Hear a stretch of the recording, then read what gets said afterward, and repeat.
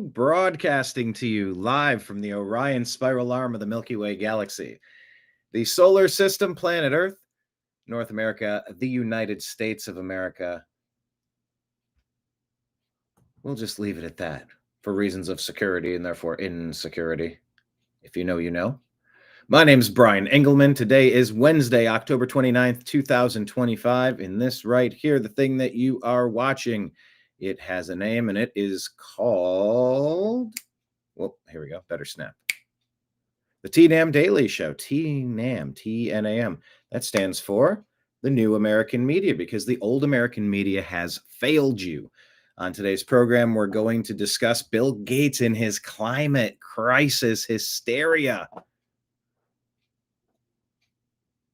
What's caused him to shift gears? And by shifting gears, isn't that an admission? Would you consider that to be an admission? I think maybe you could. I think maybe you should. Because if this is no longer the urgent priority that we've been screeched at for so long, if it's not that much of a priority, then was it ever? And does it just mean that it's not going to be a priority because it's no longer profitable? You know, so there are people out there that want to black pill you. They want to say that, oh, it doesn't make any difference. If Trump's in there, if Obama's in there, it doesn't matter. It's the same thing. And I know I said Obama because he's the one who was running the last administration, the auto pen administration. I said that intentionally.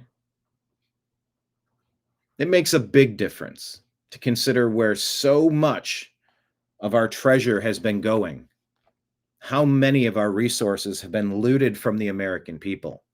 Instead of increasing the purchase power of our currency, we've been taxed and taxed and taxed through inflation to the point where, I mean, there's a lot of people looking around having a hard time.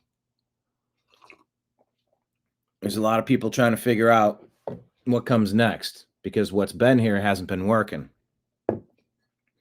And if Bill Gates now loses the gravy train that Obama Biden put in path for him, 12 years, 20 years, pushing this stuff globally, mind you, the ones literally saying carbon is the poison, carbon must be eliminated. And I'm going, oh shit, humans exhale carbon. We're the problem. We've read, I shared a ridiculous story that said something about, and I can't even tell what's satire and what's not anymore. And it talked about cutting down the trees because the trees are something about the trees that are nature's lungs, Earth's lungs, our breathing apparatus. Even trying to say trees are bad now. I can't recall the context and who put that out. Even if it was satire, I feel like it was a real cope that someone was trying to make. But the point is, it's been all about energy, dominance, dependence, and harming the American people and price gouging and stealing from us. That's what these policies have been doing. And you know what it's been doing? It's been allowing radicalized teachers who are listening to radicalized Democrat politicians and radicalized lying legacy media, repeating the lies to cause permanent brain damage in the youth, saying that we're the problem. Humans are the problem. And you don't want to be a part of the problem. Don't have a family, to the point where our population numbers have been dropping drastically, while the purchase power of the dollar has been failing rapidly. You know, it's it makes a big difference, I think, if President Trump's in charge. And look at where Bill Gates just decided he's pivoting off of this crap. There's no more money in it for him, is sort of how I'm reading it. We'll get to a little bit of Bill Gates stuff in a minute, but I just want you to know that I think that it matters. Is anybody perfect? Nope. Oh, so you excuse this or say that, or you don't think that I don't know. Okay, maybe you can have 5 things. Pick your 5. But I'll tell you that 95 of the things you're throwing at the Trump administration are lies, hoaxes, fakes, incorrect, lies, false, fraudulent, imaginary. And I'll look at real world consequences and say, yeah, I think having American-made energy sources is smart. I think 3rd generation nuclear is the one that is super safe and is probably going to be the wave of the future, and we need to be investing in that. Just as far as price per, however you measure, kilowatts, I don't know, on your energy bill. And with artificial intelligence and the need for supercomputers running super fast, super long, yeah, we need energy independence. And you start where you can start, and you build off of that. You don't restrict and limit and raise the price. So how much of this has been a graft and, dropping a penance to China, to foreign nations? How many of the people involved in our government have been working on our behalf or actively working against us? Not just in America, but hello, David. David's reaching us from up there north of the border in Canada. Hello, hello.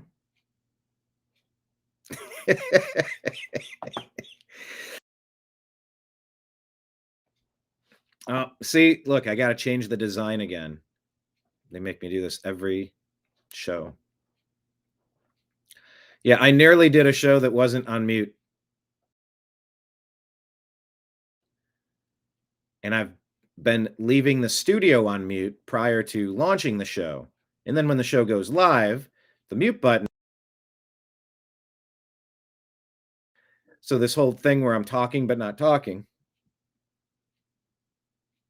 Yeah, I caught it. I think on the first sentence, I looked down and noticed it. But yeah, the last couple shows have been fun though. I've been playing the previous day's show after the show that I do. And I think it's a good way to program. Since there's so much content, there's so many stories to get through. I think just being on the air often enough is going to be helpful. We'll see. We'll see how it goes. But yeah, we do daily shows. Yeah, I nearly did it again. By the way, the places to follow our daily shows, take a look at the bottom of the screen. It's scrolling across. You can find the New American Media on Instagram, Facebook, Truth Social, Rumble, Odyssey, Twitch, Kick, DLive, Locals, and YouTube at the New American Media. We're on Telegram and Signal at TNAM and TNAM Chat. We're on X at American_Media_. And subscribe to our podcast at the Agree to Disagree Show on Spotify and Apple. Also, welcome to my bar. We're going to discuss all the stories on the television sets, including Jamaica. Man, pray for Jamaica. I like Jamaica. I like the people of Jamaica. There's places that could use some critical infrastructure assistance. And I think working with groups like the Earthships would just be crucial. Minimal investments, you could really batten down the hatches. A lot of the domiciles are very flimsy at that. And the weather's so nice and so breezy, you just kind of, you don't care. But when this comes roaring through some of these places, there's plenty of infrastructure in Jamaica that is hardened, but there's an entire society that needs stronger structures. So we're going to take a look at that. These natural disasters leave you humbled, There but for the grace of God go I.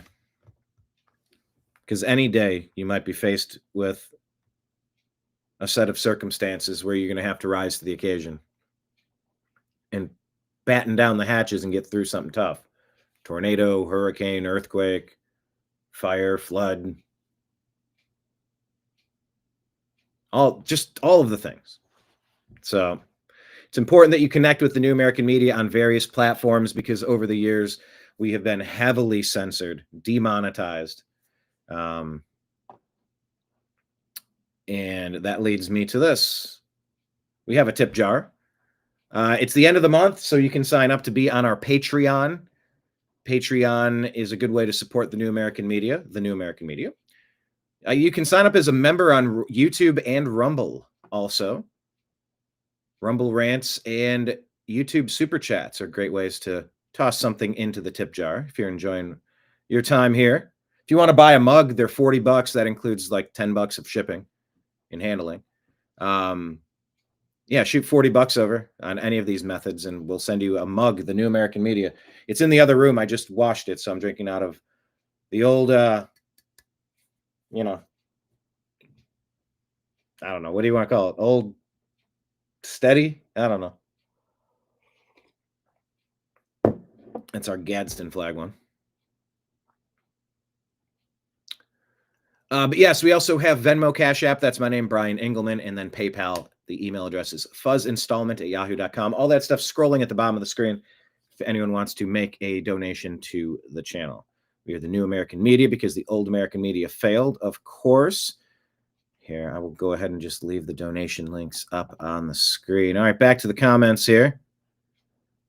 All right, Trash Panda is in the house. David Banjon, Lake Leon. There we go. Awesome. David asking, why is Bill Gates not arrested for crimes against humanity? Well, a boy can dream, can't he? Wise words from the muted man. Confucius say, wise words come from muted man. Oh my God, I can't believe you did an accent. Yeah. You imitate the things that you hear. And it's fun. It's fun when you can get good at it. If I've asked you this question before, forgive me, but in the comments section, is there an impression that you do? Like, do you have a voice that you do that people usually go, hey, that's pretty good? Type it in the comments, please. David has been to Jamaica twice. Yeah, I flew into Montego Bay, and then we took a shuttle to Negril. Trash Panda was there once and won a beer drinking contest. Did you? Hey, man. Were you drinking the red stripe, man? Was it Irie? Was everything Irie, man? Everything Irie. Man. Yeah, nothing like getting a beer grenade. Those red stripes, especially when I think they're made on the island, right? I think they're made on the island. This is the part of the show where I'll ask, hey, Jamie, can you pull up, by the way, I am Jamie. Red stripe is made where?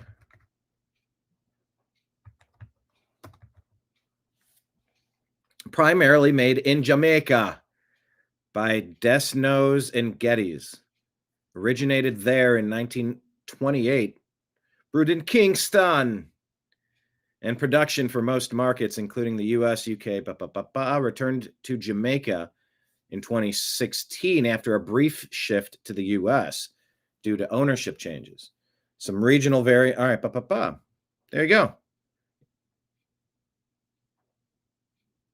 An unrelated beer was made in Galena, Illinois in the late 1800s and 1930s with no direct connection with the Jamaican brand. Yep. Anyway, that was me just double checking. They do make a lot of their stuff there.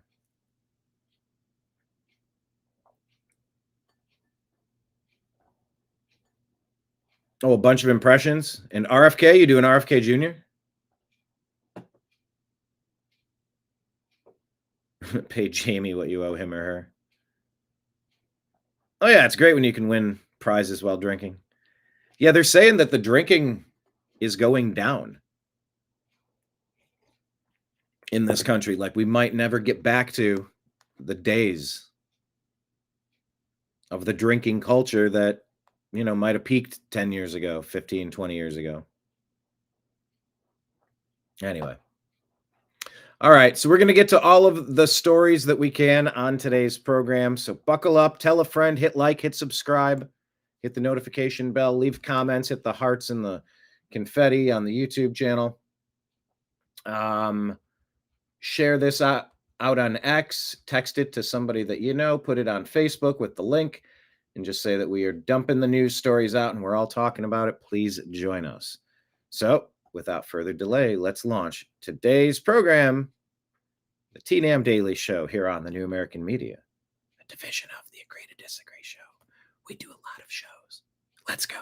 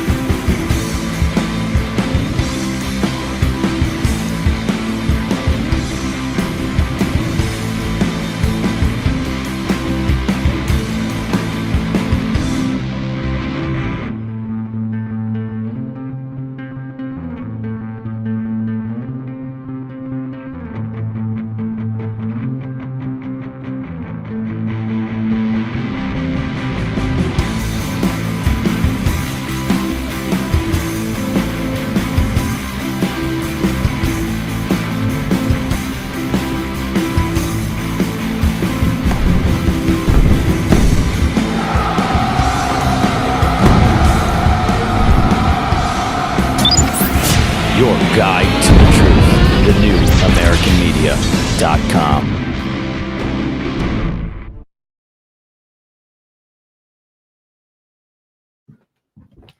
Hi, everybody. Thank you for being here. Such a pleasure. Such a pleasure. Such a pleasure. Yeah, I've been enjoying this where I go through our X feed. Make sure you're following us on X at American_media_. But I do want to get back to the way we had run this show for a little while. And that was by going through our Instagram feed. Good conversations, good context. We're all trying to sort out what's going on at the same time. So let's just jump right into what's going on. I consider Fauci to be, well, my name is Inigo Montoya. He took my mother and my brother. I hold Fauci accountable. Here's Rand Paul and Benny Johnson talking about the cover-up, the greatest cover-up in the history of the world. It's time. Go get him, indict him now. Do it now. Protect the business of science. So science, we want to think that the scientists that work in cancer research want to cure cancer and they should win the Nobel Prize and that they're noble people and honorable people. But there's also the business of science, and it's run by billions and billions of dollars. Anthony Fauci was the head of the business of science ever since 9/11. After 9/11, we became more concerned with biological warfare, so we directed billions and billions of dollars into biological warfare research.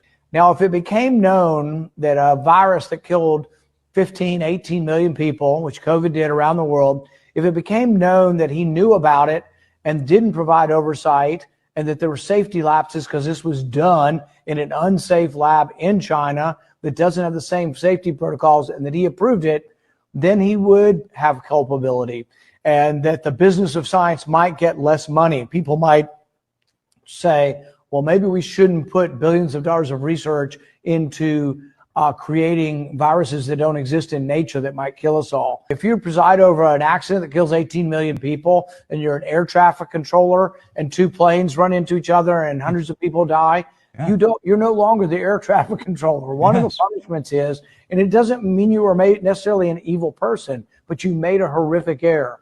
Fauci made the largest error in modern medicine and in public health policy probably ever of someone. And for that, he deserves the rebuke of history but he also deserves never to be in a position, nor should his lieutenants be in a position of managing any of our taxpayer money again, because they made such a profound mistake to fund dangerous research in Wuhan without adequate safety that led to the deaths of 18 million people. We found evidence that he destroyed federal records and he directed others to destroy federal records. These are separate crimes.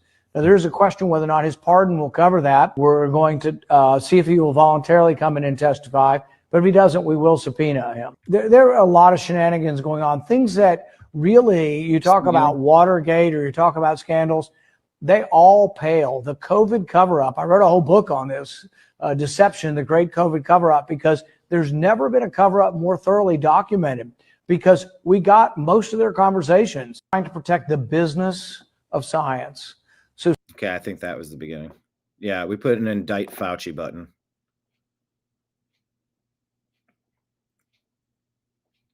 Directly responsible for what, 18 million deaths?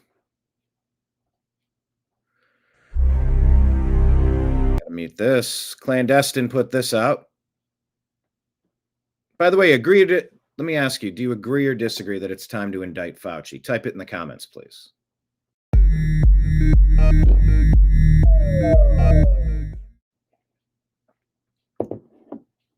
I agree with me.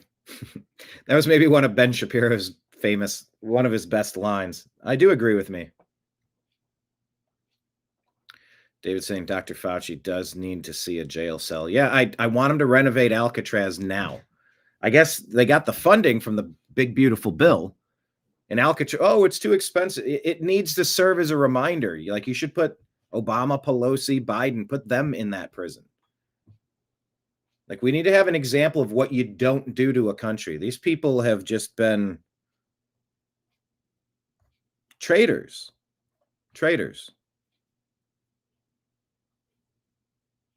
It's stunning the more you figure out about this. And I want to find a way to be happier on the programs. Keep it happy, keep it lighthearted, vibe check. But guys, you also know that we're dealing with life and death issues. Like, literally, Fauci, 18 million people, the whole COVID. We lived through something. Well, some of us lived through it. Not my mom, not my brother. So yeah, I got a reason to take this personally. And I'm sure many of you do as well.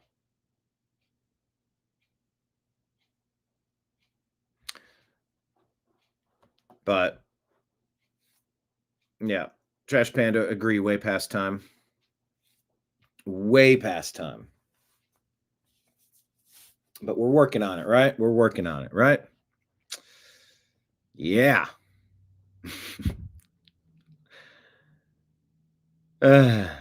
Charge him now. I'm fine with that. Indict Fauci. That was how comedian Dave Smith ended his set. Indict Fauci. Good. I appreciate that. I agree with that.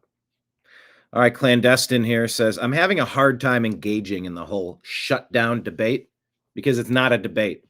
The Democrats want to continue to take our tax dollars and give it to illegals to buy their votes. That's all there is to it. If you don't see a problem with that, you are the problem. In those words, that bluntly stated, do you agree or disagree with Clandestine?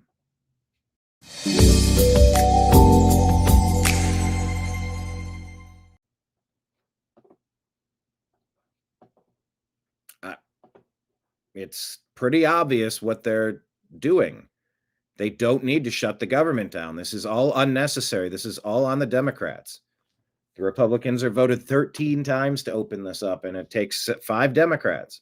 They're all blocking this. They think this is going to help them by harming America. This doesn't make sense. All right, I saw this is kind of interesting. This says a Charlie Kirk hating man hangs around a conservative for a week and finds more in common than he ever anticipated. Here's a must watch. This is Cam and Jake.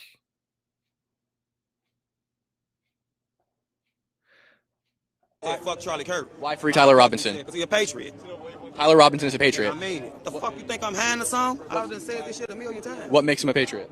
Because he got rid of a piece of shit. So Cam is showing up, documenting himself going to this ICE protest all week. So he runs into Jake day after day after day, and they kind of develop a bond as it goes forward. So just watch and see how this plays out.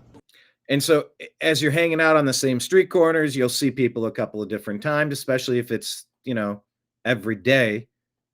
I've been to many of these events, these places. And yeah, you do get to know the people around you for sure. Okay. And you think that's a good thing to kill people who disagree with you? I think it's a good thing to take a racist out. I'm from a different world than you. No, you're not. You speak the same language as me. To do this in my world. Okay, why is that? You know why. Yes. No, you go ahead and tell me. All right, let's go to the west side of Chicago and do it. You only feel comfortable doing this because it's a bunch of police around. And what would happen if they weren't here? I'm going to leave it up to your imagination. So Cam overheard Jake saying something about wanting something to drink and some Black and Miles. So he left, went to the store, grabbed a Monster, a couple Black and Miles, and they kind of continued to form this, I don't know if you call it a friendship, but certainly a bond here. And this plays out to the very end. I like this. Okay, I'll take that. This part, I'd rather drink this. It's Come on, bro. We're going to smoke some Black and Miles together. It's all right. Hell no. Look at all that. They're all saying bye, Jake.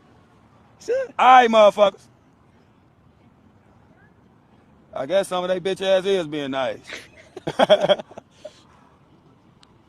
I didn't know such thing. Oh my God. This dude was definitely trained to hate, though. He thought that all Republicans were evil. He bought into these lies. Have a good night, Jake. Bye, Jake. Oh, shit. I done changed you, motherfuckers. Eventually, I managed to get Jake to be cordial with me. He was still saying Charlie Kirk deserved to die. He was saying vile shit about Erica Kirk. He's actually an undercover ICE agent. Stop playing, Cam. I'm trying to help you. After this week, Jake. And then he says he's actually an undercover ICE agent.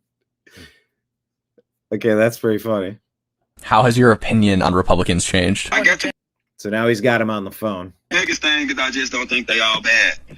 Like, I thought they all was bad. And then I learned that I share a lot of the same beliefs with them. And that's weird for me. That's a big one that I agreed on. Yeah, MAGA is not Republican because there's a lot of Republicans on the same team as the deep state Democrats. But MAGA is just pretty much common sense stuff. If you're having a house party, you want to filter bad people out before you let them into your home. That is the most obvious thing on earth. And if the house party's been crashed, you everybody out. That's it. And it's just common sense stuff. Yeah, my daughter's, she's playing volleyball. No. We're not going to play against a dude. Well, that person identifies as a lady. That's fine, but they're a male. They can play with male sports.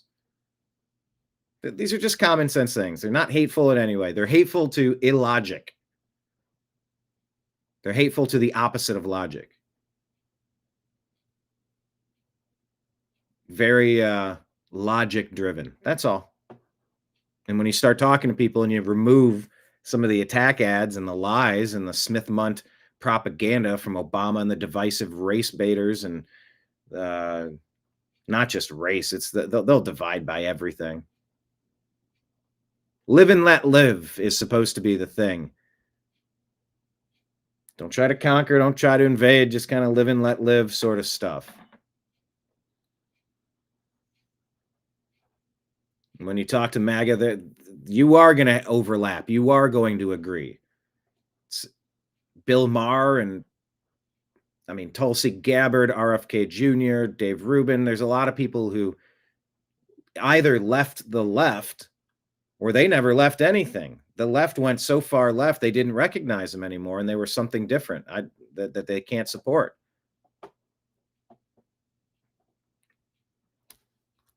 Yes, Trash Panda. MAGA and normal seem to have a lot in common. Yeah, I don't want to say on the left, on the right. It's just normal Americans. You want education, not indoctrination. Or no self-loathing indoctrination, just non-stop. Shame, shame, shame. Hate the country, hate yourself. No, thanks. That's just a horrible program to download. Don't do that. Don't do that.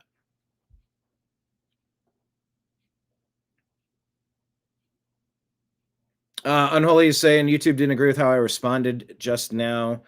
Damn Dems at YouTube. How did you respond? What did you just say? Damn Dems? Damn the Dems? I think you need to do the @ sign for the A instead of the letter A. Anyway, they find they have a lot in common, which surprises this dude. A lot of shit that Republicans feel, and I didn't realize it. It actually bothers me how much I agree. It actually bothers him. Like, damn. You know, with the whole narrative you being lied to, and then I sit here and agree with these motherfuckers on 10 straight topics, and it's like, oh, shit. I'm telling you, man. He's also taken back the Charlie Kirk stuff. Now, I know once you say stuff, you can't really take it back. But I did talk to him about why he said it. And he said it because, again, he had never met a Republican. He thought we were all racist. And he was angry. And he said it out of rage so that he could cut us as deeply as he felt we're cutting him in being racist. Only to come and find out that the overwhelming majority of us aren't. This is what we need more of. Stop shutting people out, shutting them off, and cutting off dialogue, or we will never reach this place. Kudos to both of these guys, Cam and Jake. I said, fuck Charlie Kirk. Why free Tyler Robinson? Because he's a patriot. Tyler Robinson is a patriot. I made it. The fuck you think I'm hiding or something? I done said this shit a million times. What makes him a patriot? Because he got rid of a piece of shit. So Cam is showing. So, for the times that we say there's no point talking to other people once they're too far gone, here's a reminder that no, more conversations are better than fewer conversations. And that is why I created the Agree to Disagree show. We should be able to agree to disagree on things. More conversation is needed in this country, not less. All right. Ben Burkham here, shifting gears. He is reporting Real America's Voice here from Houston. He said for 4 years, he had to do videos asking where these people were from as they were allowed to invade America. Now he finally gets to do it in reverse. God bless Trump and God bless ICE.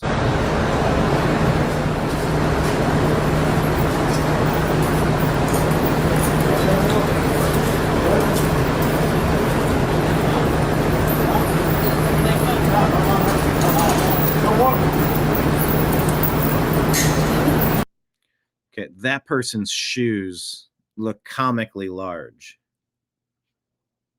I mean, do you see these shoes? ¿De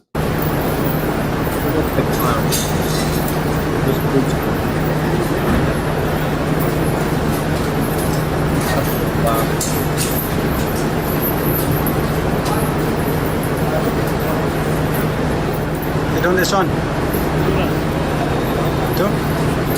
Where are you from? Cambodia.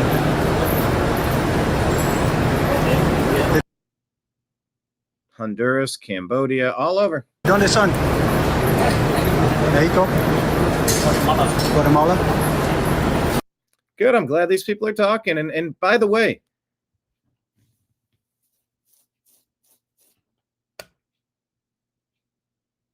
I don't hate the people that tried to get into America, that tried to sneak in or tried to say, oh, the Democrats are, I don't know why they've rolled out the red carpet for us, why they're paying people to get us in the country. Apparently they need people. And I will apologize on behalf of Americans because what the Democrats were doing, that was not agreed upon by the country. That was not okay. That was never okay. And if any of these people, I don't know, what I would like to find out is what is the process from here? What I don't know in the context of this video are any of these. I don't know the demographic breakdown. How many of the people that Ben is speaking with here, how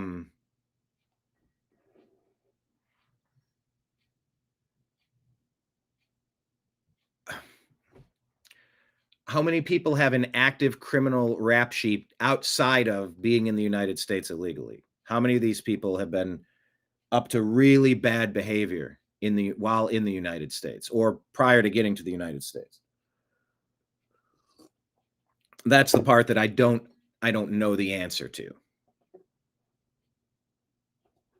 So I'd be very curious. But yeah, just listening to all the different countries. Two. Where are you from? Honduras? Two? Honduras. Guatemala? This one? Honduras, Guatemala. This one? Guatemala?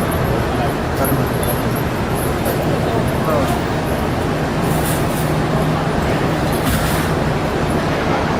Well, I had to do that video a lot under Joe Biden when they were letting him in. Now we get to see the reverse. So from here, they'll be sent to the main detention center outside of Houston. They'll be getting what the left loves to talk about, their full due process. And once they get their final removal orders, they'll be sent home. God bless President Trump. God bless ICE. God bless America.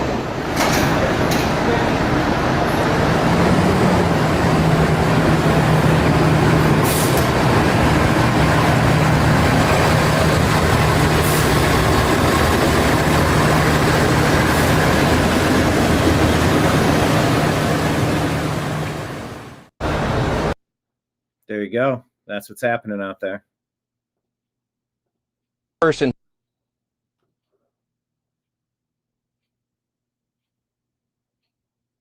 Yeah, look, if there are people that haven't been causing problems since they've been here, what does it look like to reapply? To say, all right, how do I do this in a way?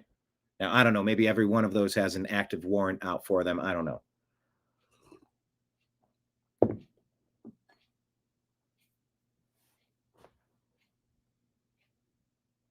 And we look at Zohran Mamdani. People say that he scammed the immigration system. He is a communist,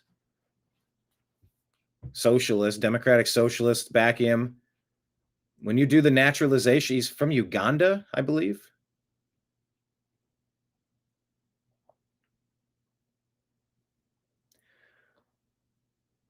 Part of becoming a U.S. citizen is that you have to say that you're not going to be I think there's a stipulation about communists, socialists, different things. You want to filter for people that are going to fit in and assimilate, not form enclaves. It's actually important that people in small doses assimilate, not to come in and just take over areas. You've seen that in a very organized way, and it's not the best for a lot of reasons.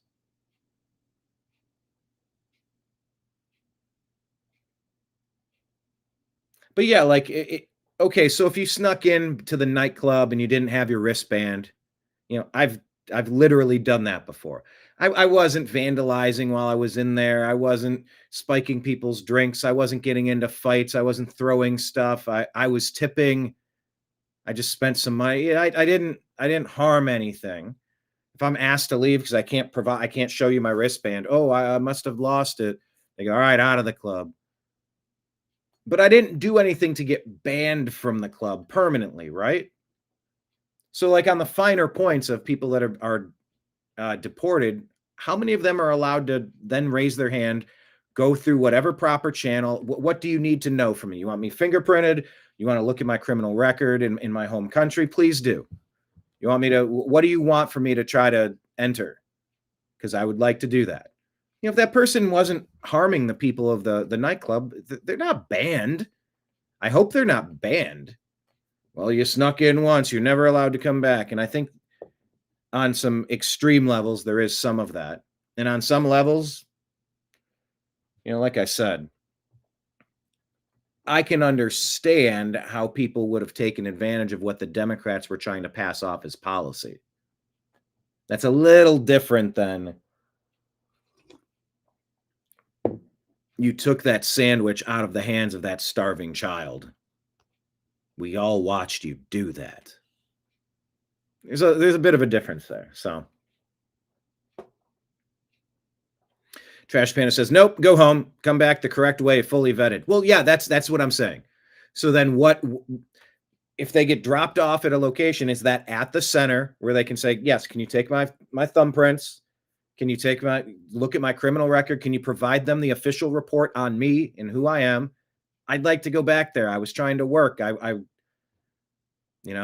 was working on a job site. I thought they needed houses. Okay. I just want to work. Like whatever that legal way looks like, I am actually in favor of some of that. Not a ton, but some of that, yeah. He's not that nice. Nope, go home. You say not the same. That was one night. This is a way of life. Yeah, well, things are changing. Things are definitely changing. And so now you have CNN trying to frame the Republicans for shutting down the government. This is a Democrat thing that they've done. Michael Cabanara says, breaking, the number 2 House Democrat just admitted on the record they shut down the government and are making families suffer to force $1.5 trillion in wasteful spending. It's hostage taking, not governing. Americans deserve better than politicians who weaponize your hardship for leverage. Who can answer that question is Chuck Schumer and his Democrat colleagues in the Senate. They've now voted a dozen times to keep the government closed. And this is really important, Caitlin. Today, there was a big development on Capitol Hill that the second highest ranked House Democrat in leadership, Whip Catherine Clark, admitted openly that they have shut the government down and that they are using hardworking American families as leverage for what? So that they can show a fight against Trump and also so that they can restore $200 billion in free health care paid for by U.S. taxpayers to illegal aliens. Yes, that's in their bill. And it's just part of the $1.5 trillion that they have demanded to spend. We're not going to do that. They know we're not going to do that. And she said in her own words today, quote, we know that families will suffer, but this is only one of only the leverage times that we have. She said that in her own words, and it was pretty shocking today to hear them say that. They usually don't say the quiet parts out loud. Person who can... That's well said. We said Democrats must be fired nationwide in these elections in a red wave for dereliction of duty.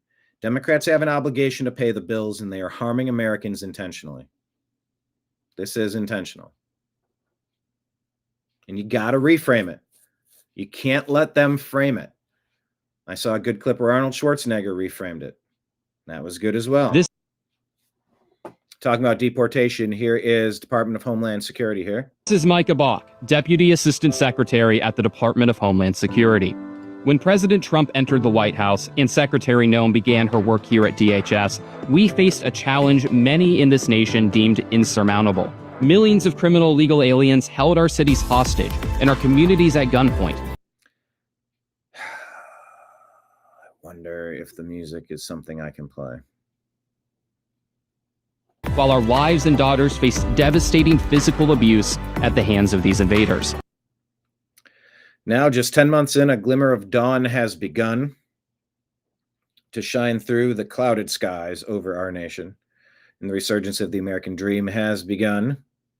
Despite relentless and overwhelming attacks from Antifa terrorists, smears from the corrupt globalist media, and the subversive and sinister tactics of sanctuary politicians, the Trump administration is on pace to shatter the U.S. deportation record by the end of 2025. We have a long way to go. And rest assured, our resolve is only strengthening. But the results so far have been nothing short of historic. Over 2 million illegal aliens have left the United States, including 1.6 million who have self-deported. Over 515,000 illegal aliens. So that went too fast. And 485,000 arrested. Drastic reductions in crime across major American cities. DC, Chicago, Portland, Memphis all have experienced a liberation from the criminals who ran their streets. American jobs are beginning to return to the American workers. Drug trafficking has taken a stunning hit due to the efforts. Efforts of our Coast Guard and the CBP and Americans across the nation are answering the call to serve. Record recruitment nationwide. All of this matters because it shows that here today, We sit at the turn of the tide, the reversal of course. In the charting of a new destiny. All right. Secretary Noem meets with federal law enforcement. First criminals arrested in the region. These are not migrants seeking a better life. They are predators with convictions for atrocities like incest with minors. Yeah. Yeah.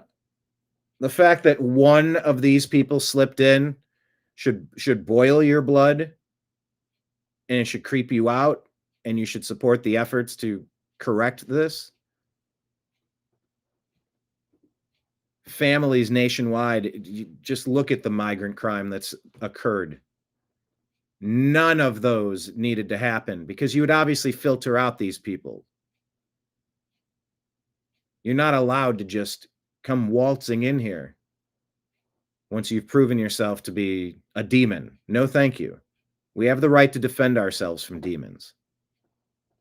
Cold-blooded murder, sexual assault of children, cocaine trafficking, domestic violence, and other depraved acts. Every one of these criminals removed from our streets has a direct, intangible benefit to our communities when they're removed.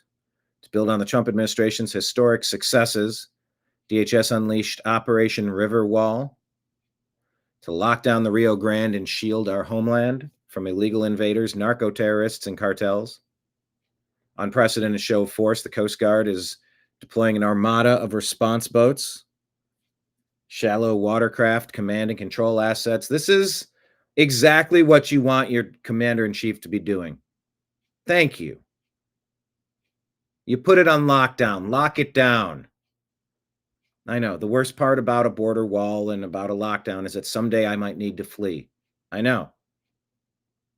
But we're supposed to be running this country, and we're supposed to be governed by adults. We're supposed to be governed by common sense people.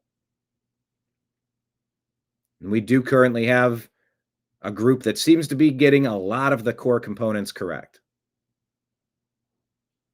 It's exactly what you do is you put your elite special tactical teams on the border. elite tactical teams to secure our border and make America safe again. Secretary Noem is also waging war on the rot within FEMA. Oh yeah, FEMA. Corrupted by decades of bureaucratic failure, political sabotage, DHS investigation uncovered under the Biden regime. FEMA operatives deliberately withheld from Americans who supported President Trump. FEMA illegally harvested data on the survivors' political beliefs so that they could weaponize aid against conservatives. Disaster response should never be politicized. Secretary Noem has referred those involved to the Department of Justice. Good. And our commitment to eliminating FEMA as it exists today has only been strengthened. Much work to be done, and our efforts and energy have only increased. To restore national identity and return our country to greatness. How about that?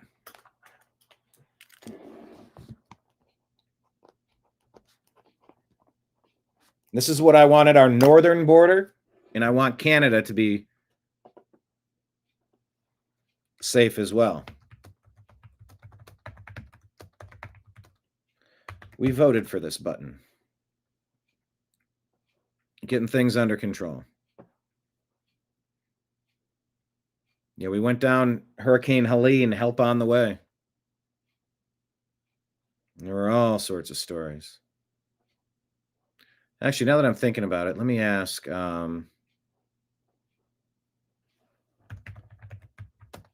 Helene fatalities from the flood.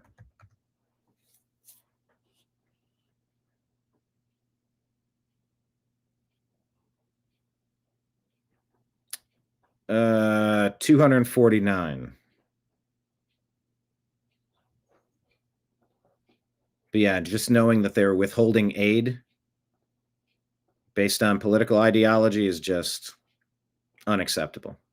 All right, here's Jack Posobiec talking about what's going on by barricading illegals. Here's Ben Berkwam again. I believe just wrapped up a situation involving a barricaded illegal alien. Ben, give us the update. What's the skinny where you're at? Yeah, in Houston at the field office, we just picked up 3 illegals, just wrapped up a 2-day operation with 260 illegals picked up across the city. But what we're seeing all over, including places like Plum Grove, they hit heavy in Colony Ridge, you know that area, basically an entire community built for illegal aliens. But what we're seeing here in Houston, just like I saw in Chicago last week and in Portland the week before and in New York, everywhere we're going across the country, are these activist organizations, the same NGOs that were aiding and abetting the invasion of our country are now aiding and abetting the illegals. And in this case, with these barricaded ones, we were told that they were actually talking to an NGO from inside the house. These guys were at a field or at a traffic stop. They ran from ICE officers, ran into the house, created a major situation. Thank God nobody was injured in it. But this is what ICE is dealing with every single day because of these activist judges and these activist organizations. Ben Berquam just wrapped up a situation involving a barricaded illegal alien. Ben, give us the update. What's the skinny where you're at? Yeah. So you're going to see story after story after story of stuff like this across the country as this is ramped up. And with the budget that's in place, I think the Democrats are freaking out. They understand their goose is cooked, so they'll take the whole ship down with them. They're taking their ball and going home. They're very reckless right now. Oh, yeah, talking about Colony Ridge is huge. Thanks, Greg Abbott. This was allegedly a DoorDash driver who got frustrated waiting for his order. Hodge twins say black guy punches a white woman. What a shocker. So here's a terrible video. Did you see this one? Unreal. Relax. Hey, relax. Crazy. I have him on video. Yeah. You know, people are freaking out. Why isn't this leading the news? It's just, there's only one type of story that you have to lead the news with for the past 20 years.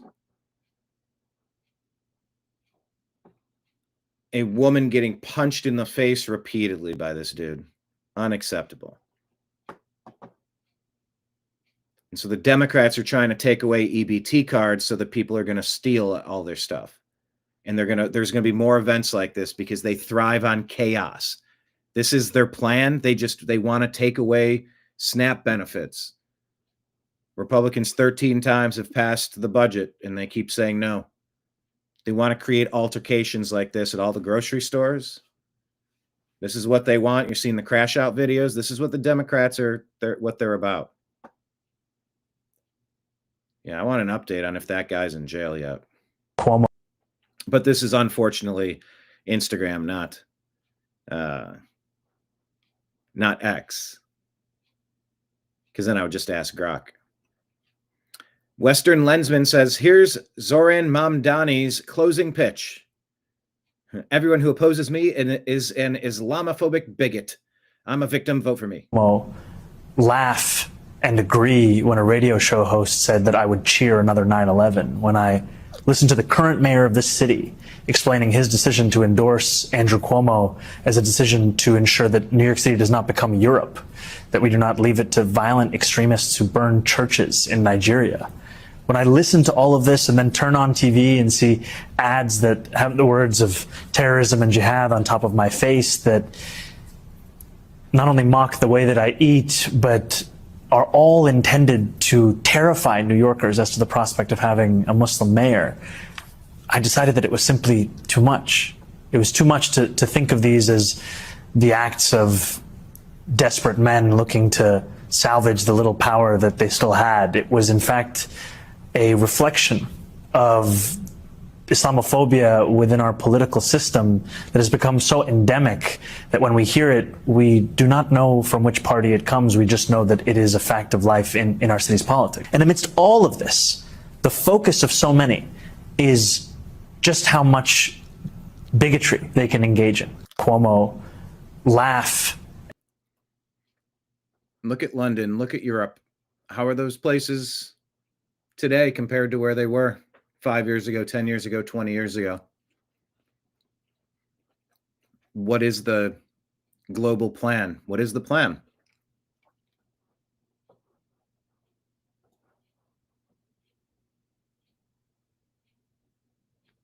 He's an overactor too. Straight out of Central Casting, we know this. All right, Republicans HQ says Senator Rick Scott now working to suspend the paychecks for members of Congress during this government shutdown. We shouldn't get paid if we don't do our job. Do you agree or disagree that Congress shouldn't get paid if they don't do their job?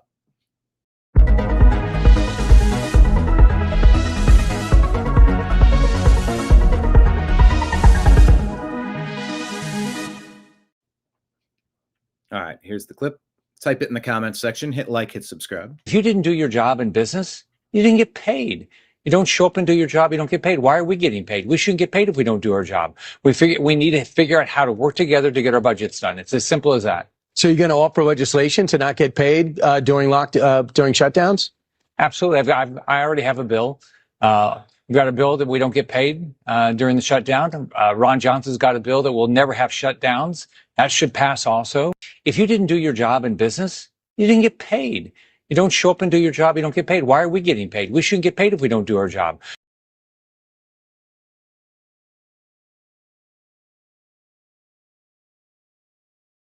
Latinos seeking a better life, Native people standing for themselves, Asian Americans, Latinos seeking a better life, Native people standing for themselves, Asian Americans, Latinos.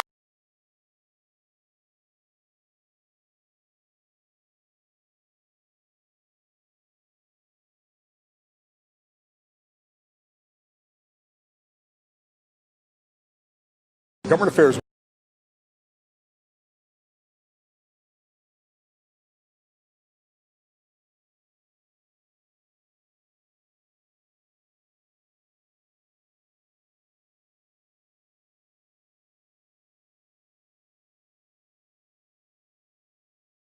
Reporter Melissa Russo, senior politics editor at Politico, Sally Goldenberg, and Telemundo 47 anchor Rosarena Breton. This is a 2-hour debate. All right, so we have talked about this, and I just don't get why we do this, who started it, when this started. But whenever it is a Spanish name, we are all suddenly required and expected to shapeshift into the perfect Spanish accent. Normal, everyday news people do it all the time. They forget years of training. They forget their non-regional diction. That Telemundo anchors, by the way, Rosarena Brenton. Just say Rosarena Brenton.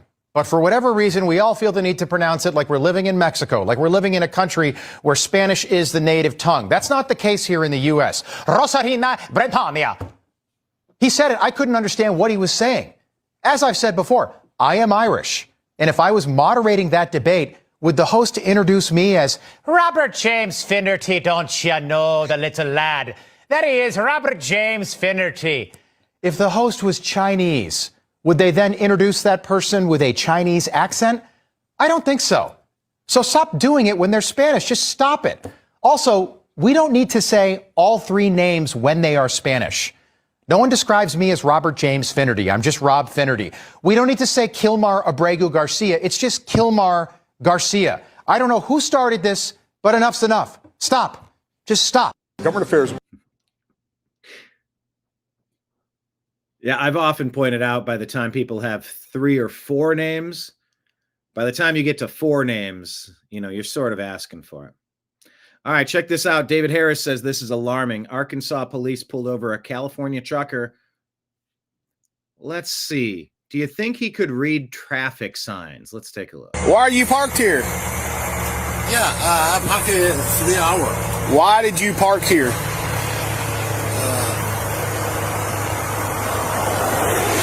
You understand English? Yeah. You do? Yeah. Why did you park here? Yeah. No good. I'm Officer Eddings, Arkansas Highway Police. I need your driver's license, registration, and insurance for this truck. Is there anybody else in the truck? Is there anybody else in the truck? My company. Your company. Okay, you don't understand English. Put you some clothes on. What company do you work for? My company, California. Your company's called California? Yeah. Yeah, you don't understand me. Okay. You tell me, what does it say? Read. I need you to read that sign. Yeah, we station. Next rate. Okay, read it again. Read again. Read it again. Oh, trucks. Over 10. Must enter wait station next rate. What is this word? Tense. Tense? No. No? No. What is? Okay. All right. Let's try another one. You don't get that one. All right. Let's go down here and try another one. Let's see.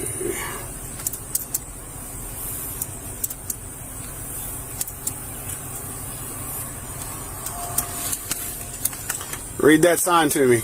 No parking. What does that mean? Yeah, here no parking. What does it mean when it says no parking? I don't know. Yeah, no billboard, no parking. Maybe Arkansas exit, no parking. Okay. So when you see this sign, what do you do? No parking. He got the no parking sign right, but the rest of them he had no clue. So, he had no idea. Like, he had trouble answering those questions, like where he was loaded, where he was taking it. Yeah. Guys, it makes you see a video like this. This is the evidence you need that we need to get turn the lights up on the nightclub. Put your right hand up. Do you have your wristband? Cool. Anyone without a wristband, everyone comes this way. And if you don't, you walk right out that door. Let's go. These are people hauling who knows what, to who knows where, for who knows what reason. We've seen far too many accidents from people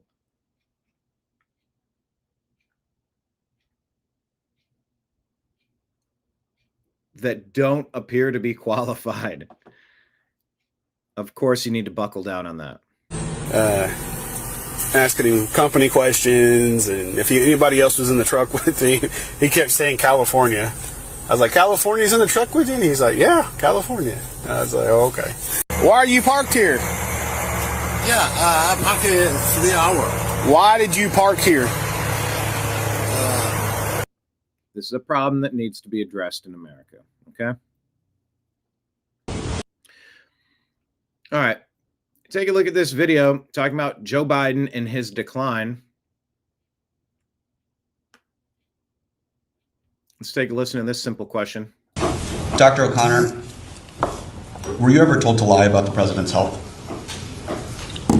On the advice of counsel, I must respectfully decline to answer based upon the physician-patient privilege and in reliance on my right under the Fifth Amendment of the Constitution. And I said, here, I mean, Putin. I said, no, I'm sorry, Zelensky.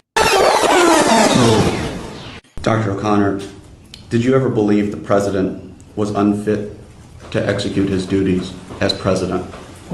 On the advice of counsel, I must respectfully decline to answer based on the physician-patient privilege and in reliance on my right under the Fifth Amendment of the Constitution. Gotta mute it. Mr. Bernal, did any unelected official or family member of President Joe Biden execute the duties of the presidency? On the advice of counsel, I respectfully decline to answer the question pursuant to my Fifth Amendment rights under the Constitution.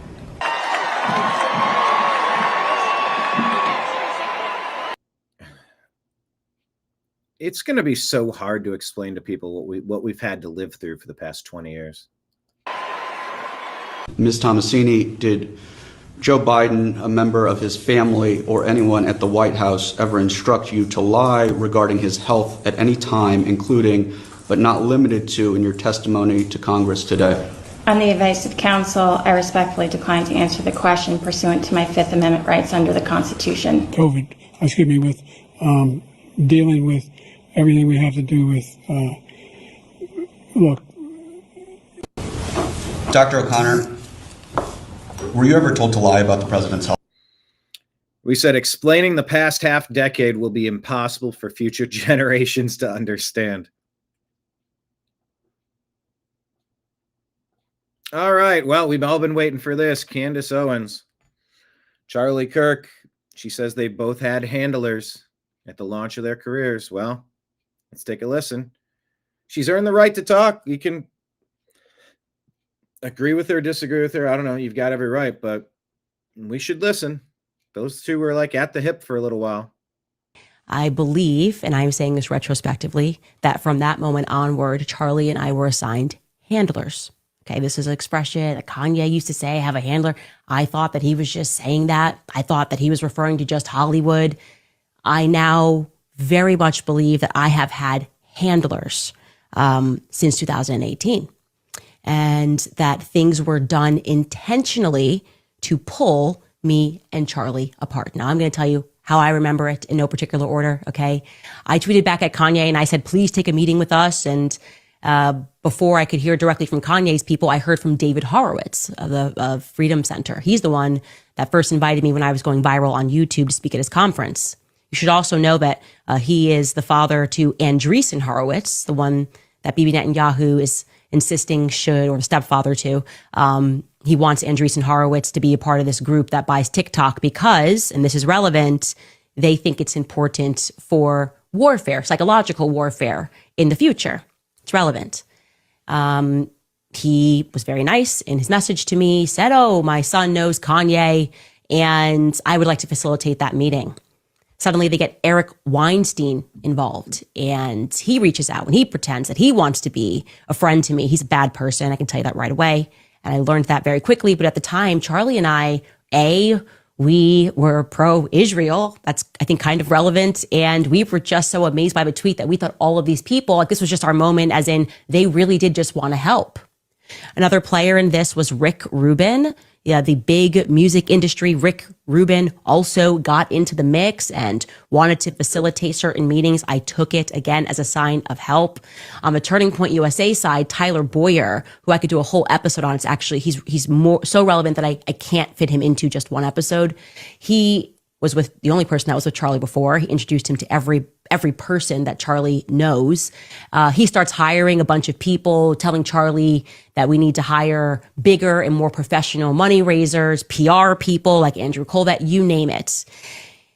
And it feels like at every moment there were forces that were trying to tell us this is not allowed to happen.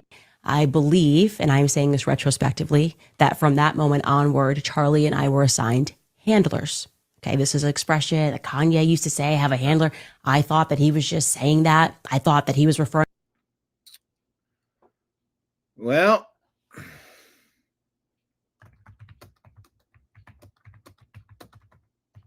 it is time to air it all out. Okay, that's what you were talking about, pleading the fifth, Trash Panda. Yeah, I think you made a previous comment about pleading the fifth. And sure enough, that was a story that was in the stack. That was a prescient quote.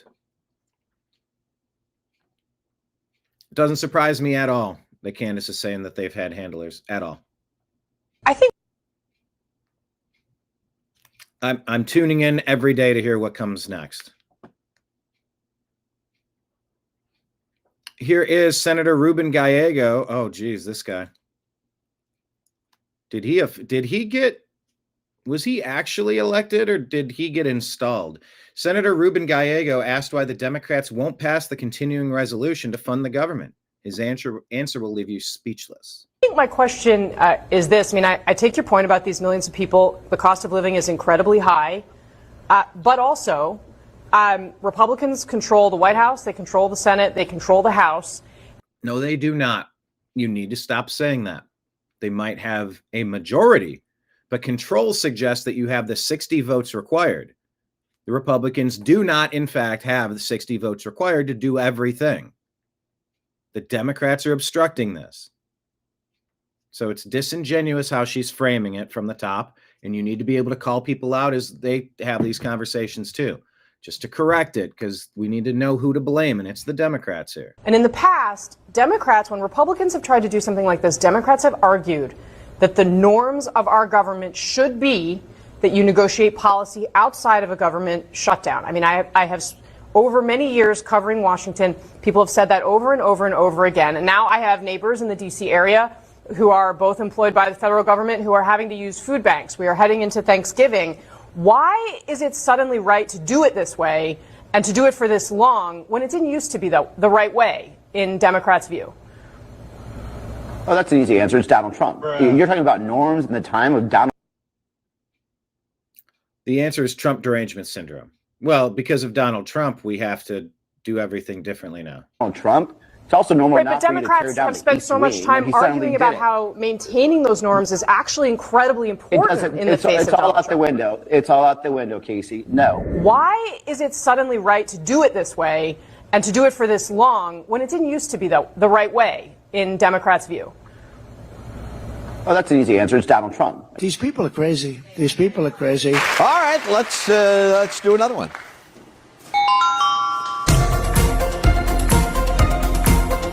Oh, that's music. With your what? Back, legs, feet, hernia. Oh, that's an easy answer. It's Donald Trump. What a stupid son of a... I think my question... Yeah, they want to shut the government down because, oh, that's an easy answer, because Donald Trump, because I have Trump derangement syndrome. They need to be removed for dereliction of duty. It's that simple in my book.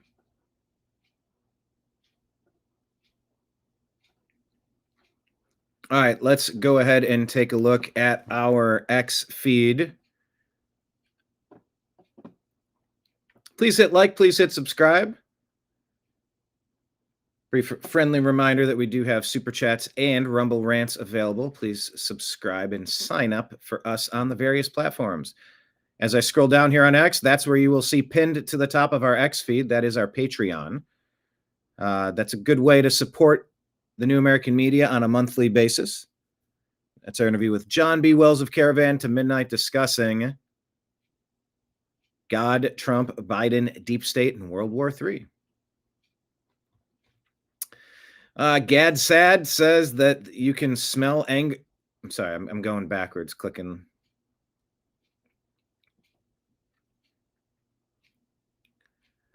Oh, I'm sorry. What was this? This Slavy says that this guy, Wayne Broadhurst, was K'd yesterday in broad daylight as he was walking his dog in the UK by an illegal from Afghanistan. Is that true?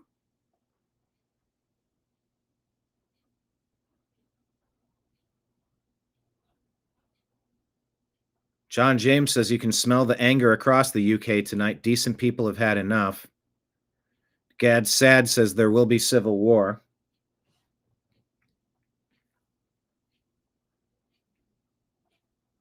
Agree or disagree with this? Change my mind there.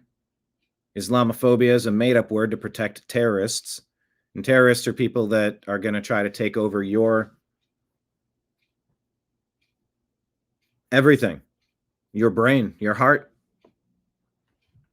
You convert or you're conquered. That's what a terrorist is.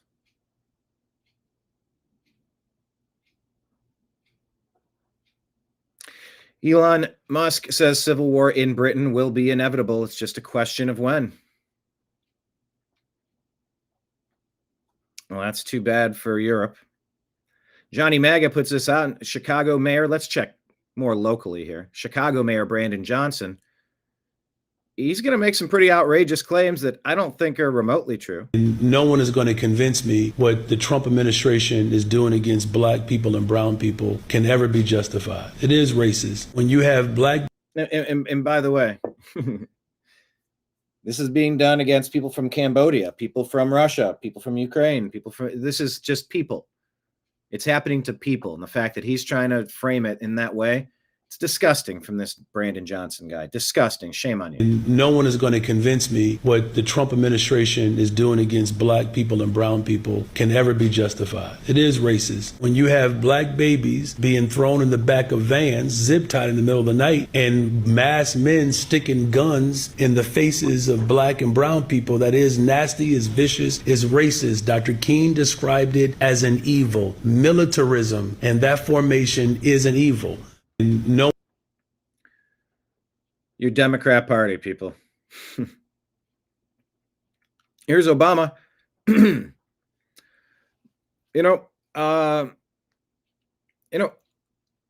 me say the quiet part out loud.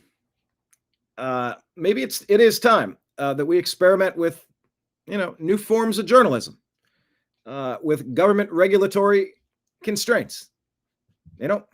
Part of what we're going to have to do is to start experimenting with new forms of journalism and how do we use social. I think the word I'm looking for propaganda. I don't want to say propaganda. I'm 5 days away from fundamentally transforming the need to say propaganda. But maybe something new.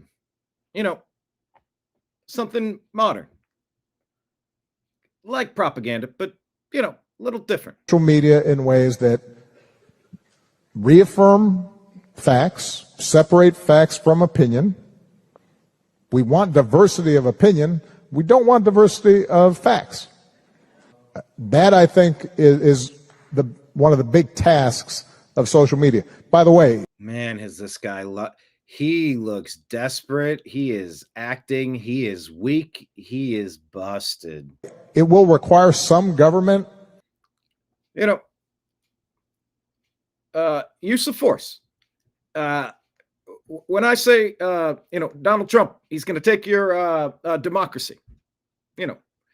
Don't think of it as democracy. When you hear that, call it, he's going to take your bureaucracy. That bureaucracy is what we need. It's what we use. But when I say government, I told Michelle the other day, use of force, that's government. So it will require a little bit of force, to try to regain the narrative that we thought we had on lockdown. We came along and said, you didn't build that. We're going to pass the Smith-Mundt Act and, get that propaganda back. It's got to be back. You can't have diversity of fact. Maybe you can on opinion, but not on fact. So, in fact, we want to use force to shut you the fuck up. I believe some government regulatory constraints around some of these business models in a way that's consistent with the First Amendment. But regulatory constraints on business models gets a round of applause. Around some of these business models in a regulatory constraints around some of these business models in a way that's consistent with the First Amendment, but that also was that artificial applause that didn't belong there. Also says, look, it also says, look, look,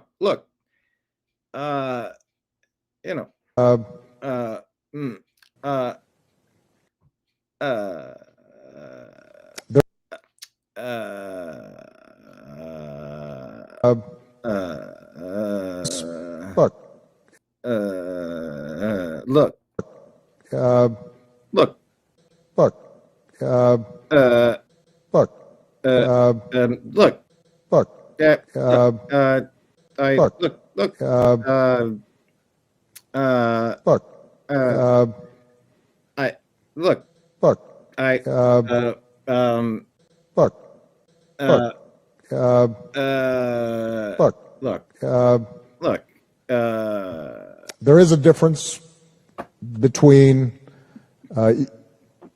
these platforms letting all voices be heard versus all the voices that that deserve to be heard. And not all voices are created equal. You know, I read that in 1984. You know, all animals are created equal, but, you know, give them the old okey doke there. Some of the animals, they're not as equal as others. Some of the animals are more equal than others. I think that's what he said. You get the gist of it. You know, my personal chef used to say something very similar all the time. In fact, actually, I'm sorry. I'm being told to move on. So now, back to the propaganda and using threat of violence to, you know, kind of shut up the people that, you know, they're getting in the way of our grand plan. It's a business model that elevates. We got to elevate, folks. It's not about, you know, undervating, you know, what, I'm sorry, what's the undervating? What did you say? Well, you got to elevate, and you don't want to, or no, you don't want to undervate. The hell's the word, guys? Without that teleprompter, I'm toast out here. Devaluate? I don't know what the hell you mean. Anyway, we're gonna elevate. You know, gotta put the boot down. You know, this all got way out of hand. Going after Comey, Clapper, Brennan. You know, look. You know, I never thought that Hillary was going to lose. I never thought President Trump would get back in office. Look, I just got here. I kind of did what they told me to do. All right. You can believe that or not believe that, but you know, I was the new guy. All right. You got to give me a little credit on that. I didn't know. So, you know, we're going to elevate The most hateful voices. We will elevate the most hateful voices. And coincidentally, you know, you're going to find a lot of them on the left. You know, community agitator. They called me a community. What was the word? Undervator? No, damn it, not the undervator. Can you work for me here? Come on. Community agitator. But what was it? What did I used to call it? Community organizer. You know, just gotta divide, rile them up, aim them, and let them go. And we'll bail them out. And don't you worry. It's all good. We got you. We got you, fam. Or the most polarizing voices. Yeah, we got to get back to those polarizing voices. Or the most you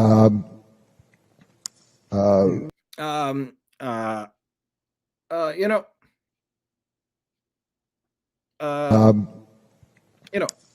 what if we could we listen? I need to. The teleprompter working? Look, can I? You got to work for me here. Where's the damn teleprompter? I can't.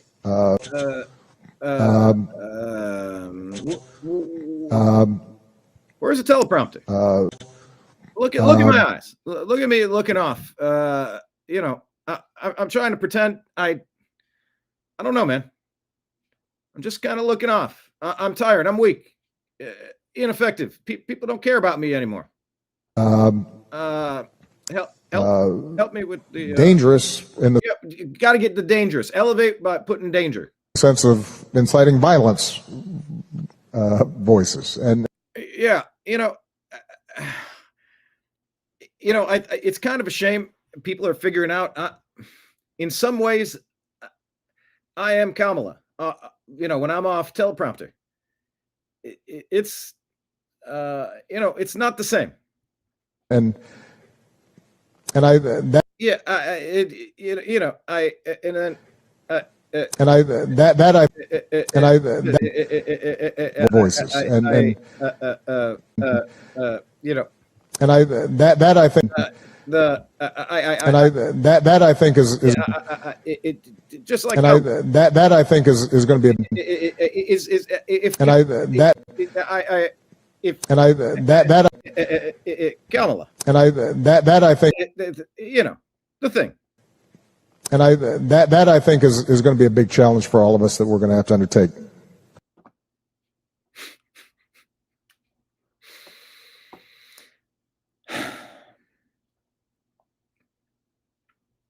The reminder of what that was before I interrupted it 1,000 times. He said, part of what we're going to have to do is start experimenting with new forms of journalism and how we use social media in ways that reaffirm facts and separate fact from opinion. We want diversity of opinion. We don't want diversity of facts. That I think is one of the big tasks of social media. By the way, it will require some government regulatory constraints. Cue the applause. And we said Obama is the Smith-Mundt. He peddles divisive deep state Democrat propaganda disguised as media/journalism. Basil the Great shares an absolutely horrific call. This has been reshared by Elon Musk saying enough is enough. Guys, there's a global situation brewing. Oh, I live in the borough right next to Hillingdon. Yep. And I moved into my house in 2019. My local shop, there's been 3 stabbings, 1 murder since then. Wow. My friend was murdered last year up on the high street. Girl I know was murdered in Southall Park. The government are failing us. I'm so scared for my children. I have a 22. Afghan man arrested after dog walker stabbed in a frenzied attack. 2-year-old son. Calling in from London. And I'm begging him to move out of the country. Oh my goodness, I feel for you. What are these politicians doing to us? They're putting our children in so much danger. They're putting everyone in danger, and they're not doing nothing to help us. And that's the thing a lot of us feel. That, you know, how many is too many? They're pushing us to do something that we don't want to do. We are peaceful people. British people never vote against their government. Yeah. They're going to push us to it because they're not listening to us. Our friends, our family are dying. I had a cousin murdered 20 years ago who was stabbed to death, and nothing's changed, Julia. I'm so sorry, Sarah. I'm sure I speak for everyone listening and watching right now. My heart goes out to you, and that's the reality. I don't leave the house without a man. You're that worried. Well, everyone I know is getting stabbed. They've committed national suicide. These blue cities have been taken over by destructive, divisive, deep state Democrats that push chaos, terror, violence. Europe's a different case. It's a conquest. It's an invasion. To what end?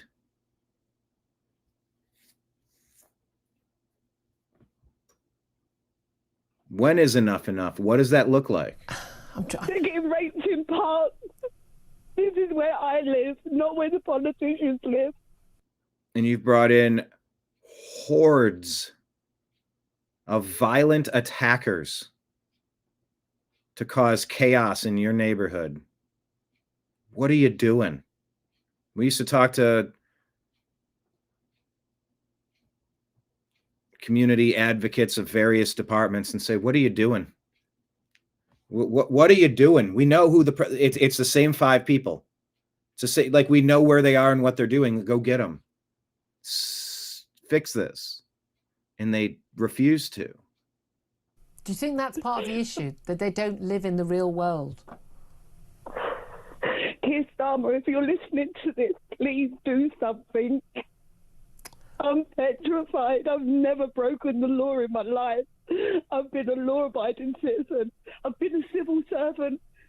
Please do something. It's us that are dying on the streets. You talk about being racist. We're not racist. My sister's mixed race.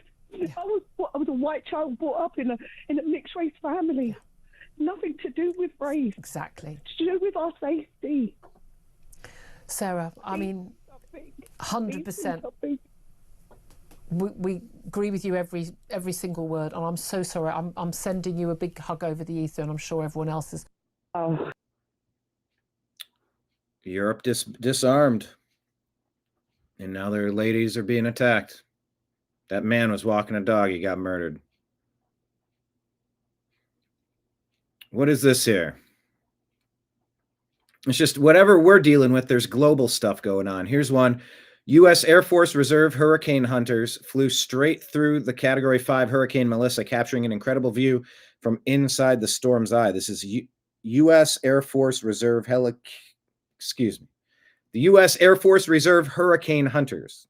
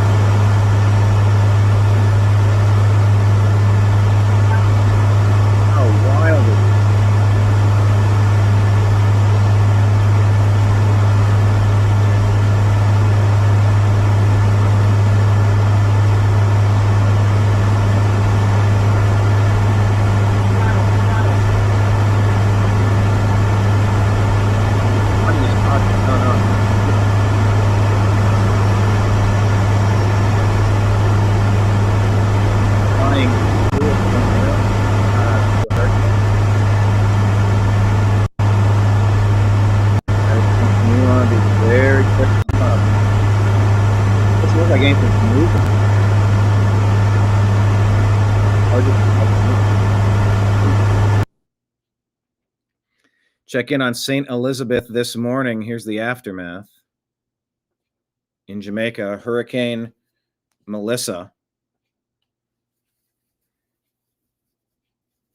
just destruction as many places as your eyes can look to. Destruction can be found there.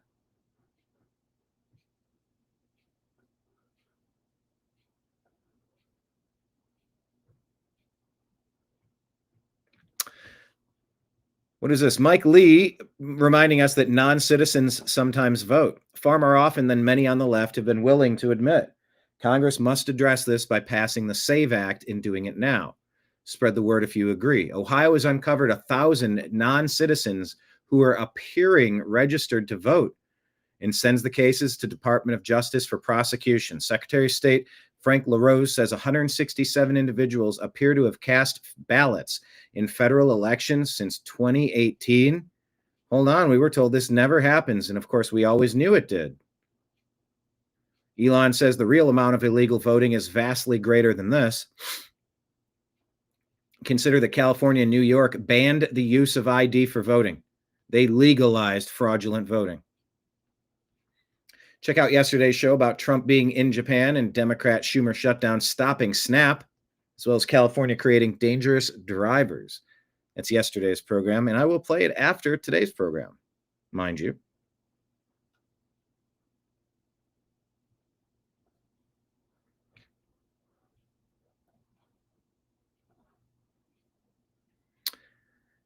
What is this? Sent to us by John. Ken Paxton describes how a radical doctor surrendered her medical license after Attorney General Ken Paxton of Texas sued her for prescribing dangerous gender transition drugs to kids. In here it says, doctors who permanently hurt kids by giving them experimental drugs are nothing more than disturbed left-wing activists who have no business being in the medical field. Mei Lau has done untold damage to children, both physically and psychologically, and the surrendering of her Texas medical license is a major victory for our state. My case against her for breaking the law will continue, and we will not relent in holding anyone who tries to transition kids accountable. There you have it. All right. Now, you know, a moment ago where I talked about Obama. I'm not going to keep talking as him. It's kind of fun, but this next story here, I'm gonna throw it to Jesse Waters. and he's going to kind of break down. After we were able to, get rid of Biden, I called Pelosi and I used some choice words. I used I needed my Obama translator for this one. Why'd you go with Kamala? Why'd you pick her? Why so quick? So here's a story about that. Did you hear about the secret meeting? Pelosi snuck into the White House just to see the auto pen. She goes to have a secret meeting with Joe Biden in the White House. As the meeting concludes, and Pelosi's not telling him directly to get out, but reiterating the message that she said to Jonathan, that these two devout Catholics take out their rosaries and they say a prayer together. And Pelosi leaves. It is the last time that they had any meaningful exchange of words. This is a new scoop about the coup. Nancy was literally praying that Biden would bow out. When Jesse says coup, there's a coup. When we came up with Russiagate, to impeach President Trump. Couldn't have him getting into the Burisma stuff. He was sniffing around a little too close to Hunter Biden, and I don't need to tell you, you start sniffing around Hunter. If you know, you know. If you know, you know. But yeah, they had a meeting behind my back. Not okay with that. But there was another coup. 2020. I got my third term. I told you I would. Just a little different. But not everybody was on board, including the hubby, Paulie P. Pelosi talks to her husband, Paul Pelosi, and Paul answers the phone by saying, Kamala? No. You did what? What? It didn't make a lot of sense. Highly unqualified. Obvious to anyone. Really, come on. Her? Could have been Mayor Pete. He and I share a lot of proclivity. He and I ideologically, Mayor Pete. Or somebody else. But Kamala, I don't know. Someone like that's going to make it harder for someone like me in the future. You can only push this stuff too far. And pushing it for Kamala, that was too far. That was too far. Kamala? Paulie P. knew Kamala was a bad investment. Barack, too. He called Nancy and was dropping F-bombs when Nance endorsed Harris behind his back. You report that Barack Obama called her basically asking, what the F did you just do? Obama says is basically, what Nancy, what was that all about? And clearly, Nancy, what was that all about? Irritated. No, she was pissed off. Yeah, you have no right. She was angry. He was angry. Yeah, I'm sorry. Don't refer to me as a she. All right. You can keep all that TG stuff. Keep it over there. I had every right to be mad at Pelosi. The clear message. He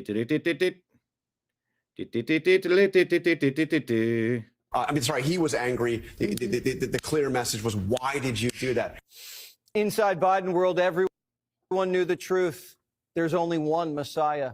Quote, at least one Biden official believed that Obama didn't believe the then VP could win. There's only one Black Jesus. It's funny you'd refer to me as that guy, not the other guy. But, if you know, you know. While the old guard sharpened their knives, the cover-up got unraveled before our eyes. Comer's now got receipts, 100 pages deep. It's titled, The Biden Auto Pen Presidency. The report's on Bondi's desk. They're asking the AG to void anything the auto pen signed off on. That means executive orders, pardons, anything. Sorry, Fauci. The actions of President Biden simply were not all his own actions, and there are major implications to that. Yeah, but, you kind of knew what you were getting. Nobody was really voting for, Joey. They knew who was really going to be pulling the strings. Including all the pardons that he signed. Yeah, you got to pay it forward. A lot of people paid for me to get there, and I had to pay it forward. And it wasn't just pride that powered the pen. There were incentives. Take, for instance, Biden's senior advisor, Mike Donilon. Mike had it made. He was loyal to the core. Even after Biden bombed the debate, Mike swore Sleepy crushed it. Only concern was his scratchy voice. What Mike didn't mention then was the bonus he was due if the big guy stayed in. You know, as much as I bash capitalism, you know, maybe Marxism, maybe Leninism, New World Order, globalism, whatever you want to call it. But, you know, where there's a profit margin, you know, that's where you'll get this guy over here, kind of voting, you know, his own personal way instead of the right way. What Mike didn't mention then was the bonus he was due if the big guy stayed in. Were there any circumstances in which you would have received a bonus? Yes, it was. What were those circumstances? That Joe Biden would have been reelected president of the United States. Biden's bag man was waiting on a payday. That Joe Biden would have been reelected president of the United States. What was the bonus of Ben? I believe it would have been $4 million. $4 million. Everyone's got a price. So Biden insiders lied for money. Didn't realize defending democracy came with a signing bonus. Did you hear about? Sold to the highest bidder. Obama was furious when Pelosi endorsed Harris just one day after he left the race. Jonathan Karl's new book. What the F did you just do? Let's talk about Bill Gates here. New York Post reporting this. Bill Gates makes a major climate change reversal after years of doomerism. People will be able to live and thrive. Oh, the grift is up, is it? The heat is on. The grift is up.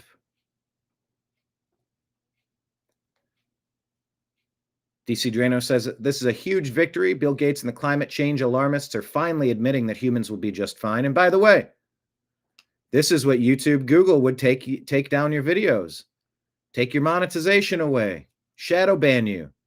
If you dared mention things like this this energy, what do they call it? The new Green Deal, this energy hysteria. Energy hysteria, climate hysteria, rather.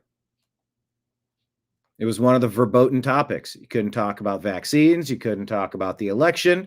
You couldn't talk about climate change. And how many of these things were we right about? And how many things are we about to be proven right about? But we were the ones that were censored yet again.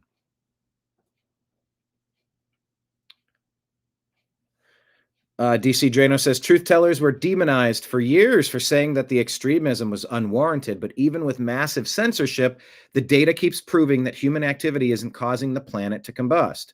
The conspiracy theorists remain undefeated.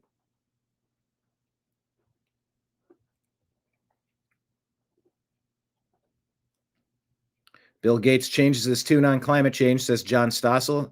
Now he calls the doomsday view of climate change wrong. Welcome to the club, Bill. Here, 3 climate scientists debunk several of the doomsday myths. Oh, this is very important. This environmental catastrophe bearing down on us. I keep hearing that we're killing the earth. How dare you? How dare you? You have stolen my dreams and my childhood. But wait, I've been a consumer reporter for years. I've covered so many scares. Plague, famine, and perpetual war will kill us. We're going to run out of oil. Decade after decade after decade. Nuclear power will give us cancer. Killer bees swarm ever closer. Bird flu, flesh-eating bacteria. The list of terrible things that were going to get us is long. And yet we're living longer than ever. None of those scares turned out to be as frightening as the warnings. But I'm told global warming is different. Entire ecosystems are collapsing. We are in the beginning of a mass extinction. The alarmists have evidence that supports Good grief. Who put her out there as that actress to push that stuff? their fears. Temperature is rising. The UN predicts that it'll rise another 2 to 5 degrees. What do we do in the land we live on is under attack? But does that justify the fear? Climate change is not a lie, so please don't let our planet die. Does it justify this claim? We have 12 years to act. We have 12 years. We have 12 years before the effects are irreversible. Really? 12 years? It's warmed up around 1 degree Celsius since 1900, and life expectancy doubled the industrialized democracies, and yet that temperature ticks up another half a degree, and the entire system crashes. That's the most absurd belief. And you weren't able to have that belief. You'd be censored and shut up if you discuss that on YouTube. Oh, by the way, let me give you an update how many views we are away from being able to add advertisements back to our channel. What was it? As of yesterday, we needed 215 public view hours. As of today, let me see. I think I need to go to a different page here. I'm looking at it, but let's go back here. Trying to give you the update. Now we need how many more watch hours? 139. 139. So we're getting close. If anybody could watch extra hours of the YouTube channel and the YouTube content, definitely appreciate it. We're within striking distance. So after today's program, we're going to do a replay of yesterday's show and just keep streaming for a while because there's a lot of stories we want to get to. We want to boost those numbers, and we want more people to stumble across our content and become regulars at our bar while we talk about the stuff on the TVs behind us. So thank you, everybody. Yeah, it went down fast. It's only 139. But that's, I think, what's helping is instead of doing an hour show or a 2-hour show, doing a 7-hour show. You know, can triple it that easily. Just let it play. And then you can go back and watch it the next day, and that's another 7 hours. So it's very easy now to get these 139. Just a couple more, and we're going to have this unlocked. But yeah, YouTube, this is one of the things that they would not let you discuss, which is why it's important that you follow us on the different channels. Because one day we came out and Facebook didn't work. One day we came out and YouTube didn't work. Monetization was gone. So now we have tip jars in all sorts of different places, all scrolling at the bottom of the screen, Rumble Rants and YouTube Super Chats. I'm still trying to set up the AdSense account from 2 months ago to get it squared away. I thought that the first deposit would have been made, but it hasn't. And there's no customer service at Google, YouTube for AdSense either. There's no one to call. It's just like, yeah, let me pull up your account. Okay, what's going on? All right, yeah, we'll get this squared away. Here's what you got to do. Okay, good. You're good. All right, good. All right, bye.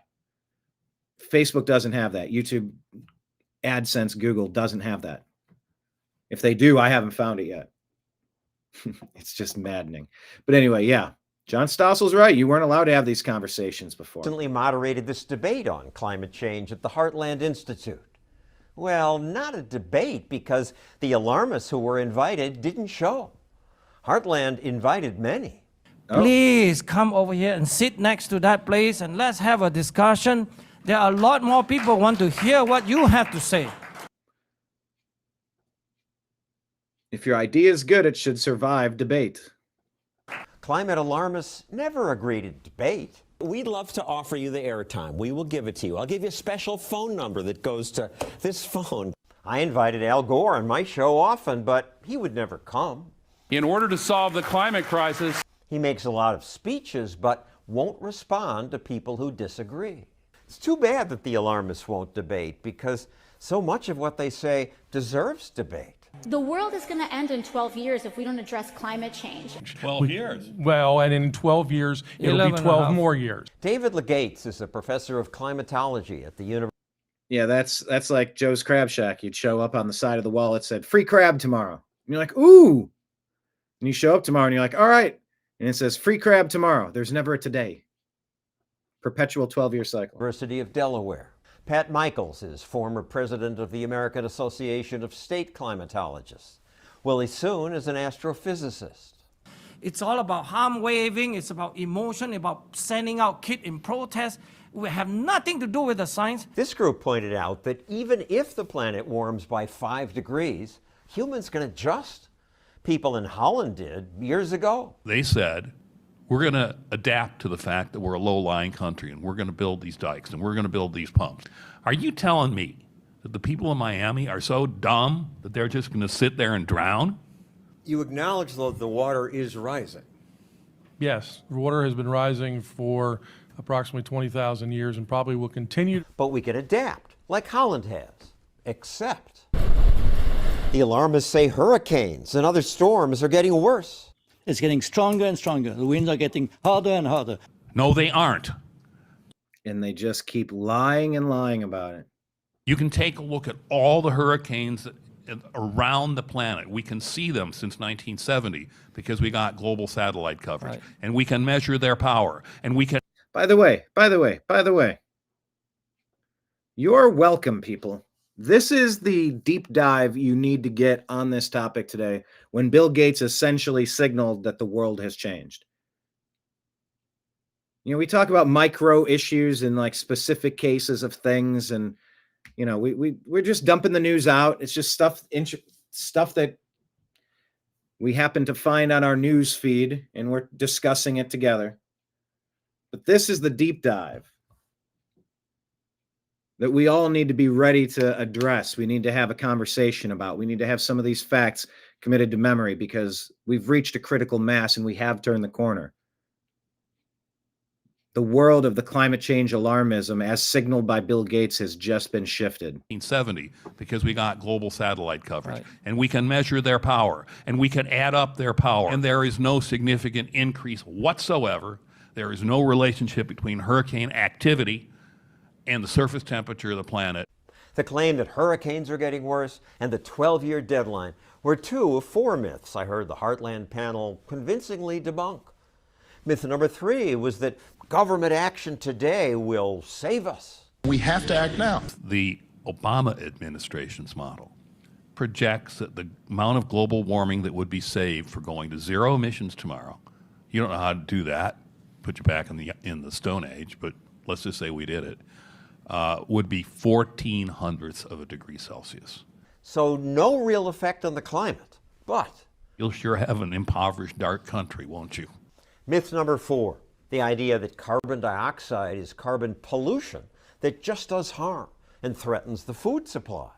There are places on Earth where it is just greening up like crazy. So if you're really concerned about the plants, more carbon dioxide makes them not just grow faster, but also makes them more water efficient. Carbon dioxide? Oh, it makes them more water efficient too? Like crazy. So if you're really concerned about the plants, more carbon dioxide makes them not just grow faster, but also makes them more water efficient. I didn't know that part. Yeah, if you have more carbon dioxide, you're going to be growing more green stuff, which is good because it's the lungs of the earth. It's filtering. Carbon dioxide is a greenhouse gas. Trees take in carbon dioxide, give out oxygen, or humans. But it also helps feed the... Humans take in oxygen, give out carbon dioxide. Trees take in carbon dioxide and give out oxygen. What am I trying to say? You know what I'm trying to say. The world. A lot of people pretend to know about climate, pretend to have studied it, pretend to come up with these answers, and then make these proclamations to scare you so that you'll do what we want you to do. But if what the alarmists say is not true, why would the International Panel on Climate Change, the United Nations, go along with the exaggerations? Governments like control. Oh yeah, governments like control. You know, it was like I said in that previous interview. You know, it's going to take a little bit of government, that's the use of force. Governments want to keep control, and most governments get bigger and bigger over time. IPCC does stand for Intergovernmental Panel on Climate Change. Carbon dioxide becomes that molecule by which we can take control of your lives, of your efforts, and everything that goes on. Are they right? It's confusing when there are so many serious people who are so worried. I wish there were a real debate. Yeah, wouldn't it be great if someone sat in that empty chair? Why won't the other side debate? Because John Stossel, they'd be exposed. Sylvia Quinn says Bill Gates was helping China destroy American energy independence. It sure feels that way. Feels like that's what Biden's administration was doing in general. And what the Democrats, the deep state Obama regime was up to. Now, people will be able to live and thrive. Okay. So you're saying this doesn't look like Bill Gates? I'm seeing it in the comments. Does he look different? Is this a recent picture? Bjorn Lomborg says exactly right. As Bill Gates calls for a strategic pivot in climate change fight away from curbing emissions.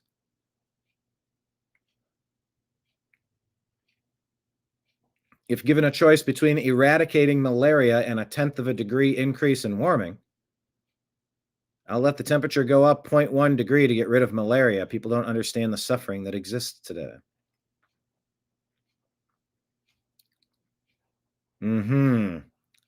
Yeah. I think it's time to eradicate the mosquitoes. All right, Eric Daughtry here. Yeah, I don't trust Bill Gates where he lands on the mosquitoes now. So all Biden executive actions. All right, what is this? U.S. House Oversight Committee deems all President Biden executive actions null and void, including pardons performed by the White House staff and signed by an auto pen. The committee demands an immediate investigation by AG Bondi. We're calling on the U.S. Department of Justice to conduct a thorough review of these executive actions and scrutinize key Biden aides who took the fifth to hide their participation in the cover-up. The D.C. Board of Medicine must also review the actions taken by President Biden's physician to hide his true condition. We provided Americans with transparency about the Biden auto pen presidency, and now there must be accountability, Representative Comer says. Make it happen. Here is Byron Donalds talking about the resident, Joe Biden, in clear cognitive decline, trying to figure out who was actually running America. It details a coordinated effort by Biden's staff to cover up his cognitive decline. You're on that committee. Who's going to be held accountable for all of what's going on here? Well, now at this point, it's important for the Department of Justice to pick up the baton from where we left off. There's going to have to be some major investigations into the actual operations in that White House. And we believe that the actions that were taken where the auto pen was used without the president's ability to know, that those are legally invalid. And that's really something for the Department of Justice now to weigh in on. With respect to Dr. O'Connor, the president's physician, I believe it's something where the D.C. Medical Board needs to really investigate what he was doing with his decisions as the president's physician. And if his medical license needs to be revoked, then so be it. But the real accountability, Stu, is always going to be at the ballot box. Voters need to understand that the Democrats had no problem with the president who had no ability to discharge his duties. And these are the same people who are shutting down the government. These are the same people who are trying to advocate to get power back in America, and they simply cannot be trusted. 100% true. They cannot be trusted.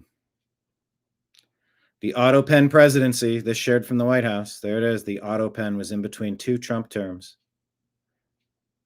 Yeah, Biden was not running the show. The Oversight Committee says their new report exposes how Biden's decline was real and his aides cover it.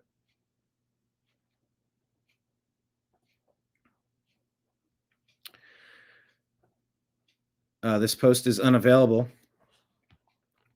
But Elon Musk was talking about Europe, and he said, when Tolkien wrote about the hobbits, he was referring to the gentle folk of the English shires who don't realize the horrors that take place far away. They were able to live their lives in peace and tranquility, but only because they were protected by the hard men of Gondor.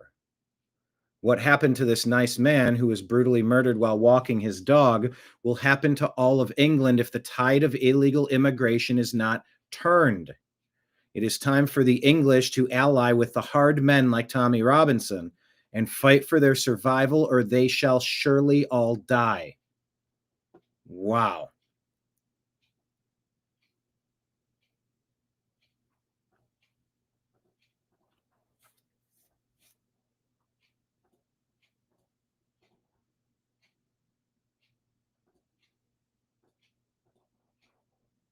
So that's happening.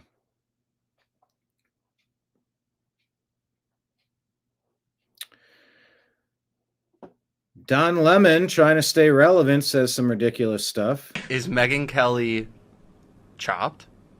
I don't know what that means. I don't know what is chopped. I've heard it, but I don't know what that means. What does chopped mean? She's gonna get mad at me, dude. I don't know if I want this here. What does chopped mean? Chopped means like not hot.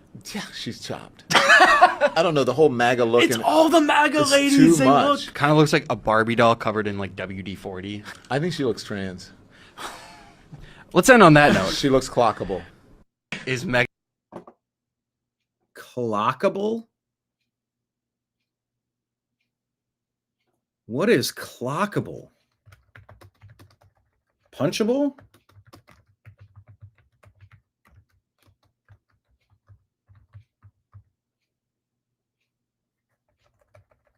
What is his at? Who cares? But what is clockable?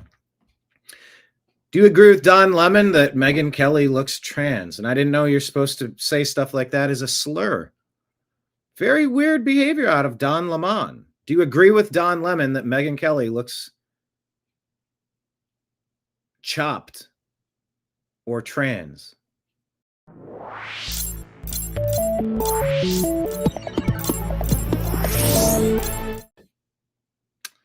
Yeah, weird. Speaking of weird, listen to these lies. Angie Craig, Minnesota. Let's listen to what she says, and then I'll tell you our reply.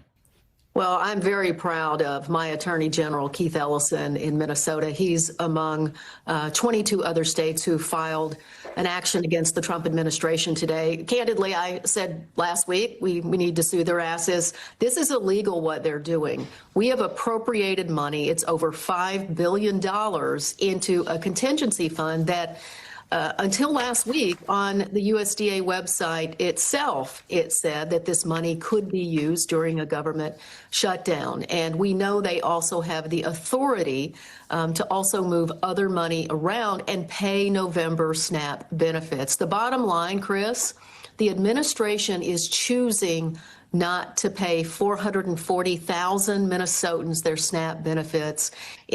She is such a liar. The Republicans have voted for it. It's a continuing resolution to just get through and pay the bills and keep negotiating. The Democrats are the ones that are doing this. And we all need to repeat that. In November, they're choosing not to pay 16 million children who have access to SNAP benefits. They are choosing to do this. It's illegal. It's immoral. By the way, she's reading it off of a cue card. Do you see her eyes moving? She's reading it off of a screen or a cue card. Have access to SNAP benefits. They are choosing to do this. It's illegal, it's immoral, and it's probably one of the most cruel things we've seen out of this administration so far.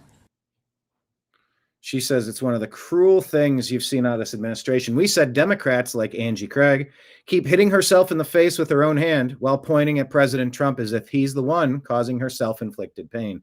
The Democrats are delusional. Vote for the continuing resolution already. We see your lies. Zohran Mamdani, he's got a take on police and prisons.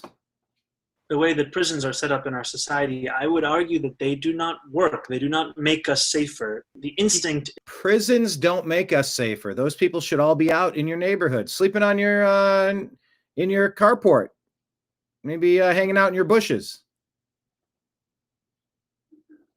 Is to just take that person, the source of that harm, the source of that issue, and then just throw them away.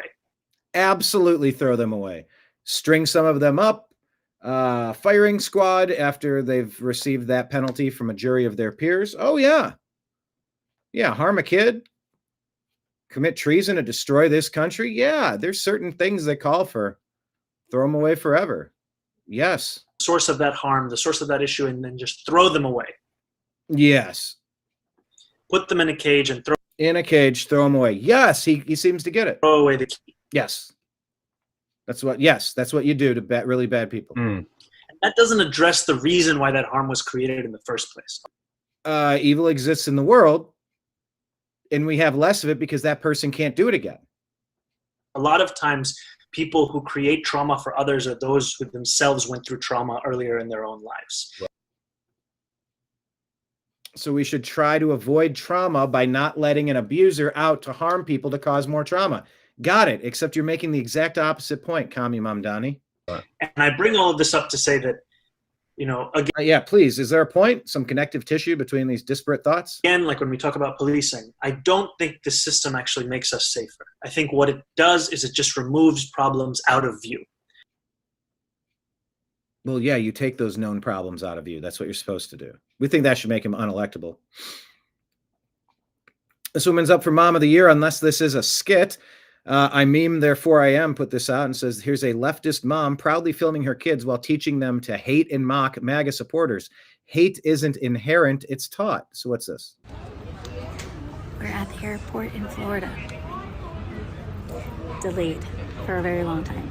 So we were talking about long time. If we see somebody in a hat or a shirt, American flag, Charlie Kirk shirt, don't engage, right? What do we do? Don't look at them. Don't engage, don't look at them. Yeah, don't give them any attention, right? Yeah, because they only seek attention. No, don't look at all. But we can play a little game. What would we say if we could? Sometimes I try to seek negative attention too. Cool costume, but when I cosplay as a MAGA Karen, I try not to look so constipated. We're at the airport in Florida. Yeah. Danger, danger, danger.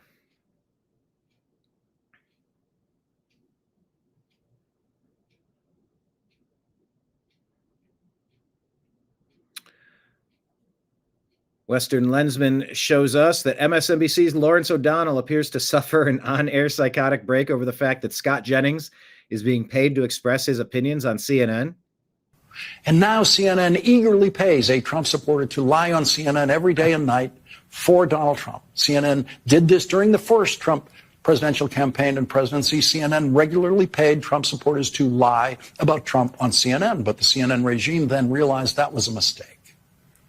And they stopped doing it. They stopped paying for lies. But then CNN got a new head, the head of NBC stopped paying for lies. That's all they do is lie. CNN for the last 3 years, hired by the Trump-supporting owner and operator of CNN, is an Englishman who thinks paying Scott Jennings to lie about Donald Trump is money very well spent. Scott Jennings, who used to be an aide to Senator Mitch McConnell, was not always a rabid, lying Trump supporter. When he first started appearing on television, he was capable of criticizing some of the more extreme Trump positions, but Scott Jennings figured out where the money is and how he could get his own podcast and decided to become the J.D. Vance of CNN.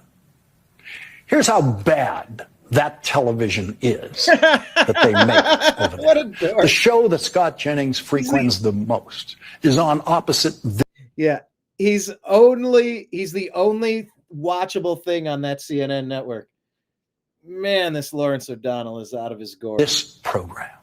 And that show, on a good night, gets half of the audience of this show.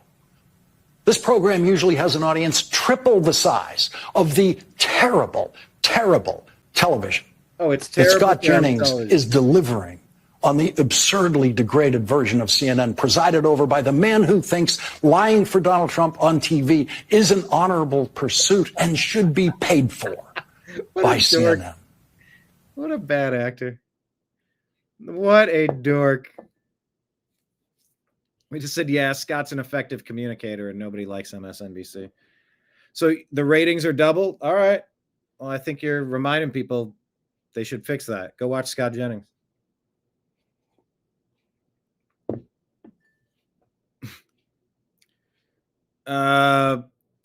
Philadelphia Sheriff's Office recruiting ad. Who are they targeting here? There's music. I can't. You have large ladies dancing. Be a deputy sheriff. Are they all ladies? Are they all large ladies? They're all ladies.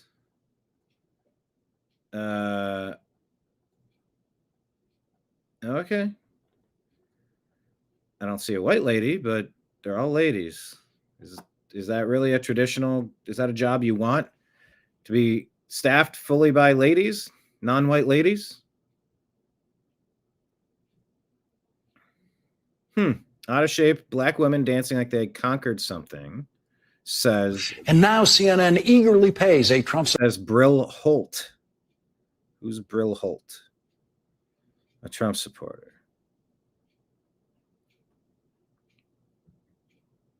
Okay.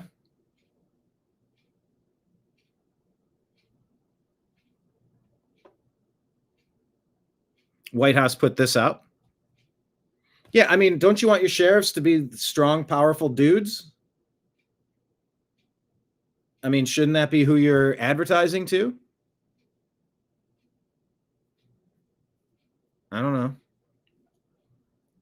It's a physical job. You have to be stronger.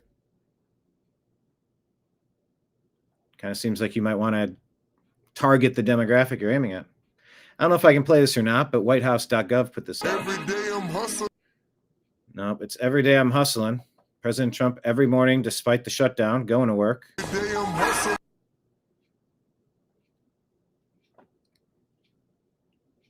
Rest in this world. Like Francis. Man, I'm limited by the speech. I'm limited by the music. I'm limited by the images. No rest in this world. Anyway, I can't play this. Watch it on our X feed. But it says every day the Democrat shutdown drags on, President Trump delivers for America.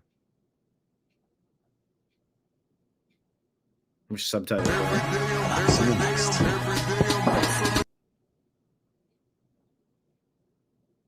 All right, anyway. Matt Van Swole tells us a terrifying tale of North Carolina Wellington Dickens.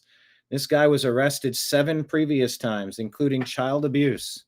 He's just been arrested for ending the lives of his 4 children, ages 6, 9, 10, and 18, and they were discovered in his truck this morning. Why are we letting crazy people back out and out and out and out? At some point, they need to stay in the cage. They need to stop coming back out.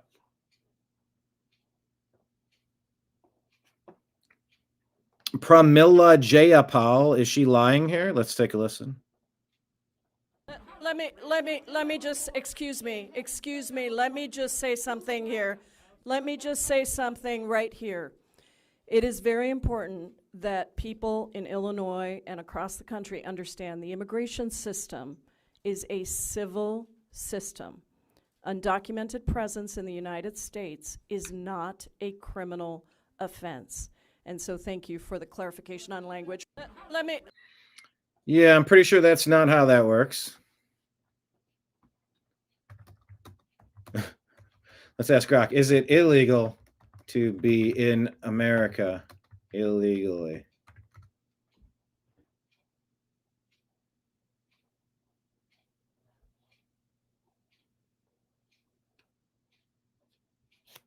Unauthorized presence in the U.S. after entering legally.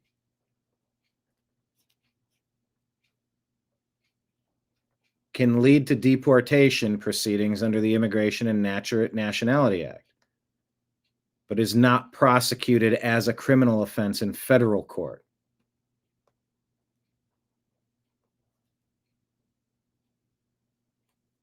Six months in prison, misdemeanor, for illegal entry, crossing the border without inspection or admission. Illegal re-entry after deportation, up to 2 years, if more or more if prior convictions exist.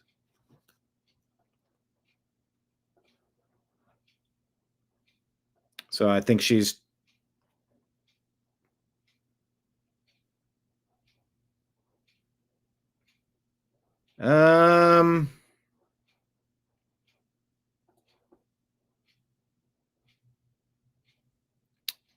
maybe I should change this. I can't edit this. You only have 2 hours to edit.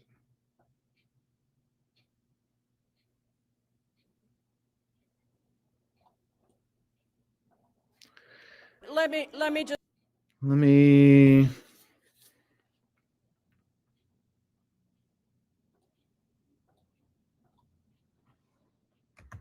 Yes, words matter. Yes, procedures matter. Yes, America requires vetting those who enter. Fire Democrats.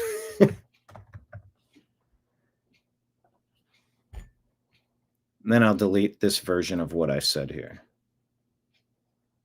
If it's not literally a crime, let me remove saying it that way.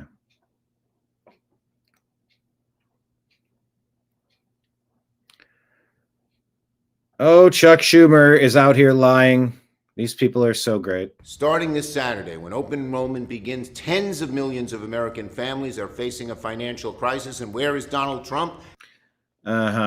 Yeah, they set up Obamacare to fail, and we all know it. And they want to blame Trump for what the Democrats rammed through. Dancing on the tarmac in Malaysia. He's ready to spend $40 million to bail out his MAGA friend in Argentina. $170 million for his 2 new airplanes. $300 million on a new wing for the White House. And not willing to find the money to feed. Liar. You're not passing the continuing resolution. Pass it. It's all right there. Feed hungry children. The Democrats hate you. They think you're stupid. They don't want to feed hungry children, but they're going to try to blame Trump for it. That's their entire plan here. He says that there's no money for SNAP, but there's... No, the Republicans voted 13 times to keep SNAP where it is. By the way, the amount of fraud in SNAP needs to be addressed immediately. We're all learning about SNAP. There's plenty of money. It's bunk. There's plenty of money. It's bunk. He's using them as hostages. Hungry. I'm yelling. They're hostages. You're creating this, Chucky Schumer. Children as hostages so that he doesn't have to focus on health care. He should immediately come home, stop these foreign escapades. It's the second in a month, and negotiate with Jeffries and I to give Americans relief from this horrible financial crisis which is facing them this weekend. Yeah, you created it. You caused it. They have the continuing resolution. You need to vote for it. You're not taking $1.5 trillion to money launder. You're not in charge of setting the budget. You get to rubber stamp it because you've been fired. You're not in the majority anymore because Americans don't like you. They don't like your party. They don't like your policies. Sit down, shut up, and vote for it. It's a continuing resolution, and you can continue to negotiate, and we continue to find a better way forward on healthcare. I think we're all in agreement on some of this stuff, but not the way you're doing this. You're threatening to drive us off the cliff unless you get your way. If I don't get to change the radio station to where I want it, this car is going to go off of this cliff. And by the way, I'm going to blame that guy for it. He's literally in the back seat. Yeah, but it's his fault because he was dancing. Chuck you. Trash Panda says, Chuck you.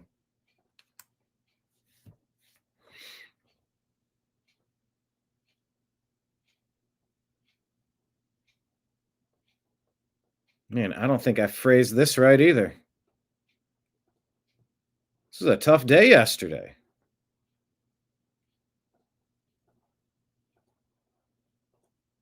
I meant to say Republicans. I need to slow down.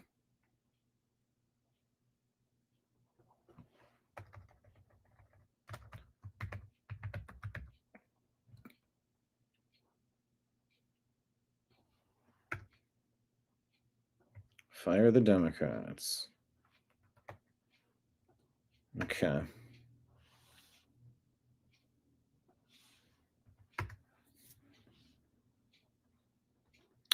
Actually, if I'm doing this, let me tidy this up. What percentage of Republicans voted 13 times for the continuing resolution?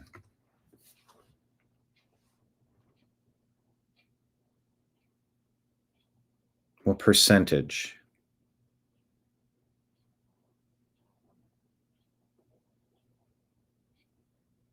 October of 24, no, in 2025 for continuing resolution.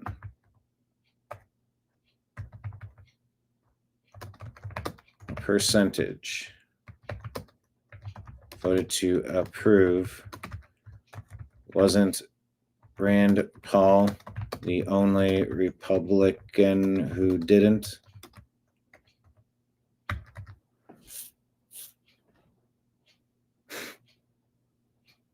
What percentage? Just give it. What percentage? 98% of Republicans voted yeah. Okay, yes. Okay, I did get it right. I was just double checking, making sure he was the only one. So I can finish that. 98% of Republicans voted 13 times for it. Okay.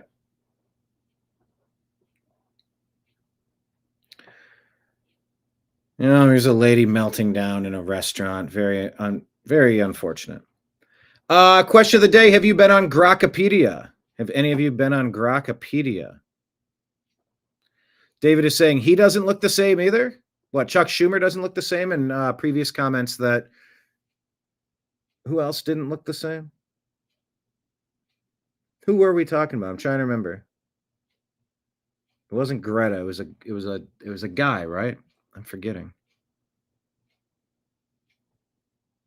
Who were we saying didn't look the same? Eminem? It wasn't Eminem. David heard that Chucky did get arrested the other day, but who knows? Didn't Chucky also come out with a black eye one time? A black EYE, black eye. But I'm curious if anybody is on Grokpedia, if you've been playing around with it. Curious to get your thoughts. I fiddled a little bit, but not very much. What's the Federal Reserve in the news for? For the second time this year, the Federal Reserve has cut interest rates by 0.25%. Yeah, this should have been done a long time ago, and it needs to be more. Here, let's give you the update here. Okay, Fox News alert. We've got that key interest rate decision. It is out now. The Federal Reserve cutting interest rates by 25 basis points. That's a quarter point. And the markets have been rallying into this decision. The Dow up 150 points right now at another record high, although there's a bit of sell-off happening on the news, as does sometimes happen. Welcome to another hour of America. Okay. Too little, too late, but at least it's something.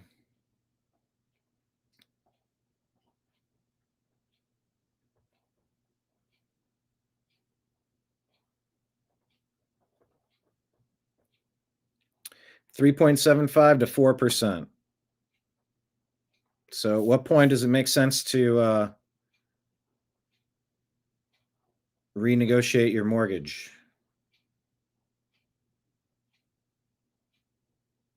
Trash Panda has not used Grokpedia yet, just regular old Grok. Just another day for these criminals on our dollar, says David. Okay, well, that was breaking news.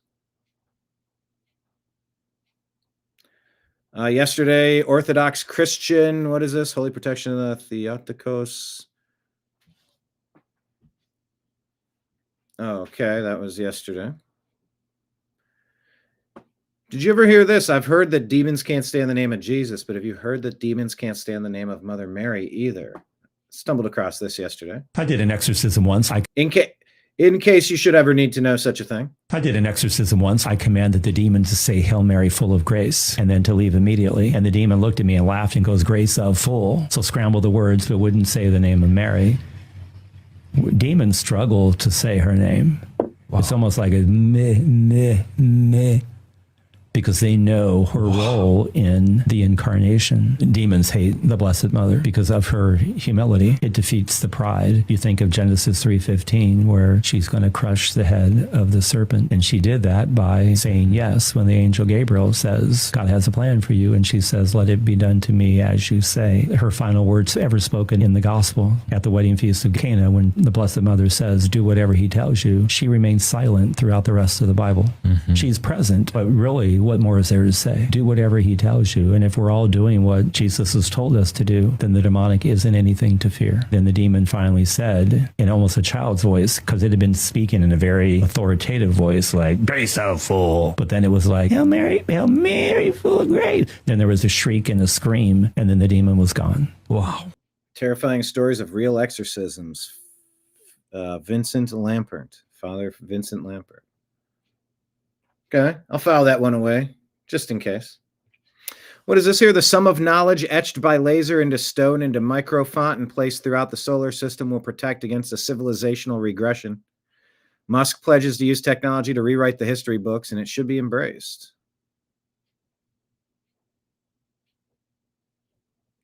Let's read this one. What's this?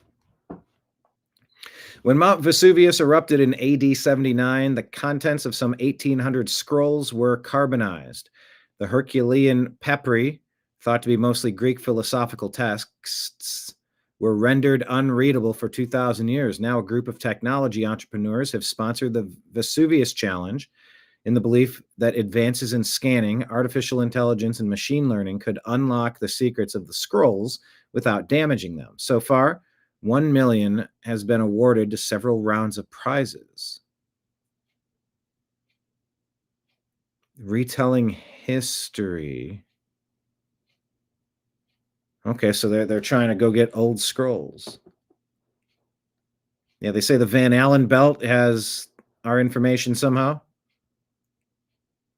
And Elon wants to put the sum of our knowledge etched into laser and stone and microfont placed throughout the solar system, so that there's no civilizational regression.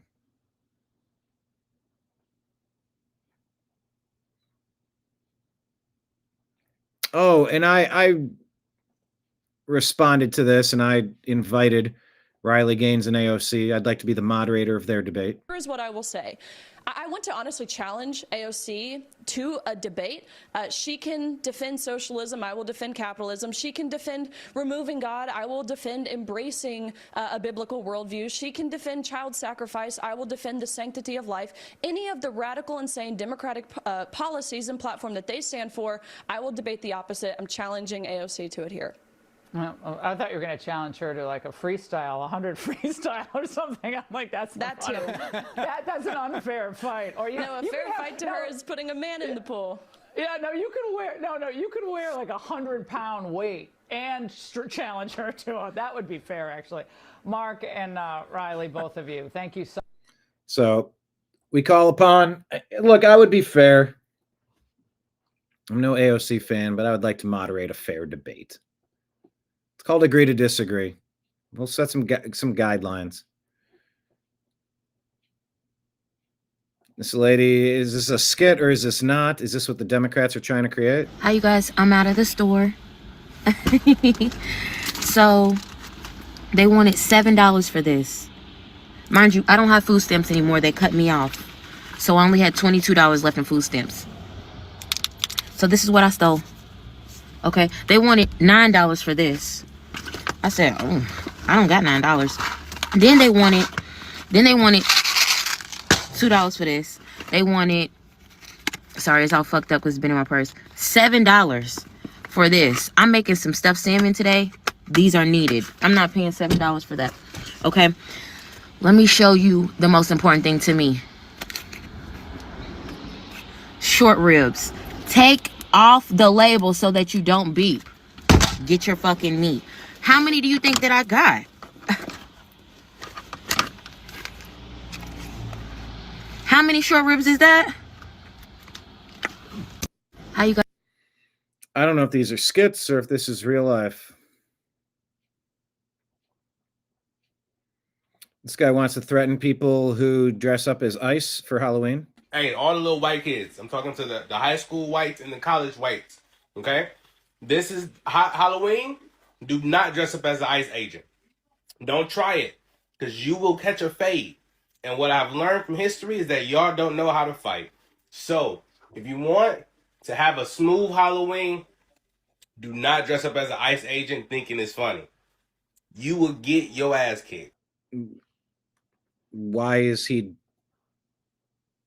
anti-ICE? I don't get that.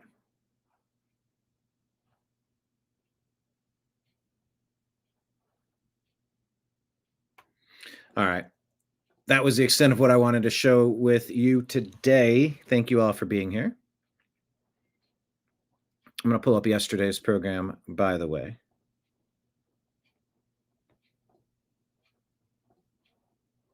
We can share this tab instead.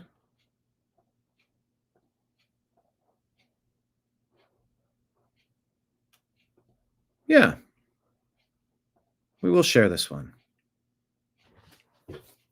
Thank you all for being here. We'll be back again tomorrow at noon. Tomorrow at 6 p.m., we'll have Strictly Football with Mike Barra, Jim Mitchell, and Ezrael Robinson.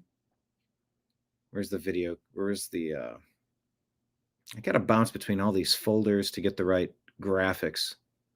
There we go. Strictly Football. Tomorrow at 6 p.m. Eastern, and we'll be back doing the TNAM Daily Show tomorrow. So yeah, we're going to let this play. This is going to be the replay section. We'll play yesterday's program, which included the show the day before. And that's how we're going to do it from now on, I think. Something like that.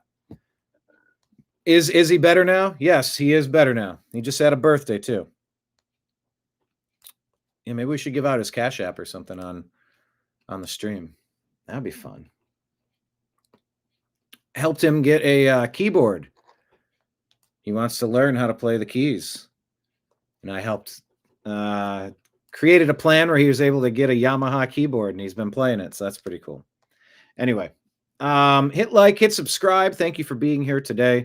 Once again, Super Chats, Rumble Rants are out there. Consider signing up as a member on either Rumble or YouTube or the Patreon. Thank you all so much. We'll begin yesterday's show. I appreciate you. I love you, and we'll talk to you again soon.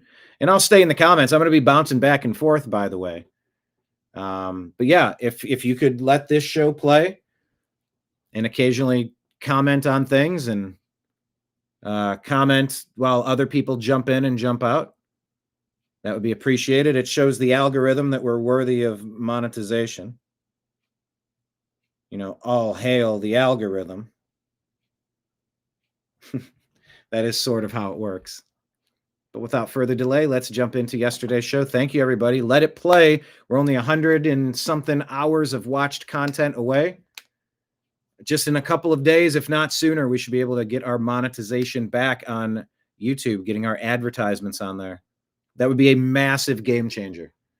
So, yes, please let the show play. Please share the show with your friends. Hit like, hit subscribe.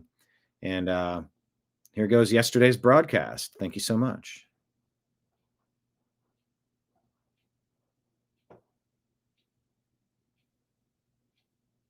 Oh, was I on mute for the first minute yesterday? Yes, I was on mute for the first minute of the show yesterday. So I'm going to talk for about a minute so that we can have the overlap that we need. No, I was not speaking during the first minute of yesterday's program. I had to unmute the channel. Oh, it's a shame. Oh, it's embarrassing. I know it to be so. But it's okay. I got it sorted out pretty quick, right? It was only a minute. Wasn't it? I think it was only a minute. So here, we'll do... Oh, my gosh. There it is. Muted again. Here we go. Hey, it only took 59 seconds this time. Broadcasting to you live from the Orion Spiral Arm of the Milky Way Galaxy, the solar system, planet Earth, North America, the United States of America, in an unidentified location for reasons of security and therefore insecurity, which, of course, is a nod to Mr. John B. Wells, My name's Brian Engelman. Today is Tuesday, October 28th, 2025, and this is the TNAM Daily Show here on the New American Media. On today's program, President Trump is in Japan. Big news in Japan. New leadership. Shinzo Abe. Remember Shinzo?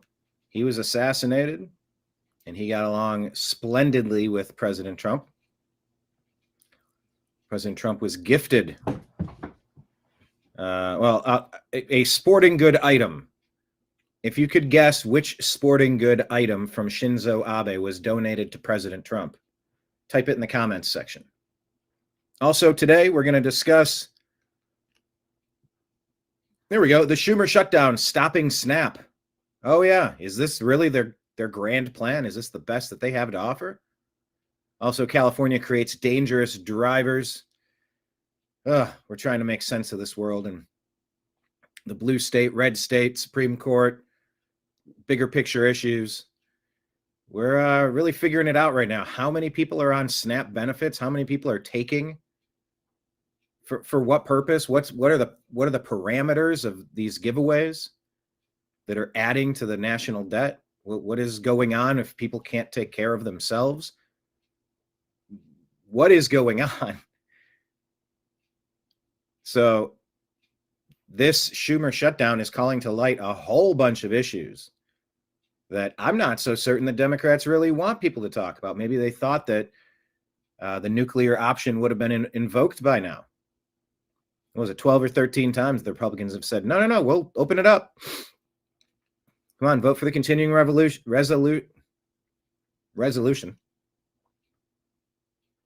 And they're like, nah. If we can wait it out till November 1st, we're getting videos of people saying they're going to riot.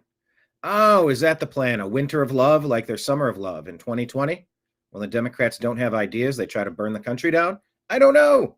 But we're going to talk about it on today's program. So without further delay, as I mentioned at the top of the show, we have mugs. If you want one, shoot $40 on any platform and send me your email address. Or I'm sorry, your address, your physical address, Brian at the New American Media, and I'll send that out to you. Should probably put this up on one of those websites, huh? One of those Shopify, maybe? And just have all of our merch in one spot. But yes, you too need a mug. Because each day we show up and try to sift through the rubbish of the day's news, filtering, what is it? Sifting through the rubbish, separating fake news from fact. That's what we say. All right. Let's begin today's program. Thank you so much for being here. Buckle up.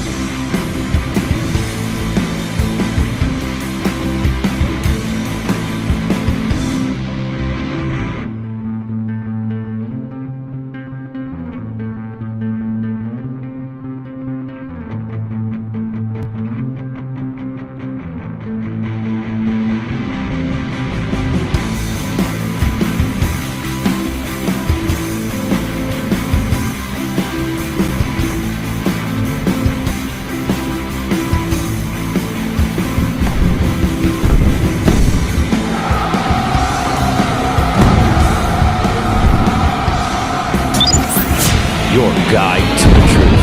TheNewAmericanMedia.com.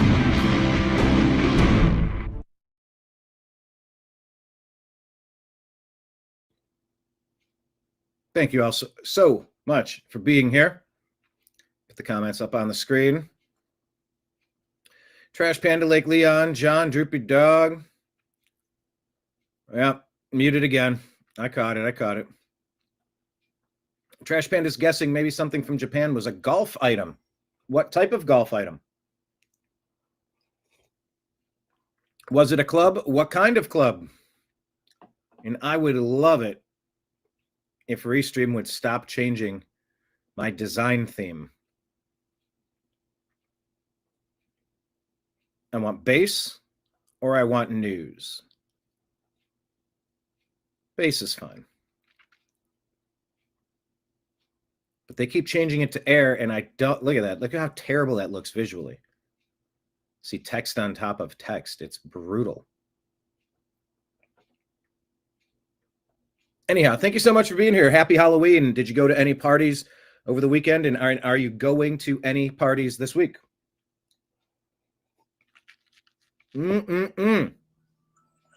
Halloween, everybody. What's the last costume you wore? Type it in the comments. Hit like, hit subscribe, by the way. Quick reminder, the New American Media is in a lot of different places, so please follow us. We're on Instagram, Facebook, Truth Social, Rumble, all scrolling at the bottom of the screen. Rumble, Odyssey, Twitch, Kick, DLive, Locals, and YouTube at the New American Media. Telegram and Signal at TNAM and TNAM Chat. On X at American_Media_. And please subscribe to our podcast on the Agree to Disagree show on Spotify and Apple. Additionally, we have tip jars here at this bar. Belly on up to the bar. And feel free to toss something in the tip jar if you would be so kind. Let's give you the update on what's going on with our YouTube channel. We were, as of yesterday, we needed one. Hold on. Was that the number? What's the new number? Oh, maybe I only have the new number. 177 hours. We need 177 valid public watch hours on our YouTube channel.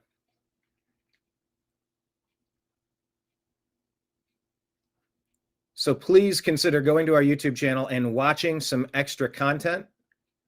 And at the end of this program, we're going to play yesterday's show if we want to keep the feed going. And I kind of realized the show's already going. Why not keep it going? If we're on more hours in the day, more people can check out the highlights. We'll be live at noon. For now, we're live at noon. By the way, we do have a programming note for Strictly Football tomorrow. It was supposed to be today. Let me correct how I'm framing this here. So, Strictly Football with Mike Barra, Jim Mitchell, Ezrael Robinson, and myself. That was normally on Tuesdays at 6 p.m. Eastern. We're going to move it to Thursdays at 6 p.m. Eastern. So, Thursday, 6 p.m. Eastern, we will be doing Strictly Football. Thursday,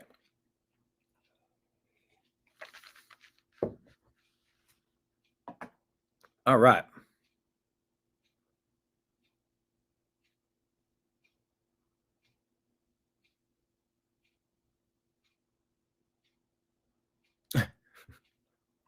I'm reading the comments here on X. Here you go. Make sure you're following us on X, by the way. Pinned at the top of our X feed is our interview with John B. Wells.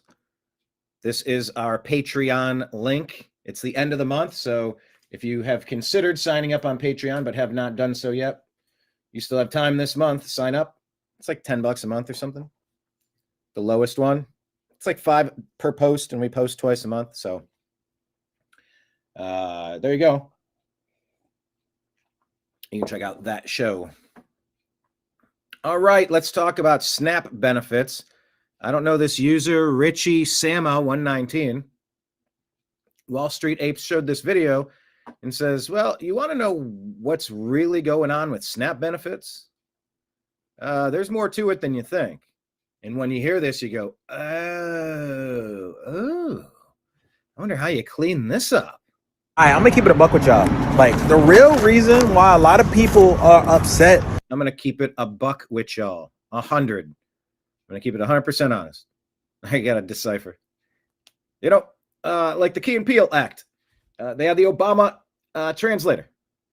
You know, I'd say something cerebral, you know, sort of thoughtful. But on the side, my translator was like, you know, throwing it down. I'm over there in my mom jeans. You know, I told Michelle the other day, can I borrow those jeans? She said, you know, sweetie, you'd be swimming in those little pencil neck legs. It ain't gonna work. That's what she told me. Anyway, this is like a reverse Obama translator. Completely unnecessary. No, but I'm about to keep it. What do you say? A buck with y'all? Real reason why a lot of people. I'm gonna keep it a buck with y'all. Yeah, I had to like kind of go, huh? Well, I'm gonna have to keep it a buck with y'all. What?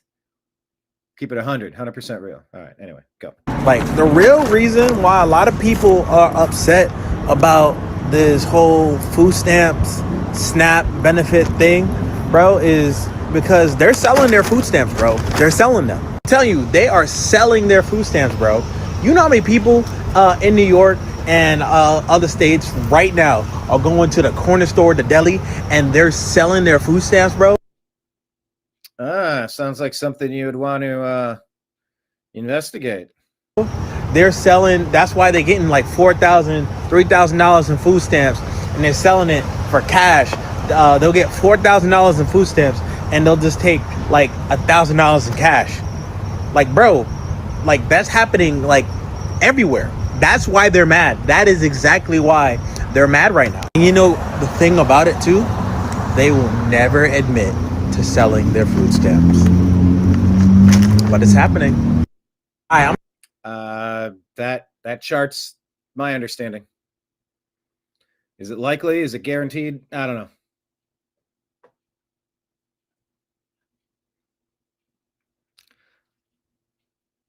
I'll tell you what, we're getting a crash course on Snap now, aren't we, though? Is this a still image or is this a... All right, so it's saying here's some of the services that have been delayed or stopped amid this Schumer shutdown. Small Business Administration, Visa and Passport Services, National Parks, Disaster Relief, FHA insured loans, SNAP benefits, and military pay. This is ridiculous. Sassafras says, I really don't even care anymore. The fact that the 40 million Americans are on SNAP benefits blows my mind. We have a huge fraud problem in America. Generational benefits should not be a thing. The whole system needs to be revamped. This person, blame LBJ. He started all this crap. Had no idea. And here's a girl that kind of makes sense. That same Sassafras 84.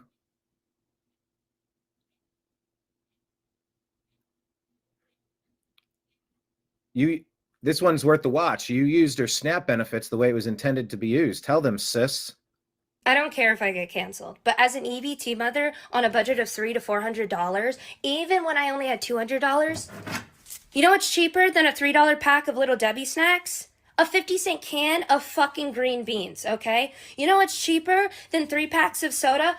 A bunch of cans of 50-cent cans of vegetables, okay? You know what's cheaper than the $150 you spent on chips, sugar, soda, all of that shit? Buying a bunch of meat. Because the amount of snacks that you bought are enough to last you 2 weeks, and the amount of meat that I bought is enough to last me the entire month of November while I wait for food benefits to fix themselves. You can stock up on pasta. You can stock up on staples, okay? Look at that. After buying all healthy foods to ensure that my children are having as less problematic foods in their diet as possible, look at the money I have left over for snacks. We got cookies, we got baked cheddar, whatever the fuck these are, pretzels, a bag of fruit snacks, and saltine crackers.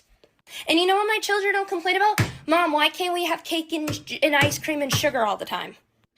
I don't give a crap. I don't think children should starve, but I don't think children should be being fed poisonous shit all the time because parents want to boo-hoo over the fact that they're not willing to get their lives in order. And obviously, I'm not talking about disabled. Obviously, I'm not talking about elderly. And obviously, I'm not talking about the parent that just lost her husband and now has to do it on her own. Obviously, I'm not talking about people who got raped and had to take care of a kid that was forced upon them. So don't make it into that. My children are so health conscious that I can let them have their whole Halloween bag of candy in their room and they only limit themselves to a piece a day. They're not super dependent on sugar. They don't freak out because I don't give them the bag of chips. It's all about how you raise your child. Anyway, this is a good video, 5.5 minutes, but at least the beginning of that. You know, be smart. We should all be smart like that too. Bethany Mandel says, yeah, I mean, just thinking about the stuff that we buy and the stuff that we eat and the stuff that we prepare, all of it, we should be smart. Bethany says, I was just Googling to find out what the eligibility is for SNAP and discovered that the USDA is not effing around. I think they're saying on the USDA website, it says Senate Democrats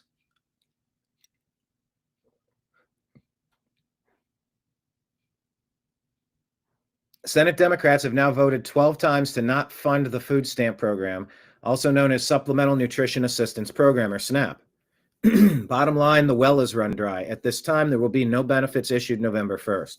We are approaching an inflection point for Senate Democrats. They can continue to hold out for health care for illegal aliens and gender mutilation procedures, or reopen the government so mothers, babies, and the most vulnerable among us can receive critical nutrition assistance. I'm not sure if that's true or not. It sounds too on the nose. This Cassandra says, the radical left Democrats shut down the government. This government website will be updated periodically during the funding lapse for mission critical functions. President Trump has made it clear he wants to keep the government open and support those who feed, fuel, and clothe the American people. For information on recreation site status on National Forest System lands, visit that website. Yeah, I don't know if these are real. Let me ask Grok.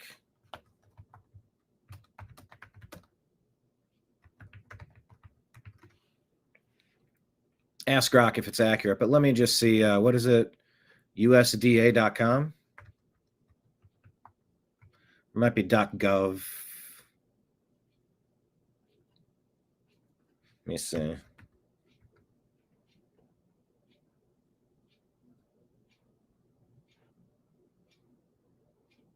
Oh, wow. Okay. Can you see it?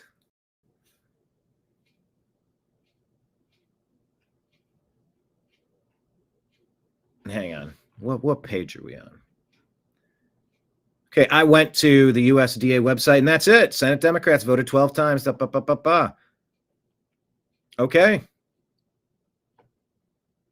And it says here, USDA is standing ready to fight fraud. Swift action aimed at eliminating fraud occurring in SNAP retailer community and rooting out bad actors who take advantage of the taxpayers' generosity. Oh, this has changed. 16 nutrition programs. Secretary Rollins takes action to prevent illegal aliens from accessing food stamps. Look at this. So don't let people tell you that President Trump doesn't make a difference. Oh, it's the same as having Democrats in. It's not the same. Let's not be doom and gloom. Let's not be black-pilled all the time. Marion says, bring government cheese and flour, etc. They should make food at home and not be using convenience stores. Yeah. Hello, David from Canada. How are you? Hey, I heard your former guy is dating Katy Perry. Katy Perry, who I served one time at an event. And she was with Russell Brand, I believe. Russell Brand, I believe. Okay, so this is verified. Gotcha.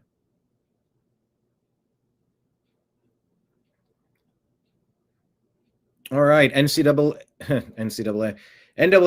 has officially endorsed a liberal white woman rather than the conservative black woman campaigning for Virginia governor. You can't make this stuff up. Check this out. Virginia. So the NAACP is endorsing the liberal white woman in Virginia over the conservative Christian faith-filled black woman in Virginia for Kennedy. The NAACP needs to be disbanded. This is an organization that I have no respect for, that at one time did so much for the African American experience in this country, has now become a laughingstock and a joke, has become an organization with no morals, no values, and doesn't represent the civil rights movement that were led by mostly a lot of Christian ministers. It has become a Marxist organization that endorses transgenderism, that destroys the black community, that endorses everything demonic and evil about that's toxic about the black community. You have a woman, they would endorse a white woman, a liberal white woman, over a black woman just because she has an R in front of her name and not a D in front of her name. If they were really about black people, they would endorse candidates based off policies. They would sit down and interview candidates and see what they have to offer the black community. But the NAACP has become an arm of the Democratic Party. They're not a real organization that makes any change. They're not helping homeless black people. They're not helping struggling black people. They are a joke as an organization. They've been a joke for a very, very, very long time. They've done nothing since the civil rights movement for black people. And they're trying to hold on to relevance by endorsing like anybody actually still cares about the NAACP. So that's going on. All right. Winsome Sears. I'm picking this lady, the one that couldn't denounce the one that fantasized about killing his opponent's family.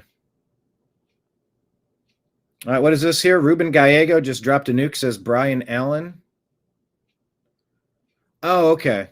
He says, how can I negotiate? The president's in Asia for 5 days. Johnson is helping the House out until January to protect pedos.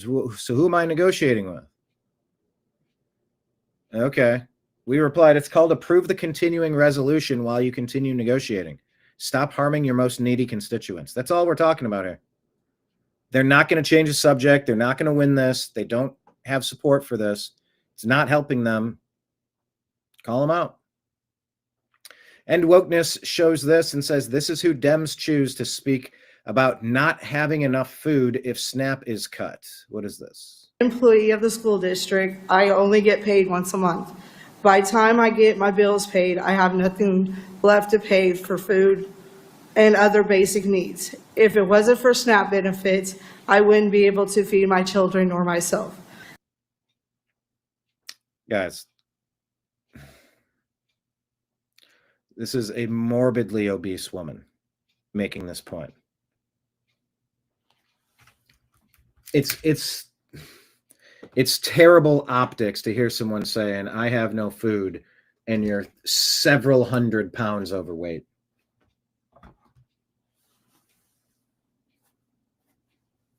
It is not solid optics. The optics are really bad on this, you guys. But we have to start some programs. What if we had... couldn't we reimagine some stuff?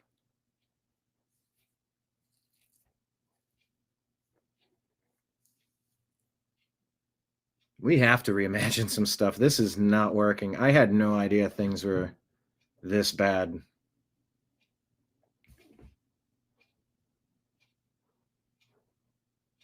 $40 million people on SNAP. I work, pay my bills, and like every other mom, I want to be sure that I have enough food to put on the table. Guys, I'm not trying to be rude either. I'm not.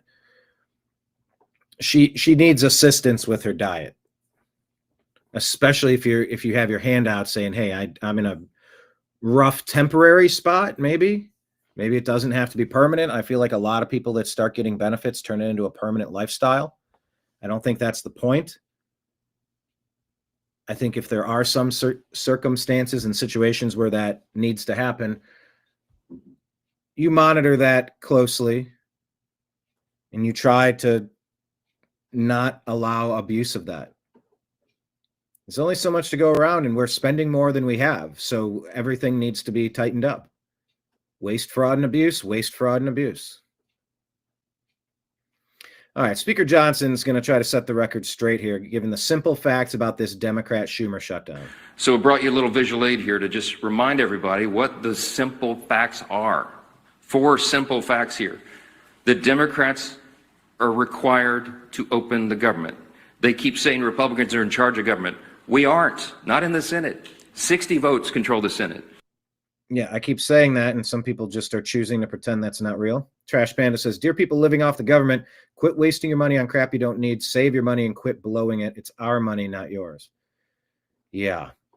And if we're going to be helping people, you certainly don't help them with toxic food so that they balloon in weight and decrease in ability and health. That's not helpful. Not a bare majority. But Marie Wine, Speaker Johnson again, let this point drive it home completely. So if anybody tries to get away with saying this, you just remind them.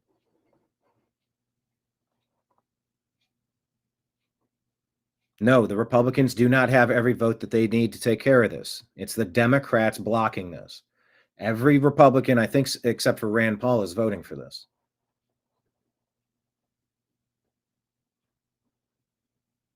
So let's learn what's accurate so that we can stop the rampant misinformation and disinformation out there. So I brought you a little visual aid here to just remind everybody what the simple facts are. 4 simple facts here. The Democrats are required to open the government. They keep saying Republicans are in charge of government. We aren't, not in the Senate. 60 votes control the Senate, not a bare majority. And so point number 1, Democrat votes are required to open the government. Point number 2, they refuse to do it. They have now voted 12 times to keep the government closed. And they'll have another chance today or tomorrow, maybe multiple times this week, and we'll see what they do.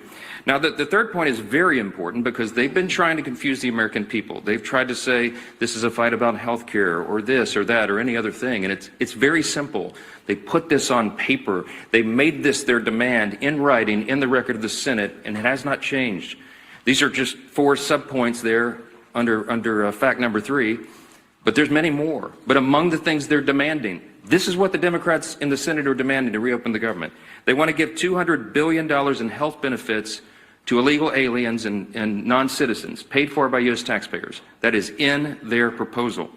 They want billions in wasteful programs to be returned to foreign countries. So we stop these things. They want to turn it all back on. They're demanding that we do all that to get the government open for hardworking Americans again. They want to give $500 million to left-leaning news organizations, and they want to cut $50 billion from rural hospitals. We will not do those things. And they know that very well. Which leads us to point number 4. The Democrats have now openly admitted, and you all had to cover it last week, that they're using the pain of the American people as their leverage. That was the number 2 ranked Democrat in the House, the Democrat, the minority whip, who said that, acknowledged it in an interview, that this is leverage. And Chuck Schumer himself boasted that every day of the shutdown gets better for us. That's his now infamous quote that he wishes he had not said out loud. But you know what they're doing and why. Yeah. Why are they demanding these things? Why is point number 3 so essential to them? Why would they do this? Because it's unprecedented, as we've noticed, and reminded you all, they voted for CRs every time it was possible in their lives, as recently as March of this year. But they're doing it to appease their far-left Marxist base. That's the headline. That's why. That's why we're all in this mess. That's why the American people are suffering pain, because the Democrats are more afraid of the Marxists in their base than they are of hardworking Americans. See, they've made an evaluation that they have to appease the Marxist base, that they're so concerned that they'll lose their jobs if they don't appease the far left in their party. And they sat in a back room and they painted themselves into a corner, made a deal with the devil. The calculation that they would rather shut the government down and impose all this pain on the American people because they believe the Marxists, the far left in the base, are more active than hardworking Americans, people who go vote. And so they made the calculation that it's worth it to them. Every day gets better for us. We'll use the pain as leverage. For what? To prove to the far left base that they won't give in, that they'll fight Trump and fight the Republicans. What are they fighting? It's a clean CR. It's the same level of funding that they have voted for as recently as earlier this year. They are Biden-level policies and spending. This is not some Republican wish list. We don't have any of our priorities in this at all. It's the Democrats' own product. But they have decided to flip the script this time because they were getting too much heat from the far left. That's wild. The far left. 13 times now, Democrats voted to keep it closed. Fighting over giving American money to non-Americans. No thanks. We're all struggling here. We need to stop spending as much money. We need to help the American people. Period. End of story.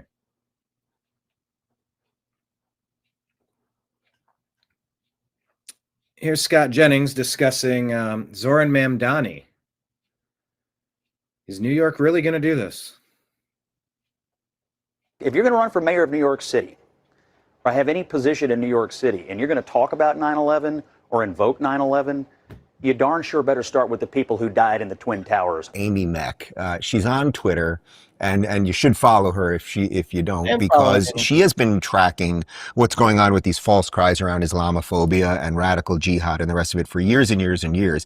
And this tweet popped up. She, back in February of 2020, remember, where are we right now? We're at the end of October in 2025, but in February 2020, 5 years ago, she was already tracking and predicting what was going to happen with Zohran Mamdani. Listen to this. Threat alert New York. Democrat Socialists of America leader Zohran Kwame Mamdani is a Muslim immigrant from Uganda who is running for the New York State Assembly District 36. Mamdani describes how Muslims are the victims of 9/11 and continuously pushes unproven claims of discrimination.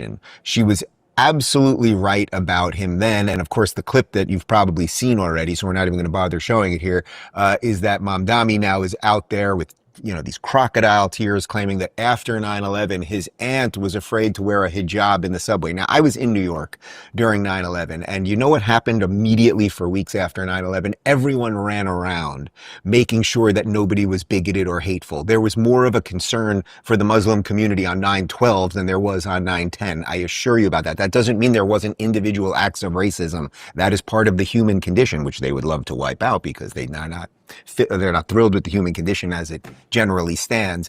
But he basically said his aunt, and this whole story sounds fabricated. There's a lot of reasons to believe it's fabricated, but he was crying about his aunt who couldn't get on a subway after because she was getting mean looks. I thought Scott Jennings on CNN had quite a good take on that. I want to speak to the memory of my aunt.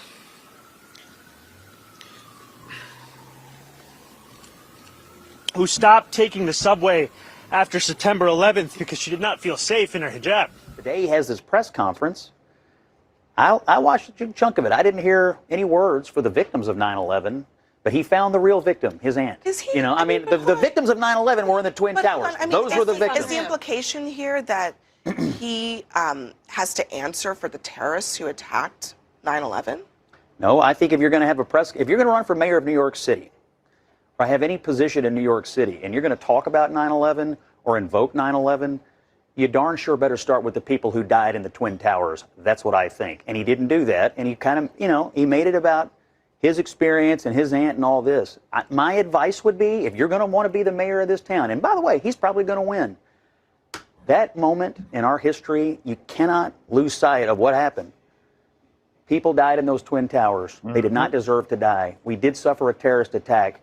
And we can't really forget the moment, making it about him and his family. Okay, there were almost 3,000 people that died there. Yeah, that's right, because he's a leftist. And what do leftists do? Victimhood is at the top of the hierarchy. So he's trying to use guilt, unearned guilt and victimhood. He's trying to extract the emotional price from the voters to make it seem like somehow he and his aunt was the victim, not the thousands of people who died. And by the way, because he is for current jihad, he is a Hamas supporter. Because he is for that stuff, there's every reason to believe he was for the 9/11 attacks. I'm sorry, and the fact that, oh, by the way, his imam was the co-conspirator, an unindicted co-conspirator in the 1993 World Trade Center attacks. I don't like this guy very much. Good luck, New York. New York is really going to do this? Keep your eyes peeled on New York. I think Cuomo should drop out and endorse Sliwa. Look at the numbers, compare them. Come on, Cuomo, do the bigger thing, just like Bobby Kennedy. He's like, I have my platform, and in some ways the Trump administration and I overlap a little bit. But for the good of the country, we'll combine forces like Voltron or the Power Rangers, whatever the kids are watching these days. I'd really like to see Cuomo endorse Sliwa and team up. Otherwise, it does feel inevitable. Scott Jennings here talking about the EPA Administrator Lee Zeldin cutting the fat at the EPA and trying to stop so much money flowing out of America. Let me just get this straight. You're taking it from 16,000 down to 12,000, and you are canceling all of these unnecessary grants and expenditures. By the way, do I remember correctly? Was it your agency that had Stacey Abrams in Georgia getting some kind of massive grant that her organization was in no way, shape, or form qualified to distribute? So the answer is yes. Stacey Abrams was involved in an NGO that was part of receiving a $2 billion grant in 2024 from the Biden EPA. This entity, by the way, only received $100 in 2023. In 2024, they received a $2 billion grant. The grant agreement requires them to complete training called How to Develop a Budget. That's a real sign of confidence that they need to complete that training. They would start to be able to spend the money before they even complete this training on how to develop a budget. And this was $2 billion as part of a $20 billion pot that I canceled shortly after coming into office because it was just riddled with, it was basically 8 environmental NGOs, these pass-through organizations filled with former Obama and Biden officials, Democratic donors, and they're all pass-through entities, whereas pass-through entities. Everybody, make sure 10% goes to the big guy, right? the money goes through them to other entities. Many of those entities also pass-throughs. The agency would have less and less oversight. So yes, the NGO connected to Stacey Abrams, that was $2 billion of the $20 billion. You're talking about taxpayer money going from one NGO to another entity to another. I mean, it sounds an awful lot like you're describing a money laundering operation. I'll give you a wild example. So $7 billion in a program more recently canceled called Solar for All. We were finding grants where the grant was going through 4 pass-throughs, where each of the pass-throughs were taking a cut of at least 15% for that pass-through. So think about how much that dollar got diluted. You know, we believe at the Trump EPA that you can both protect the environment and grow the economy. It's not a binary choice. Yeah. We also believe that if a dollar... You shouldn't have one at the expense of the other, but that's been the opposite. That's why the Democrats have been so ardently pushing this, is because they skim money. They get rich doing this crap at our expense. Is going to get spent to remediate an environmental issue, that the dollar should get spent on remediating the environmental issue, not to go to some activist group. And in some cases, the money gets spent to help train another activist group to come to Washington and advocate for money so that they can go out and be activists. And we're not here saying, hey, take the money from a left-wing activist group and give it to a right-wing activist group. We're saying that tax dollars are precious. There's a zero-tolerance policy for any waste and abuse. And if you're going to appropriate a dollar for a specific cause to improve the environment, the dollar should go directly towards that cause, and none of this, self-dealing and conflict of interest, well-connected BS where the money gets diluted. Agree. New York Post reporting that Barry Weiss looks to poach pro-Trump CNN pundit Scott Jennings for CBS News. We'll see. Scott Jennings has quickly become a superstar. Okay, here's some tough news here. That freeway just opening up a short. San Bernardino County Sheriff Deputy Andrew Nunez was executed yesterday. Here's some of the procession for the fallen. Thrown in the air. I used to drive through San Bernardino several times a year. And somehow survived. That freeway, just opening up a short time ago, was shut down for much of the evening commute. That rush hour, absolutely a nightmare this afternoon, as the eastbound side of the 210 freeway was shut down for the investigation. I believe they've opened up at least one lane. That suspect airlifted from the freeway over to Loma Linda Hospital, where he is in stable condition and will be facing a mountain of criminal charges. So let's show you this story. Oh my gosh. Okay, ABC 7's reporting this. There's an off-duty deputy driving on the 210 freeway who intentionally hit the suspect on the motorcycle that ended the chase of the person who they believe shot the police officer. Sheriff Shannon Dykes. Hang on one second. There we go. Sheriff Shannon Dykes confirmed that an off-duty narcotics officer conducted a legal intervention by striking the suspect on the motorcycle, which sparked the crash that ended the chase on the 210 freeway near Upland. Watch this. Well, I mean, do you see it here? The suspect was airlifted to the hospital after being struck by the vehicle. Wanted in connection with the shooting of a San Bernardino County Sheriff's deputy. Look at this. You see him in the air right here. Let me go full screen. There we go. Now you can, there, that's way more. This was not accidental. This vehicle spun over to make sure that they got rid of this guy. I think he had a gun in his hand. Right now, it looks like he's, bro! That's exactly what I was talking about. Pretty sure that motorcycle landed on him as well. Exactly what I was talking about. And right there, surrounded by lots of people. And it's not right there. That's just the bike. The suspect is closer to the median. But I mean, you got 1, 2, 3, 4, 5, 6, 7, 8, 9 vehicles right here. Yes. And believe me, they're going to take that suspect. He's still moving. That is a plus. They are definitely going to take him into That is a plus. custody. It did look like the motorcycle did land on top of him. Oh, yeah. Once he was on the ground. Now, I'm a deputy in Rancho Cucamonga. Oh! And right now, it looks like he's, bro! That's exactly what I was. That lady calling it. I'm a deputy in Rancho Cucamonga. Oh! And right now. Whoa.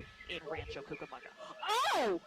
And right now, it looks like he's, bro! That's exactly what. I mean, that is the reaction, the proper reaction. It's okay to feel good about this because that's a bad guy. If that's the bad guy. You don't have to feel bad about liking that. Let me just tell you, you don't have to feel bad about liking that. All right? All right. We cool? We cool. Ontario, California. Yeah, there's a airport out there. Waving his Gen 3 Glock 17 pistol at vehicles he passed, prompting a law enforcement pursuit, exceeding speeds of 150 miles an hour. This one, Mr. Gunzinger, says a random sedan driver then decided he'd like his insurance company to provide a new paint job in exchange for his deductible and cut their motorcycle off during causing the man to go airborne. Yeah, at least the Gen 3 Glock 17 is on the roster of, what is that, like bad guns, according to Newsom? But knowing that was an off-duty or narcotics officer is wild work. Bravo. I mean, just well done. This is someone who's a murderer, actively waving a gun around. This is a clear and present threat. You take him out.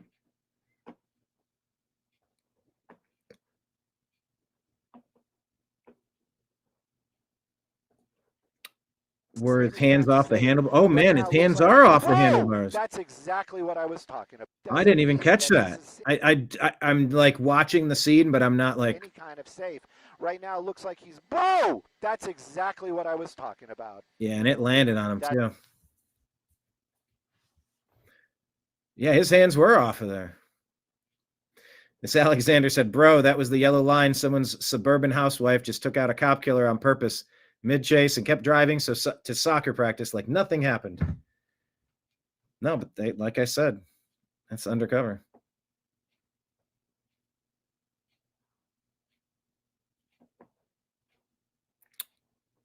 Anyway, here's the press release on that, but you get the details.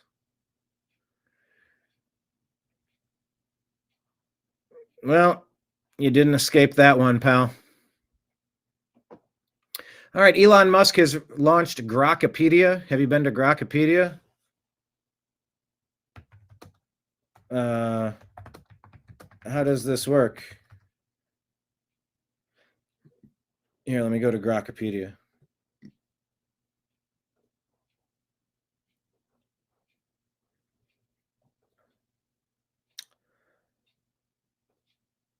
Okay, so you can see my... Oh, there we go. Play stupid games, win stupid prizes. I don't know. What do you want to ask Grokopedia?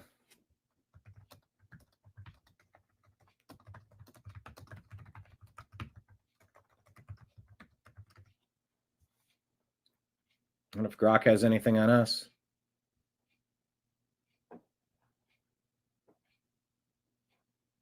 I don't know how it works.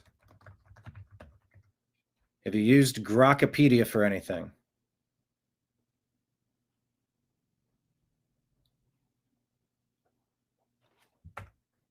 Grokopedia.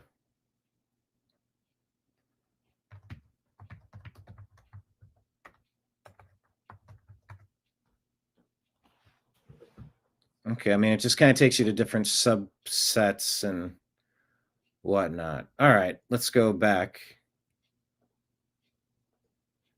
Elon says the goal of Grok in Grokopedia is the truth, the whole truth, and nothing but the truth. We will never be perfect, but we shall nonetheless strive towards that goal. Dylan Loomis says, note the difference between Wikipedia's first paragraph on George Floyd compared to the first paragraph from Grokopedia. The nuance and detail on Grokopedia is far superior to Wikipedia and is clearly not pushing any ideologies unlike Wikipedia. Corrections like this are critical to our AI future. Thank you, Elon and XAI.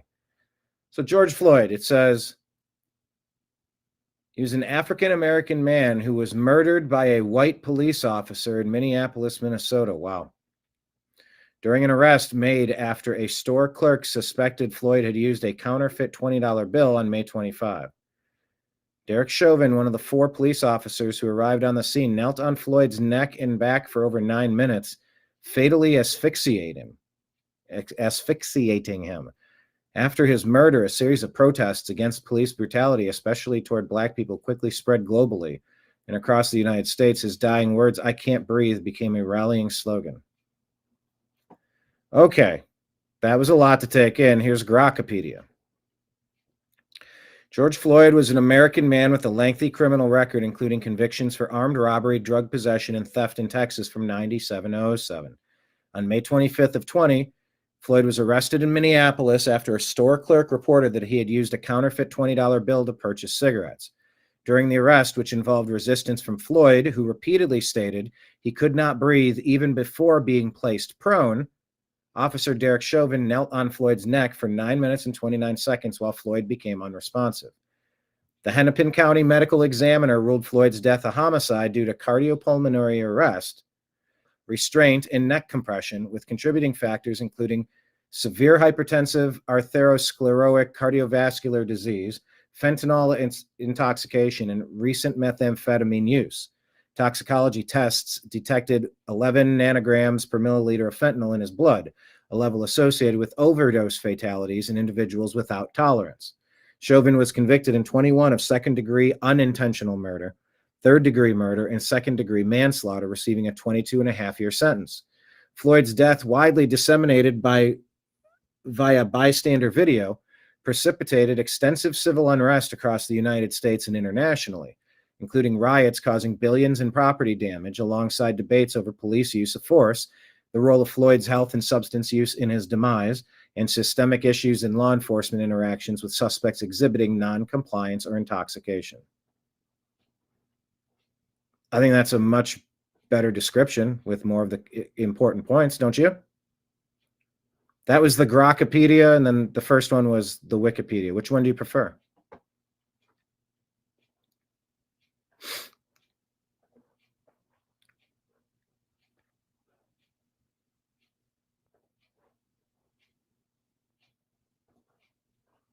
Okay, so Grokopedia. It's there for us to take a look. Who made this? Dr. Clown says, coming to a truck stop near you. On a steady, right over it. Come on, grab it. Yes, it's got it, bro. Hold tight. It's dropping. Yes. You did it. Look at that. California CDL, brother. I am official now. That's your ticket, man. Congratulations. Made on AI, of course. California is giving out driver's permits for commercial driver's license to people that don't understand English, don't understand the road signs, are repeatedly failing their driver's tests. and maybe cheating to get passage so that they can be given IDs, real IDs, work visas, all sorts of documentation. I lose me on the specifics. Yeah, American jobs are being taken away from Americans. And meanwhile, we've had 2 former residents of, I believe, India that have caused 3 road fatalities in 2 different crashes. I believe one in Florida, one in, where was the other one? Was it California and Florida, I think?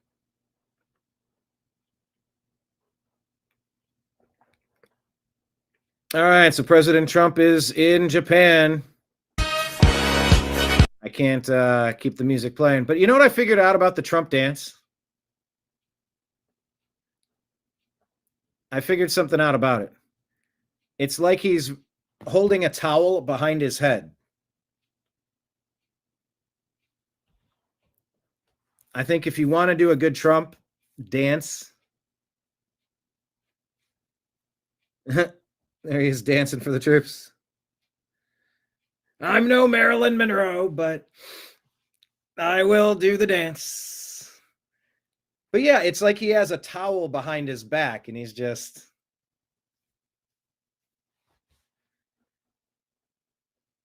doing that. Trump in Japan. Check this out.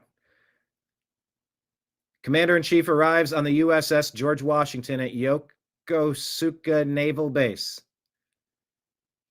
I got to tell you, the dude knows how to make an entrance. Check this out. Let's get volume. Okay.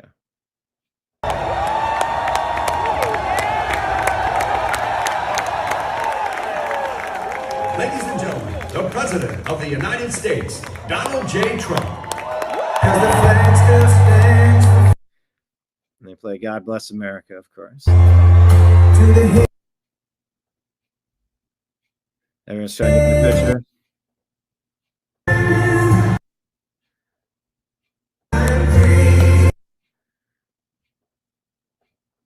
Anyway, I can't, but you get the point. Yeah, word that Russia has launched a nuclear capable missile, was it 7,000 miles, basically anywhere on Earth. Trump is over there in Asia making deals and getting things squared away, so all our bases are going to be ready. I think Puerto Rico, we're putting in a huge presence over there. Some of the reports are coming in. Staging ground off for Venezuela. Additionally, there's a hurricane coming for Jamaica. A category, what is it, 4 or 5? Is it Hurricane or Hurricane Michelle? I think. Melissa?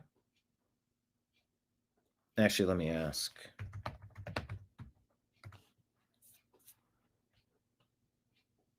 Trying to get you some of the other notes. There's so much happening. Hurricane Melissa approaching at the limits of what physics can theoretically produce in a tropical cyclone.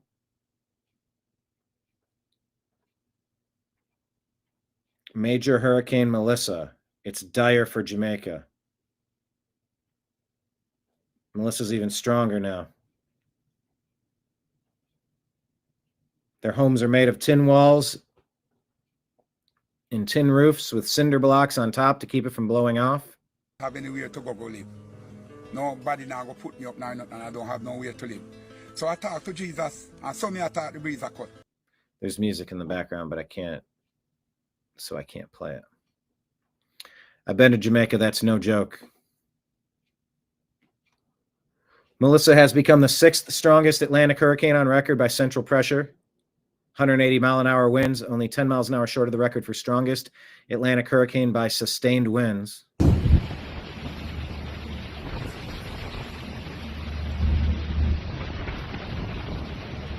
Yeah, send some prayers for Jamaica. Try to push this out to speed.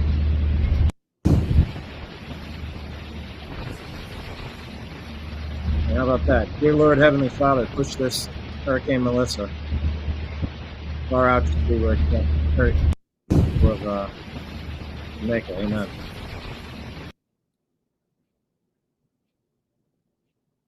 Oh, right for Montego Bay. That's where I flew into. I mean, it's going right for Montego Bay. Oh, good grief. What is it when meteorologists call it unreal? What's this clip here? Oh, there's no audio. No storm strengthens like this without help, says that account.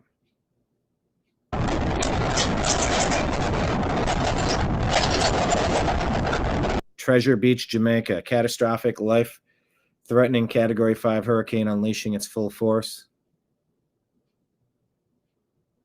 Directly over the area, battering everything in its path.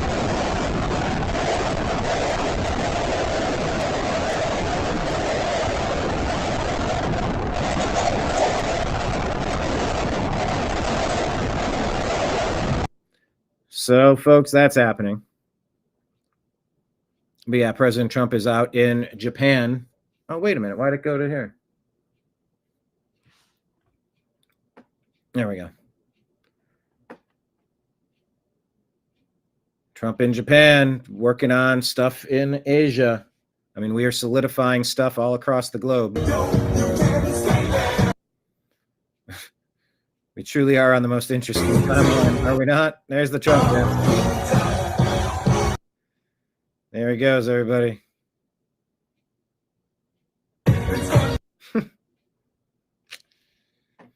No context video says Democrats aren't afraid Trump will fail and destroy our country. They're afraid that he'll succeed and destroy their political ideology. That's a good point.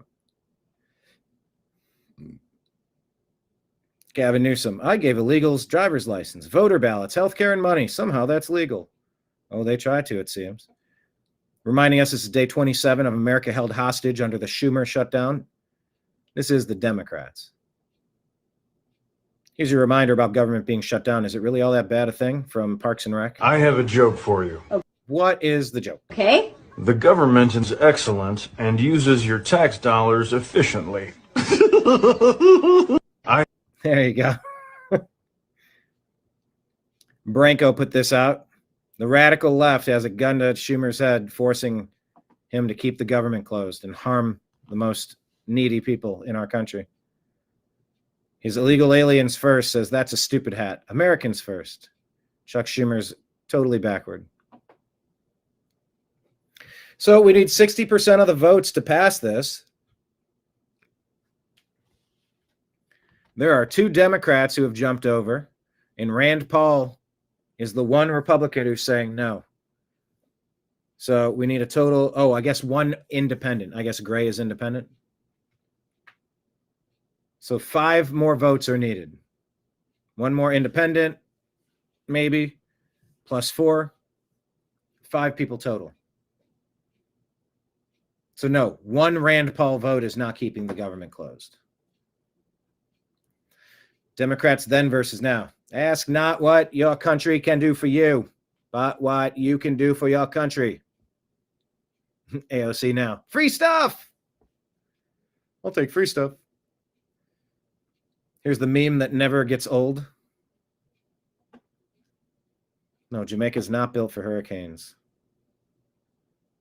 What's a great comment? I don't know. What's a great comment? Yeah, but Democrats are holding up illegal immigrants while American citizens are suffering. It's a great metaphor, great meme. The White House released this. WhiteHouse.gov says 27 days later, Democrats are still making this harder than it has to be. Put America first and open the government. This is the Democrat shutdown. The entire government will be shut down until further notice. I'm sorry, I just started hearing really loud circus music in my head. What did you say? That's a great line. I wonder how much of this I can play. I mean, it was issued by a government account, which means it's newsworthy. It's fair use. Doesn't mean I won't get copyright stricken by it, but still. How long will they be closed? Could be forever. You're forever. out of your mind. I'm going to make this way harder than it needs to be. Whoever's doing the White House social media accounts are just crushing. I'm waiting. Could you be any slower? It's been 84 years. We're going to talk about the culture war. They're summing it up nicely. Democrats are causing all this unnecessary pain. Call them out. Call them out. Clock is ticking like this. fucking move. Let's go. The clock is ticking. Let's move. I don't understand why it's so difficult. I'm in a glass case of emotion. I'm in a glass case of emotion. Get a hold of yourself. Hurry it up, Nut. What is your problem, pal? This is the American social media accounts. Hurry up, will you? Get your Hurry up, will you? Get your together. together. I had to keep breaking it up for that music. Yeah, this is the other angle of President Trump showing up in Japan.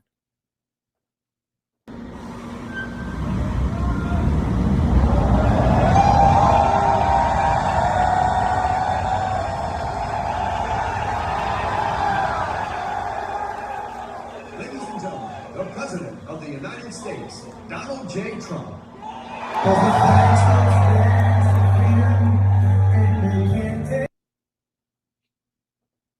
What an entrance. That's just super cool. Yeah, so Gavin Newsom is on podcasts. He's trying to make it sound like he had such a tough upbringing. Yeah, he didn't. He sanded a vineyard at 25. And there's nothing wrong with having a family that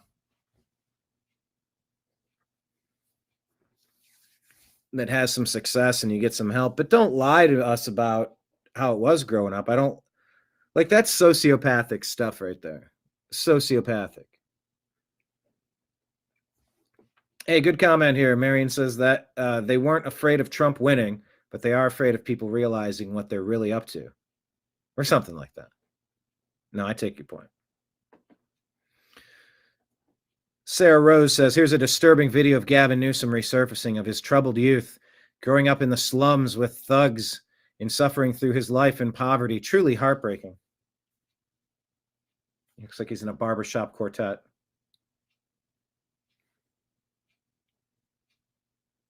Children of the Rich feature that ran in the San Francisco Chronicle in 91. Oh, yeah, that's what it's like to be a child of the rich. Yeah, it wasn't a tough life. C3 says Gavin Newsom did not grow up poor. Of course, we knew that. He was from a wealthy family, which is totally fine, but he lies about painting himself as a hoop dreams story. His childhood home recently sold for $3.6 million. This is his hood where Hoopin saved him. He's incapable of being honest. Nothing wrong with having a $3.6 million house. Congratulations. But don't come out and tell us a different story either. Kevin Dalton says, most people don't realize that Boys in the Hood was based on Gavin Newsom's life story.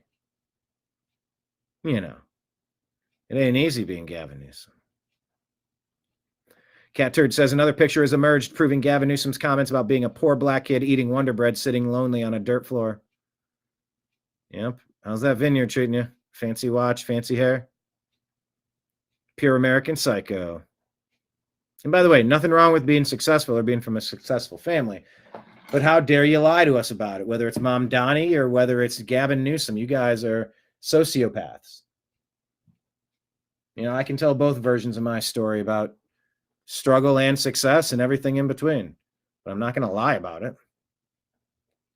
All right, this lady has thoughts about Trump and the left. Is it really this simple? Kind of. You don't have to love Trump. You don't even have to like him. The issue isn't Trump anymore. It is that the left hates him more than they love America. They would rather watch the country fall apart than admit he ever did anything right. That's Trump derangement syndrome. And I've encountered this energy, and it's so weird when you find it. There's no rationalizing that'll make sense of it. You just get caught in a loop, and it's just, it is a face first race to the basement, corkscrewing yourself into the ground. For real. By the way, quick reminder, we have Rumble Rants and Super Chats. The tip jars are open if anyone wants to throw something out there. This lady continues about the Trump hating America and Trump more than loving America. They cheer when things go wrong, when prices rise, when chaos fills the streets.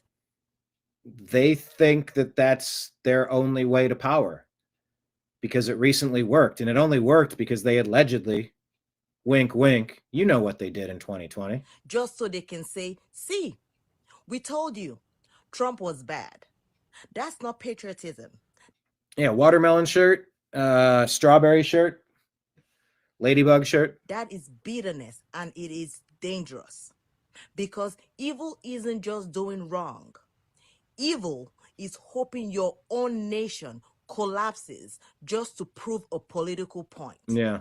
America doesn't Cut off your nose to spite your face. fall because of one man. It falls because too many people would rather see it fail than see their opponent succeed. You don't have to love Trump. But if you hate him more than you love this country, then maybe the problem isn't him. Well said. Tim Burchett says, remember that Republican senators voted 12 times to fund SNAP. Democrat senators have voted 12 times to not fund SNAP.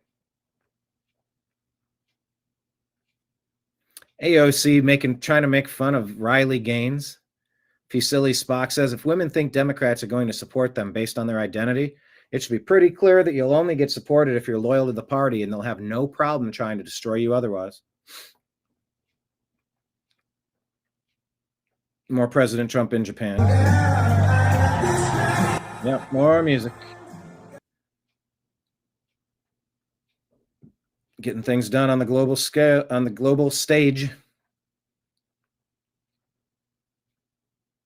So if you see something floating around saying that only 18.7% of EBT or food stamp recipients are American, understand that according to Grok, that's not accurate. Data from USA Facts, USDA show over 93% of SNAP recipients in the U.S. are citizens. And then there are 7%, I don't know, why are we 7% eligible non-citizens? That's almost 1 in 10 of our dollars is going to people that are not Americans. Undocumented illegal aliens cannot receive benefits as eligibility requires citizenship or specific lawful status with residency requirements. The 18.7% figure likely misinterprets ethnicity data as citizenship, leading to this distortion. But they've put an ethnicity percentage of U.S. households receiving SNAP. Afghan, Somali, Iraqi, Dominican, Caribbean, all above U.S. native. That's not right. Something there is off. Your benefits should be going to native people, people in this country who are members of this country. But keep in mind that 93%, that's not quite accurate as it's being presented.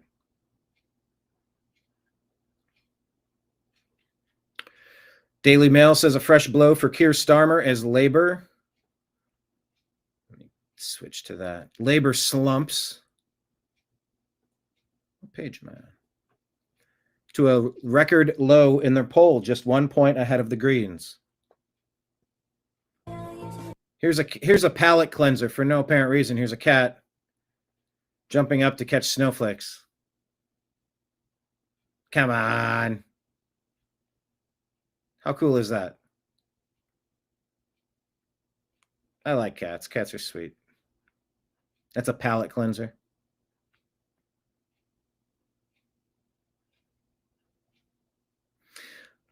So President Trump was in Malaysia, and they played the Rocky theme song for Trump. Check this out. I can't play all of it, but I can jump back in and out. Okay, the song's about to kick in.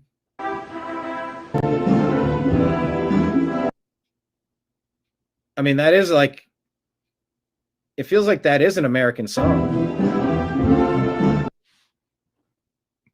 Look at that. Can we adopt this officially as one of the American songs? Look at that. They're going.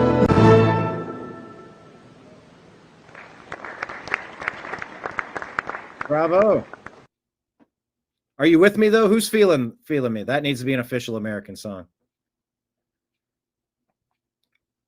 All right, so here's a new Newsmax host, Rob Finnerty, talking about the SNAP program. Take a listen. There are 42 million people in this country. There are 42 million people in this country that need food stamps on a weekly basis. And we're saying people deliberately instead of Americans, because most of the people that are on food stamps aren't even from this country.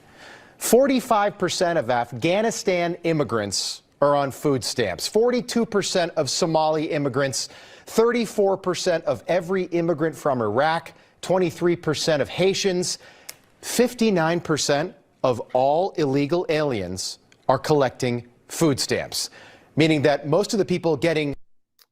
And by the way, once again, the data is out, trying to figure out nationality versus. I need some more information on these numbers. Grok is disputing how this is being put together. Food stamps from the U.S. government and the U.S. taxpayer. Regardless, we should be appalled and terrified at some of this information. Are not even Americans. Think about that. But on that chart, it showed that American native born, that was not the first one, not the second, not the third, not the fourth. Maybe it was fifth or sixth. And we didn't know about any of this before the government shutdown started. But thanks to Democrats, we can confirm tonight that millions of Joe Biden illegal aliens, people who crossed the border when Joe was president, are now collecting food stamps from a program funded by hardworking American taxpayers. There are four. Time for a complete overhaul of the system. J.B. Pritzker in Illinois confronted, and we have the receipts. Take a look. I haven't suggested that Donald Trump is Hitler. The dangers. I haven't suggested that Donald Trump is Hitler.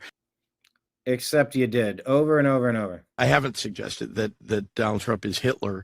The dangers that we saw in Nazi Germany are the dangers that we need to react to now. Well, I think everybody understands that at this point we've got an authoritarian in office. It doesn't take very long to tear apart a constitutional republic. Indeed, the Nazis did it in 53 days. That's not the country we live in. You shouldn't have to walk around with papers the way that, like a driver's license, they did in the early days of Nazi Germany. Oh, so you're saying America is like Nazi Germany because of Hitler, because of Trump? Yeah, that's exactly what we said. I do not invoke the specter of Nazis lightly. I'm watching with a foreboding dread what is happening in our country right now. Are you now? Mm-hmm. President who watches a plane go down in the Potomac and suggests without facts or findings that a diversity hire is responsible for the crash. Yeah, when you hire anything other than the most capable people, that's the very first question people are going to ask. So that's because of your policies that you support that happened, not because of Trump for noticing. Get that straight. The authoritarian playbook is laid bare here. How can you possibly compare what happened in Germany in World War II to what's going on here in the United States? Well, we're talking about the death of a constitutional republic. That's what happened in Germany in 1933, 1934. And we're seeing today that you've got an administration in Washington that's ignoring court orders. This is literally the end of the republic as we know it. Oh, is it? If we don't stand up to Donald Trump. Okay. I'm glad you're not evoking. Suggested that Donald Trump is Hitler. Mm-hmm. Nice try. We know better. So Mamdani's getting called out for blatantly lying about the victimization of his aunt. Yeah, the real victim there. God, Norm Macdonald does a great joke. Let me see if I can find that.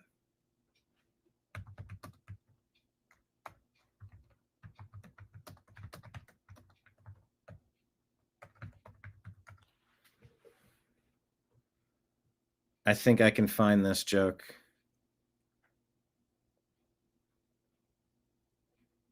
Okay, this has got to be it.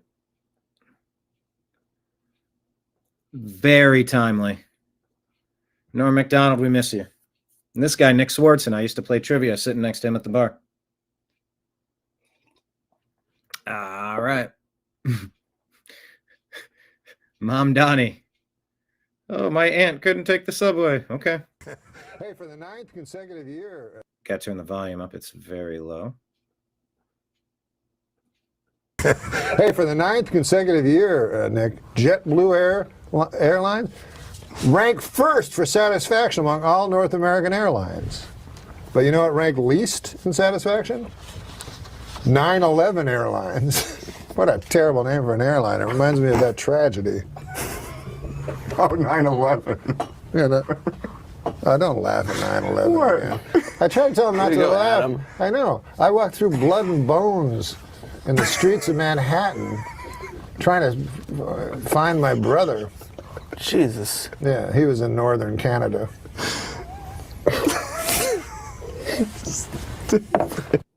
That's not the joke I was looking for, but I love the northern Canada part. Ooh, maybe it's here. Well, I can't say my friend's name, but he said his biggest fear is that ISIS or some terrorist group like that would get a hold of a dirty bomb and explode it over a major city within the United States and kill tens of millions of people. Because then the blowback against innocent Muslims would be absolutely terrible. Yeah, that's right. That's true. Okay, let's do some jokes. That went well, John. I think he's done that joke a couple different times. That's not the best way he's done it. He's basically saying the real tragedy there would be the innocent Muslims being blamed for the mass casualty event. It's a good bit. Anyway, here's Mamdani, crocodile tears about his aunt, story that didn't happen. I was speaking about my aunt. I was speaking about Zerafui, my father's cousin, who sadly passed away a few years ago. And for the takeaway from my more than 10-minute address about Islamophobia in this race and in this city to be the question of my aunt tells you everything about Andrew Cuomo and his inability to reckon with a crisis of his own making. What do you think about all that? Yes, I was speaking about my aunt. I was speaking about Zerafui, my father's cousin, who sadly passed away a few years ago. Yeah, maybe you were, maybe you weren't. 10-minute meltdown over the fact that people are condemning the fact that he's Muslim. Shinzo Abe was a really good friend to President Trump. Make Japan great again. They just elected their lady leader. And here it is. Prime Minister Takaichi Sane gifts President real Donald Trump something. Oh, so I guess it's two golf things. You come in. Two golf things. The golf bag signed by Hideki Matsuyama and Prime Minister Shinzo Abe's putter.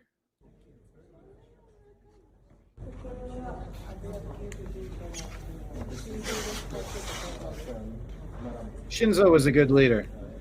I'm in some chat rooms where we constantly play Shinzo memes and Shinzo stories. There's that famous one where Shinzo came back to save President Trump from that bullet.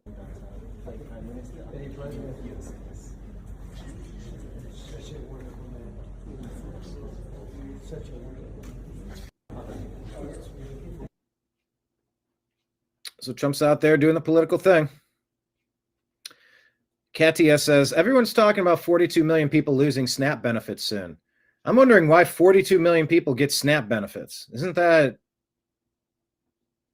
a huge number? The White House posts this and says Japan is back. All right. Well, they're trying to keep some common sense over in that part of the world. What is this story? A white female is brutally beaten after getting into a minor fender bender with a black woman. A black bystander pleads with the black woman to stop so she doesn't go to jail.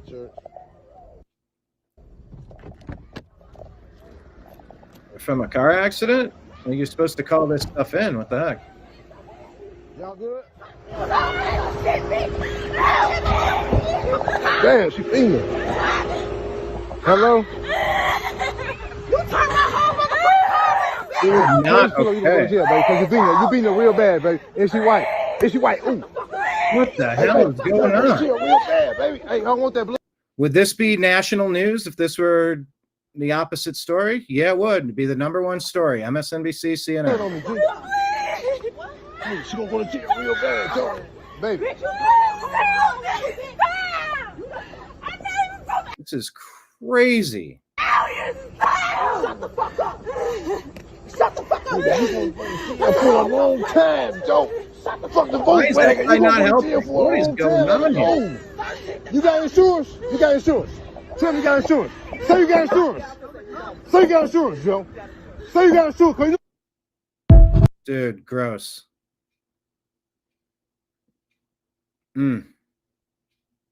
Sorry about that. May's pointing out what Zohran Mamdani said about the boot of the NYPD being on your neck. The importance for me of international solidarity is that it takes me out of the American political landscape and reminds me just how tame some of the things are that I'm actually calling for. And it reminds me of the necessity of grounding ourselves in the struggles as opposed to the fights around the struggles. For anyone to care about these issues, we have to make them hyper-local. We have to make clear that when the boot of the NYPD is on your neck, it's been laced by the IDF. We're in a country where those connections abound, especially in New York City. You have so many opportunities to make clear the ways in which that struggle over there is tied to capital's interest over here. We have to make clear that when the boot of the NYPD is on your neck, it's been laced by the IDF. September of 23. That was what? The September, when was the October, when was it?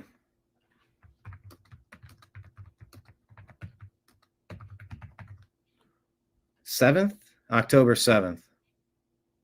September, October. So this is, I guess, before the attack? All right.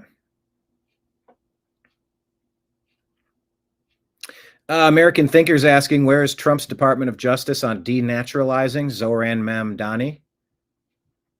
It's an interesting question. John Solomon here says, breaking House Oversight Committee deems some of Biden's auto pen orders invalid and asked the Department of Justice to investigate.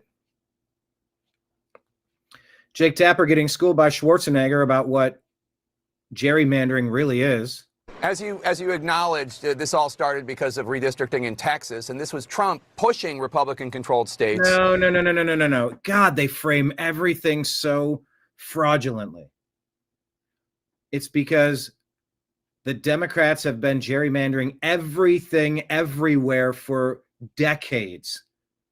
It's time the Republicans are, having to use that strategy because it's certainly being used against them to artificially manufacture more votes than there should be. As you acknowledged, this all started because of redistricting in Texas, and this was Trump pushing Republican-controlled states to throw out their current congressional maps so as to cook the books, so that it is less likely for Democrats to retake control of the House during the next year midterms. I mean, is it fair to argue that do you believe that the Republican Party is starting this? No, Jake. There has been gerrymandering going on for 200 years. There is such extreme gerrymandering going on that in a state like Massachusetts, that has like 40% of the people voting for Trump, they have 0 representatives. The Republican Party has 0 representatives sent to the House. Think about that. In New Mexico, if 45% of the people voted for Trump and voted Republican, and 0 is sent to the House, 0 representatives from the Republican Party. So there's gerrymandering, crazy gerrymandering going on all over the country. And we wanted to try to stop it in California. And we did stop it in California. And we went around the country. So I think this whole thing about finger pointing and saying they did it, so therefore we should doing it, that's not really the way to go. The one party should outperform the other party. It should be performance. And when it comes to midterm elections, as you know, always the party that is not in the White House usually wins by 20, 25, 30 seats. So what does 5 seats matter in the first place in Texas? It is crazy. We should outperform them. That is where the action is. There you go. Harmeet Dillon is bringing up civil rights, Justice Department serving under AG Bondi. 2 illegal aliens causing horrific tragedies on American roadways while behind the wheel of large commercial trucks. They both allegedly obtained their commercial driver's license in California due to the state's absurd coddling of illegal aliens.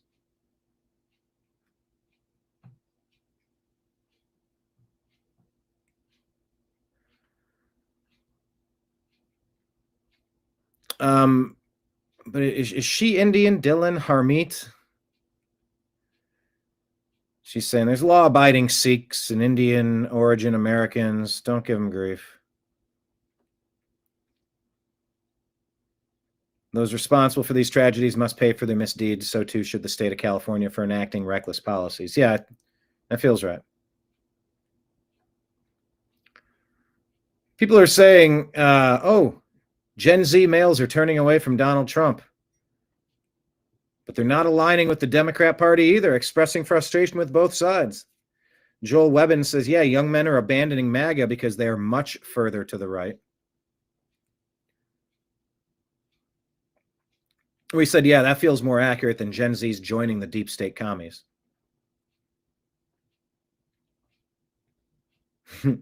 President Trump is a samurai. Mamdani admits that his aunt in a hijab story isn't actually his aunt.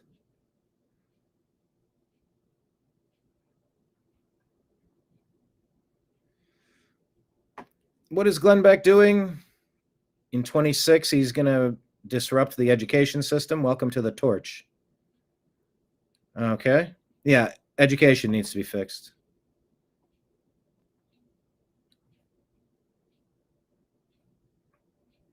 There was a little sidebar conversation about Andrew Jackson. True Democrat, authoritarian, racist, purveyor of industrial pain, says somebody. He should be taken off the 20, leaving not a single Democrat on our currency.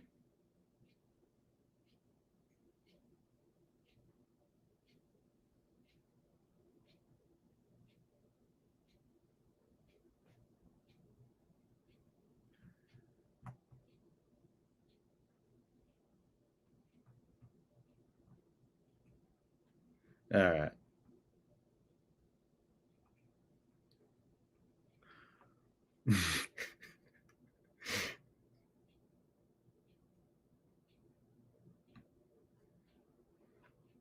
Okay. President Trump discussing Michael the Archangel. But as I look back at my life's journey, or just divine intervention. But as I look back at my life's journey and events, I now recognize that it's been the hand of God leading me to where I am today. And my faith took on new meaning on July 13th in Butler, Pennsylvania, where I was knocked to the ground, essentially, by what seemed like a supernatural hand. But as I look back at my life's journey and events, I now recognize that it's been the hand of God leading me to where I am today. And my faith took on new... Yeah, right. Oh, this is the Shinzo Abe thing. I want to play it for you. I don't know how much music is in this. Just this is... Maybe I'll end on this. Let me see what else I have in the stack before I decide if I'm going to end on this. And then we're going to replay yesterday's show. afterward. Here's President Trump discussing Shinzo Abe. Well, I want to thank you very much, and I want to congratulate you. As you know, Shinzo Abe was a great friend of mine, and I was very saddened to see what happened. It was so shocking, but he spoke so well of you, even before we knew what was going to happen and your ascension. He spoke so well of you long before we met. And I'm not surprised to see that you are now the Prime Minister, and he would be very happy to know that. And I congratulate you on behalf of the United States of America. Well, I want to thank you very much, and I want to congratulate you. As you know, Shinzo. Yeah, Shinzo is something special. You want to hear what a con man's going to tell you? Listen to what Mamdani is doing out there. Mamdani. Here is what we stand for, my friends. It's so quiet. We're going to freeze rent, build housing for everyone who needs it, eliminate fare on every bus line, create universal child care at no cost. Yes, we're going to spend tons of money for no cost. That's not how anything works. What a damned con man.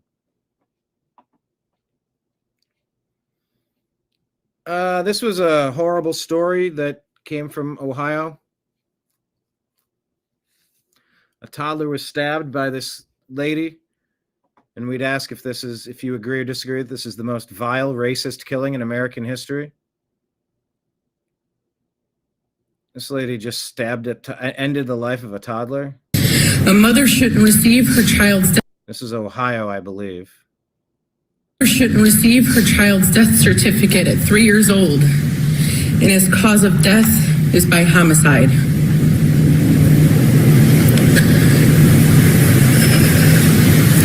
That woman murdering my son replays in my head every single day.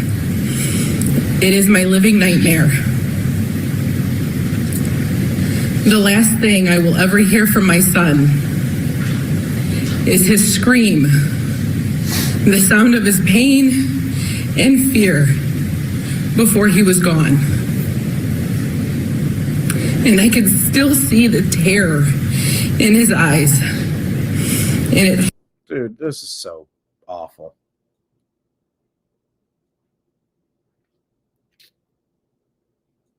Three-year-old boy from North Olmsted, Ohio, Julian Wood, described as funny, outgoing, fearless, full of life, love, and laughter. Loved dinosaurs and showed compassion toward his older brother who has autism spectrum disorder. At Giant Eagle parking lot in North Olmsted, Bianca Ellis, 34, from Cleveland, she stole 2 knives from a nearby Volunteers of America thrift store. Followed Julian and his mother, Margot, 37, out of the store.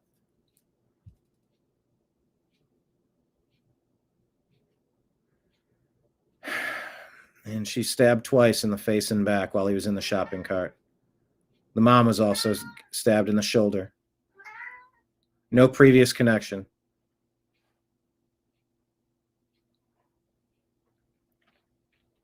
Verdict just came in. Life in prison without parole.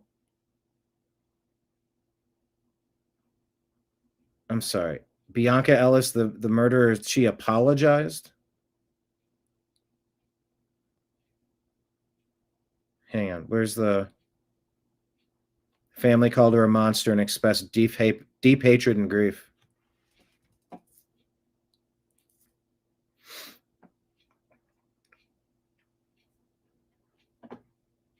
You didn't hear about this story. If this were a random white woman stabbing a loving black 3-year-old toddler, don't you think this would have been #1 news on CNN and MSNBC nonstop? Maybe the Democrats could try to turn it into a large issue to block the streets and shout demands and commit acts of domestic terrorism. Use this as an excuse. Haunts me every day. I hate you with every fiber of my being.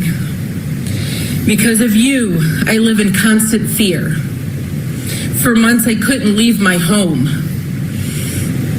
If I did leave my home, I needed someone by my side. And even then, I was stricken with fear. I don't take my children to the store by myself anymore because I fear something might happen. I leave my kids at home with my mom and go by myself because if anything happens, it'll just happen to me.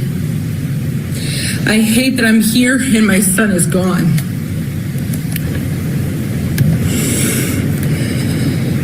Just because you have a mental illness doesn't mean you can use that to justify you murdering my son. What you did was unforgivable and it can never be taken back. You deserve to go to jail for the rest of your life, so you can't hurt anyone else. You don't deserve a second chance. You don't deserve mercy. You didn't give my son any. Yeah, I've been following that story. What, Nibis? What are you meowing about? I gave you breakfast. And she was smiling in court, all happy and proud with herself. Been following this story for a year. Shame on her.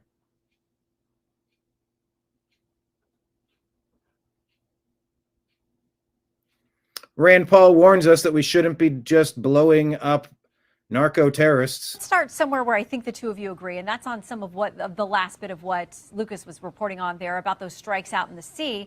The president says there's going to be more information and briefing coming to Capitol Hill. Here's what he said Thursday. You know, the land is going to be next, and we may go to the Senate, we may go to the Congress and tell them about it. But I can't imagine they'd have any problem with it. I think they're going to probably like it, except for the radical left lunatics. All right, so I'll start with you, Senator Paul. What do you need to hear in a briefing? What questions do you have? You know, it's not so much about a briefing, but we haven't had a briefing. To be clear, we've got no information. I've been invited to no briefing. But a briefing is not enough to overcome the Constitution. The Constitution says that when you go to war, Congress has to vote on it. And during a war, then, there's a lower rules for engagement. People do sometimes get killed without due process. But the drug war or the crime war has typically been something we do through law enforcement. And so far, they have alleged that these people are drug dealers. No one said their name. No one said what evidence. No one said whether they're armed. And we've had no evidence presented. So at this point, I would call them extrajudicial killings. And this is akin to what China does, to Iran does with drug dealers. They summarily execute people without presenting evidence to the public. So it's wrong. It's a hard stance to argue against.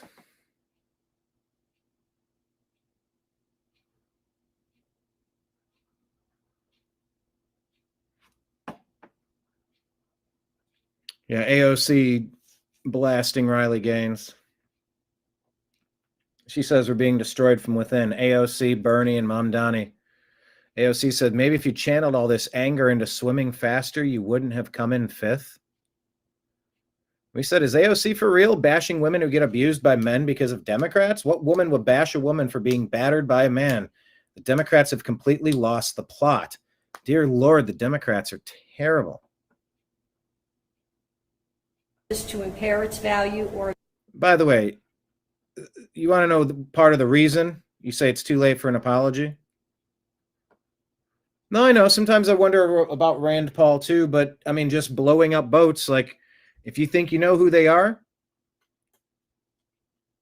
I've seen this happen. You roll your boats on them, you arrest them and charge them. I mean, can't you do that? I think you can do that. Yeah, Rand Paul and Thomas Massey, they do obstruct the MAGA agenda a lot. Sometimes it's a good idea to keep those conversations going, keep them more in the forefront, hold people accountable, keep them honest. Part of the reason why this story angered me so much, look at this lady. You want to tell me she said she's sorry and you think she means it? Look at when she was in the court about this. Defendant did knowingly cause serious physical harm to J.W. on date of birth 10/29/2020. Count 5 alleges that on or about June 3rd, 2020, any record, document, or thing with the purpose to impair its value or availability as evidence in such proceeding, smirking and laughing, or investigation. Count 10 alleges that on or about June 3rd, 2024, the defendant did with purpose to deprive the owner of the indictment to you. Do you wish to enter a plea of not guilty? Sí. Pardon me? Sí. What's same mean? Yes or no? Yes. Okay. I understand the victims are Laughing and smirking. represented and they want to make a comment before I set bond. Is that true? Yes.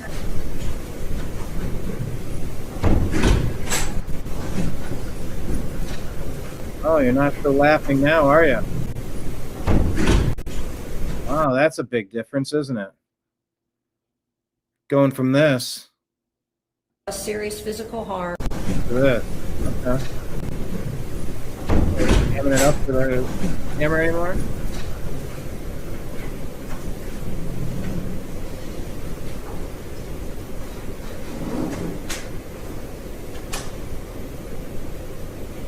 Yep, was advised by your lawyer. Keep your head down.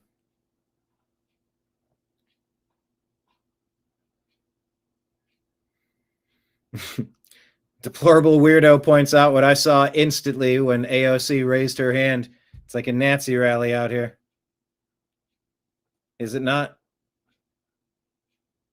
Are you not entertained?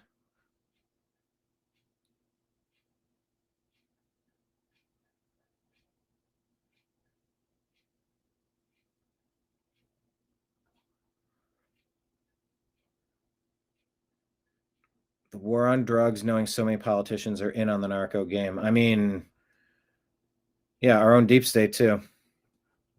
Same difference, I guess. Can you believe what the Democrats are up to? Watch this. Oh my gosh. Look at these Democrats. Oh no.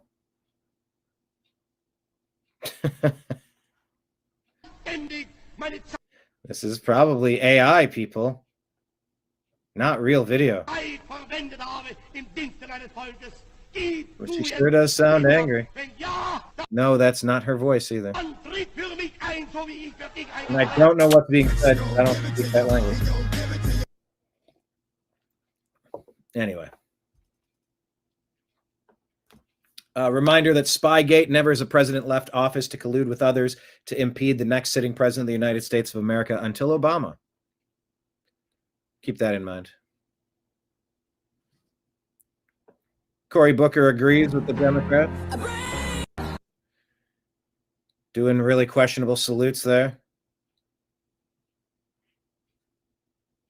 Yes, very questionable salutes from AOC. All right, I had one more thing I wanted to share with you.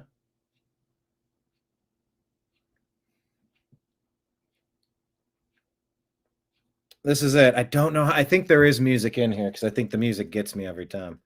But we'll end on this with Shinzo Abe. This is President Trump.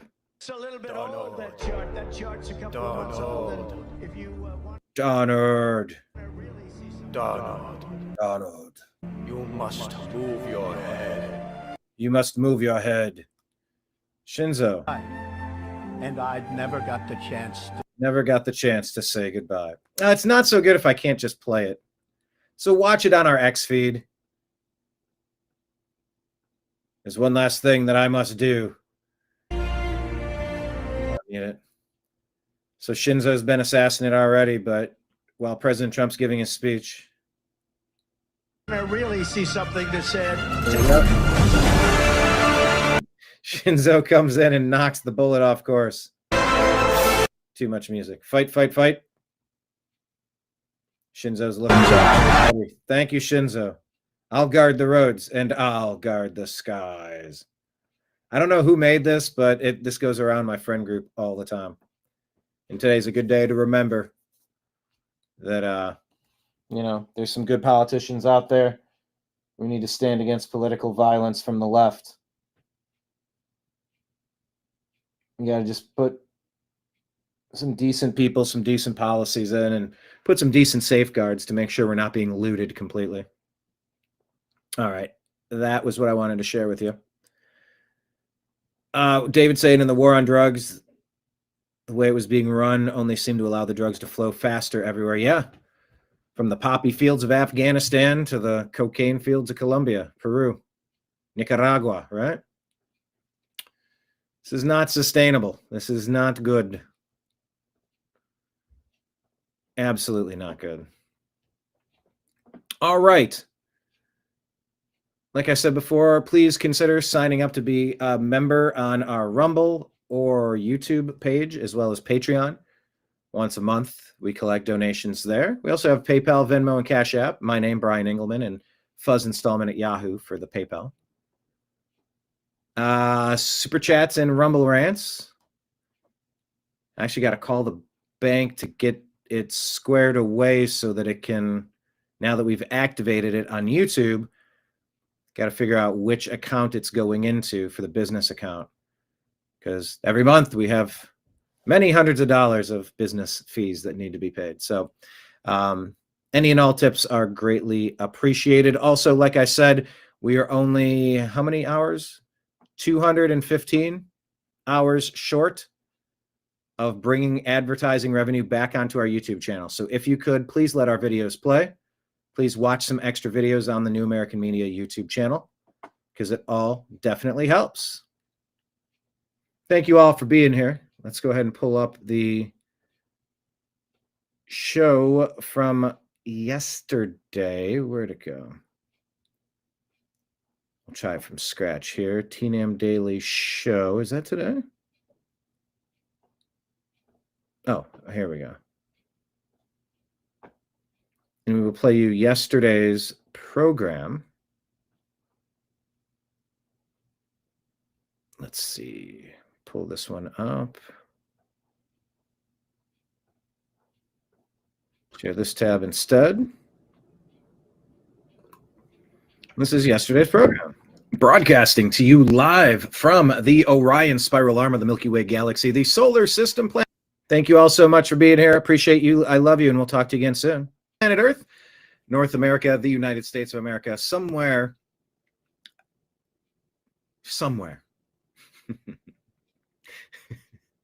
My name is Brian Engelman. Today is Monday, October 27, 2025. And this right here is called the TNAM Daily Show. TNAM, what's that stand for? The New American Media. Because the old American media has failed you. On today's show, we're going to ask, why are the Democrats shutting the government down? They're not in power. Their job is to rubber stamp. If there's not something cataclysmic, you pay your bills and you move on. They won the power. They have the majority of the seats. They're taking it in a certain direction. There's nothing egregious. In fact, the only thing egregious is what you're asking for. So why are they doing that intentionally? Why are the Democrats doing this? What is their plan? The EBT crash out. Didn't want to fund the military. We're trying to get tariffs and other ways to pay the military. What is the Democrats' plan? Why are they trying to hurt America right now? So let's talk about it. Also, California, the Democrats, what are they doing giving out the numbers of commercial driver's license to people that can't understand English, can't speak English, can't read English, can't write English, don't know what the road signs are? They've failed repeatedly, and they're causing homicides on the road. Homicides on the roadways. Why in the world are the Democrats doing that? Why are they trying to take American jobs? Because look, trucker jobs are decent jobs. Yeah, I mean, it takes a special breed of person. No, I don't mean racially, you goobers. If you're new to the program, I don't get into the racial stuff as much. I only point it out when I think it's being absurd and we need to reject the race baiting stuff. It's just, I mainly prioritize actions. Actions, behaviors. But it takes a certain breed of person, a certain type of human that can be on the road, and it's a challenging environment, but the pay is good. Now, to be fair, this is an industry that might soon be replaced with automated drivers. And how much safer would it be if you just kind of had conveyor belts of vehicles traveling exactly the same, making it easy to navigate the freeways, eliminate some of the human component that are leading to some of these crashes? So I don't know if it's an industry that really makes a lot of sense to focus forward long term, but short term, sure. Transporting things is a service that people still need. Why is California giving these out, these commercial driver's license out to people that say no name given? I'm sorry, what? You're getting a government document, a driver's license, and you're not even a citizen? We don't even know who you are. You're not fingerprinted in the database. Like, what are you doing here? What is your background? How did you get here? What type of, do you have a criminal background? This just goes to the people we're letting on our team. And when I say we, I mean the Democrats. The Democrats are trying to give out commercials, the Democrats are giving out commercial driver's license to people that don't understand the roadways. They're failing their tests over and over and over and over again. They don't speak the language. They're not residents. They're not citizens of America. And these are jobs being taken away from Americans. Why are they doing this? Why are the Democrats not just rubber stamping the continuing resolution on the budget, but instead trying to starve our military of funding and trying to turn off EBT so that people can get upset, so that people can go broke and get angry and cause a nationwide crime wave? What is that all about? Can you tell me? So these are the topics and more that we're going to cover on today's program. So buckle up and we will begin the show right now.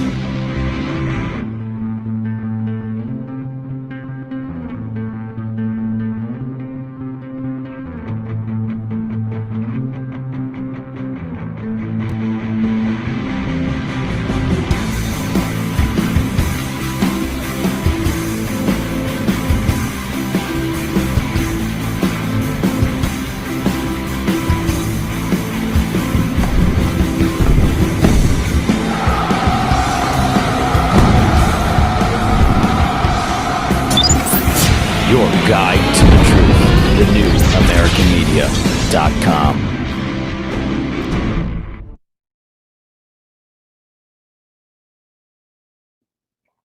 Hello and welcome. Thank you for being here. I said question of the day. Please hit like, please hit subscribe. We'll get the comments up on the side of the screen. Reminder that we do welcome you to our fine establishment here. I'm the bartender. My name's Brian. I'll be your bartender. We're going to talk about the stuff on the screens behind me.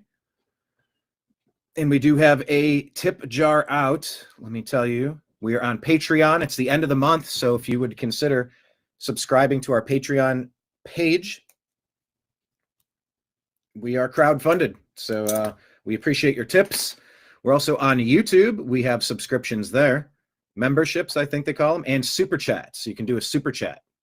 Drop $5, $10, $20, $50, $100 right there on YouTube, which is pretty cool. Rumble, we have Rumble memberships and Rumble rants. You can drop those there in our tip jar. Of course, Venmo and Cash App are great because it goes directly where it's coming. It goes one-stop shop. Doesn't get, you don't have to pay your penance along the side. Pay your toll to travel the road. That's Venmo, Cash App. That's my name, Brian Engelman, and PayPal. fuzzinstallment@yahoo.com is the email address to send something over on PayPal. Of course, the new American Media is on all of the places. Got to keep changing this graphic. Don't know why they've ever changed it. I have to always click that button to black this out so it's easy to read. The New American Media is on Instagram, Facebook, Truth Social, Rumble, Odyssey, Twitch, Kick, D-Live, Locals, and YouTube under the New American Media. We're on Telegram and Signal at TNAM and TNAM Chat, on X at American_Media_, and subscribe to our podcast, The Agree to Disagree Show, on Spotify and Apple. Also, we have a sports show, The Unhappy Hour. That includes our regular The Unhappy Hour shows, and it also includes Strictly Football. I got to double check if that's going to be Tuesday this week or Thursday. I'll get back at you. I should know by tomorrow morning. But yeah, we've done, 9 episodes of Strictly Football Season 2. Mike Barra, Jim Mitchell, Ezrael Robinson, and myself. So that can all be found at The Unhappy Hour. That is the podcast, The Unhappy Hour Sports Show. All right. Hello in chat. Marion, what's up? Trash Panda, what's up? John Droopidog, David Ban from Canada. Good morning, good afternoon. Hope everyone had a fantastic weekend. Did you have a fantastic weekend? Let me ask you that. Let me ask you a question. Did you have a fantastic weekend? I had a good weekend. And actually, that's our question of the day. In 5 words, explain your weekend. I haven't thought this through for myself, but I'll try now. Chores. There was cleaning. There was shopping. There was chores. Just life things that you got to take care of. Chores.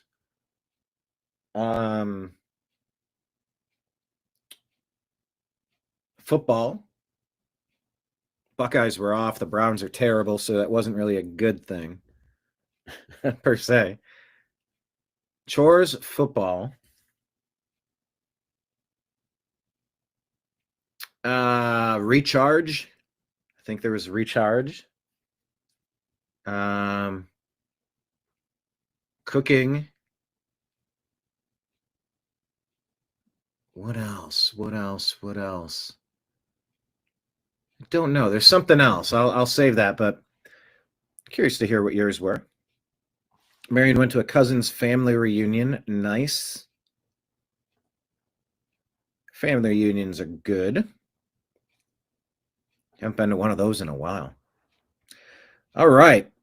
Let's open this up and walk you through our X feed and find the stories that are happening. Let's see why Kevin Stefanski is trending. Okay. It appears as though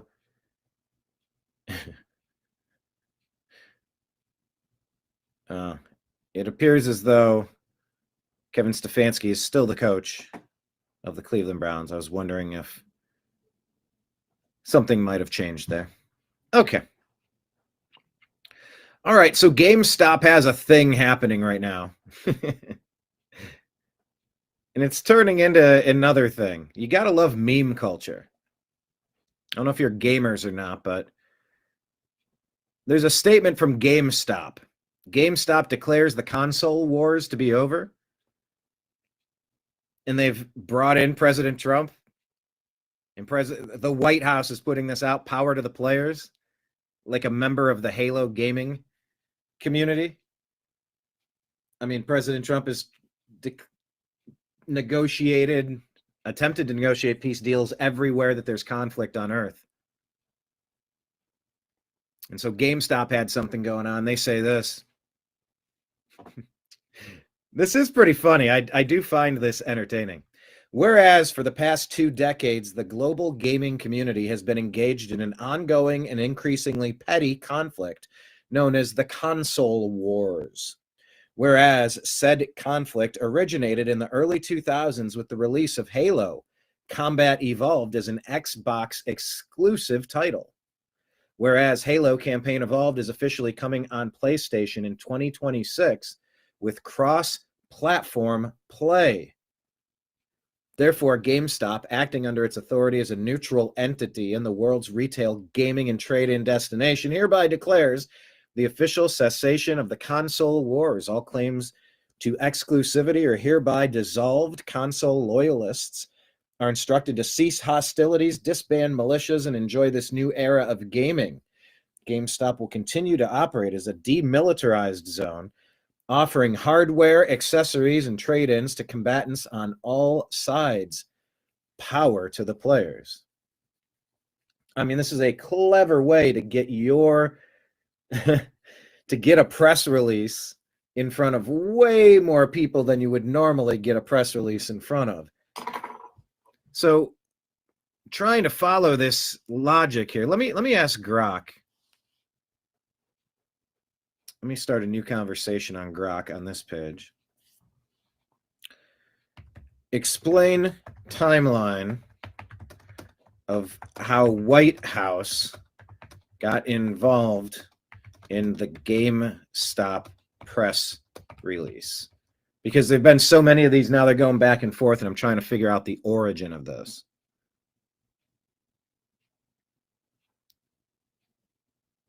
So there was a GameStop satirical announcement declaring the end of the long-standing console wars between Microsoft Xbox and Sony PlayStation, because they're releasing Halo Combat Evolved, the remake coming to PlayStation 5 in 2026, which breaks the Xbox exclusivity.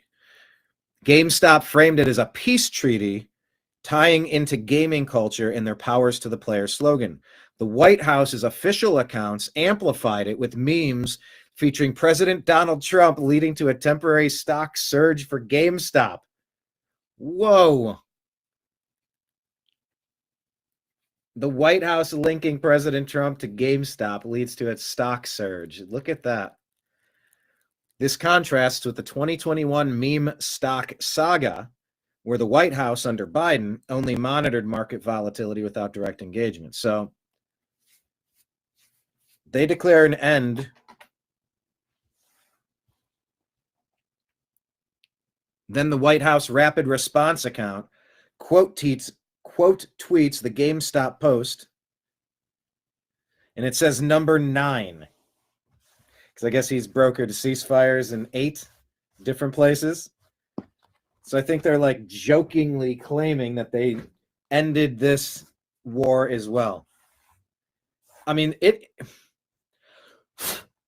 doesn't get much better than this. Connecting the dots between different generations and jumping into current trends. So it says number 9, President Trump presides over the end of the 20-year console wars. Signals playful engagement from administration-aligned accounts. Then GameStop stocks opens in overnight trading. They're up 7%. Then they quote tweet rapid response. Responds with an AI-generated image of Trump shaking hands with Halo's Master Chief. Then the White House account quote tweets that, boosts it with an AI image of Trump in Master Chief armor, saluting on White House grounds. Okay, so that's what I was trying to get at. This was not the first.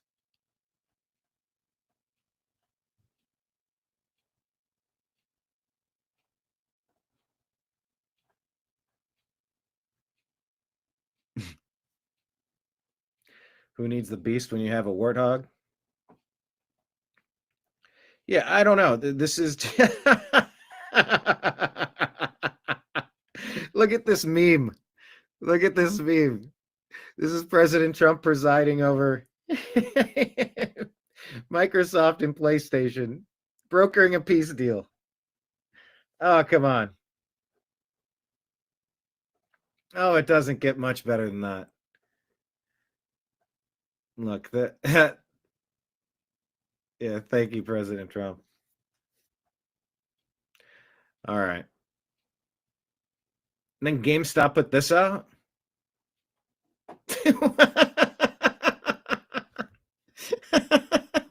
That JD Vance in the background. Guys, come on. We're living on the funniest timeline. This is not the worst. To live on a hilarious timeline. I appreciate it. You can say it's bread and circus all you want. It's just, I think culturally things can transcend moments in time. This is the zeitgeist. This is trying to squash generational atrocities, trying to move forward, trying to be better. And if these moments are part of that, I'm all for it. Because it just seems like all the Democrats offer is division. AstroTurf division, hatred, animosity, anger, rage, violence. At least this side offers some laughs and peace. I mean, what's the opposite of what the Democrats did in the Summer of Love riots that they pushed on America? Peace deals. So anyway, if you see what's going on here, that's what the story's about. I would imagine you're going to see so many more of these memes, and they're friggin' hilarious. Enjoy them. And I've never really got into Halo, and I never really had an Xbox. So I don't really have an opinion per se. But it is funny. It is very funny. All right. Jenny Beth Martin here says President Trump just told the Democrats he will never give taxpayer dollars for illegals. This is what we voted for. Yeah, there's a lot of people in America that are Americans that need American help from Americans. But here, take a look at New York. They're saying freeze the rent. Chief Nerd says now, Governor Kathy Hochul, with your help, we will elect Zohran and take back America. Elon says Zohran is the future of the Democrat Party. This is about this November's election, but take that energy, that passion, and take it into 26 so that we can take back the House of Representatives, take the Senate, and take back our country. With your help, we will elect Zohran, and we take back America. Thank you, Queens. Thank you, New York. I love you guys. Whoa, what was that? Thank you, New York. What was that hand gesture? I love you guys. Oh, hold on. Hold on, we got a Nancy alert. Uh-oh. Well, I guess maybe her hand is spun sideways. She could play that off. It's so stupid, that whole Elon hand gesture thing. I wonder if she practiced that. So she can blow a fake kiss. Hail, Mamdani.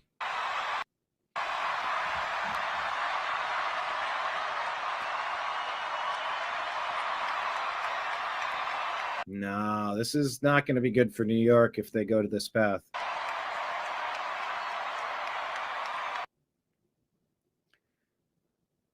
Communism for all, making buses fast and free for all. Freeze rent, universal child care. Okay. Elon's calling it out, though. This is your future of the Democratic Party. I am yes, you are no. Put this out from Jim Hoft.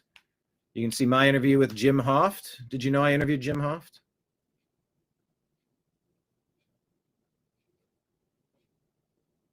From Gateway Pundit at the Republican convention. It's on our YouTube and our Rumble account. While I clicked over here on YouTube, let me give you an update.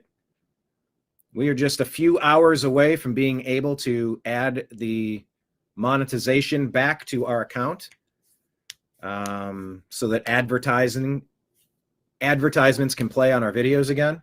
It's been years since we've had that. So let me give you an update. We were 200, how many? 236 hours away from crossing the threshold for eligibility. 236. Let's hit refresh.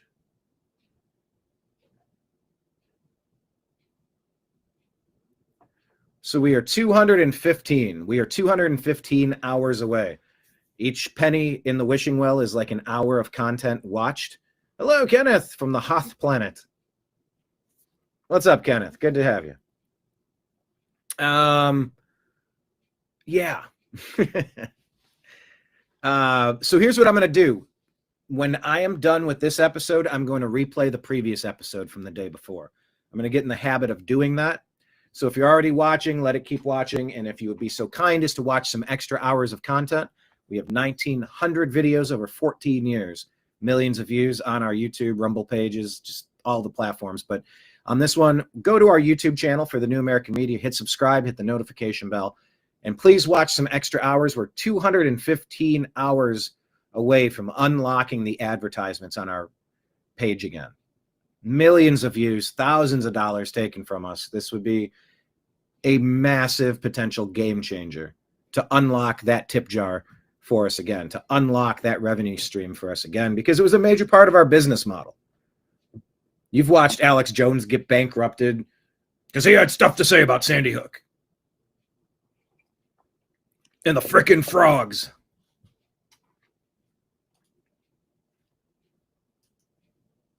But there's been an all-out attack on media that isn't propaganda, and we got super wrapped up in that. So if there's anything you guys can do to watch extra hours of our content on YouTube, we're 215 hours away. Let's do a marathon as much as we can. Geez, maybe I'll do an extra stream that'll just be a replay. I, do 2-3 hours of the show each day. And yeah, keep that in mind, please. All right. But anyway, I was looking on our YouTube to see my interview with Jim Hoft in Milwaukee, because he's the one that wrote this. So there's a Swedish politician who fought for equality and open borders, who has now been beheaded in Congo. Zada Catalan was a Swedish Green Party politician who believed in open borders. Suicidal empathy, many such cases. There are people that hate you, and you need to know the difference. Elon says suicidal empathy is killing Western civilization. Excuse me. It is good to have empathy, but we cannot allow our empathy to be abused to the point of extinction. And you have to be aware that there are people that do hate you. No amount of you being nice is going to change how they feel toward you. Let's take a look at this video here. This is not hatred. Well, maybe it is. This is Ontario, Canada. Let me ask, do the Democrats hate you to put your life in risk instead of just doing the right thing and making sure that people are qualified to be on the roads? Gunther Eagleman here says, a 21-year-old Indian man is responsible for the horrific crash in California where 3 Americans lost their lives. Jashan Preet Singh was given a CDL by Newsom's California, and Americans paid the price. Newsom should be held accountable. Look at this. Oh, my God. Is this the right video?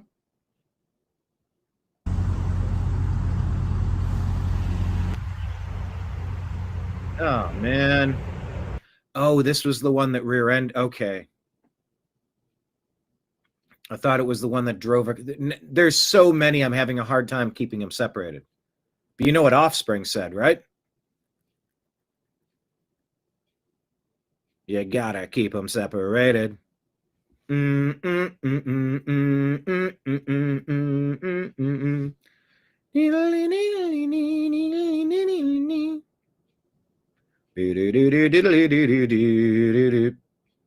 I was thinking of the one where the CDL, where the big rig tried to make an illegal U-turn, slowing down and just absorbed an oncoming vehicle at full speed right into the side of the thing. Just awful.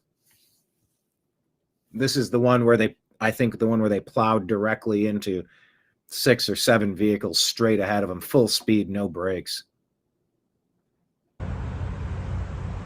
3 lives taken. Because I think the other one took 3 lives. Maybe it was 3 in both.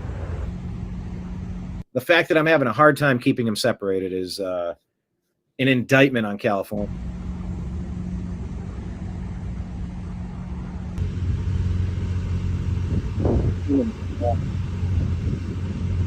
Unqualified person was given the right to drive a commercial driver's license, to drive a big rig truck. People that couldn't read the road signs, didn't understand the rules of the road, were failing and failing and failing their tests. Good paying jobs that should be going to Americans being outsourced to foreigners, non-Americans. I think that's the case in both of these crashes. Maybe they're U.S. citizens. I don't think they are. They might have been temporary residents, but they're not citizens. And our jobs need to be going to Americans. We need to employ our own people.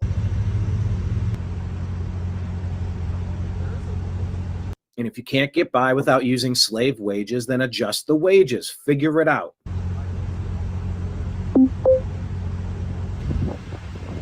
Man.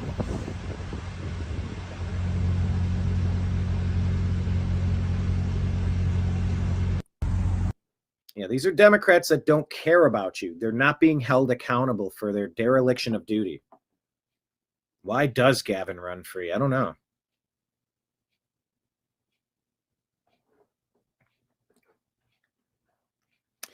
Savannah Hernandez here says, still thinking about this ICE operation out of Oklahoma, where 91 out of the 120 illegals apprehended on the highways were somehow legally driving with a CDL license.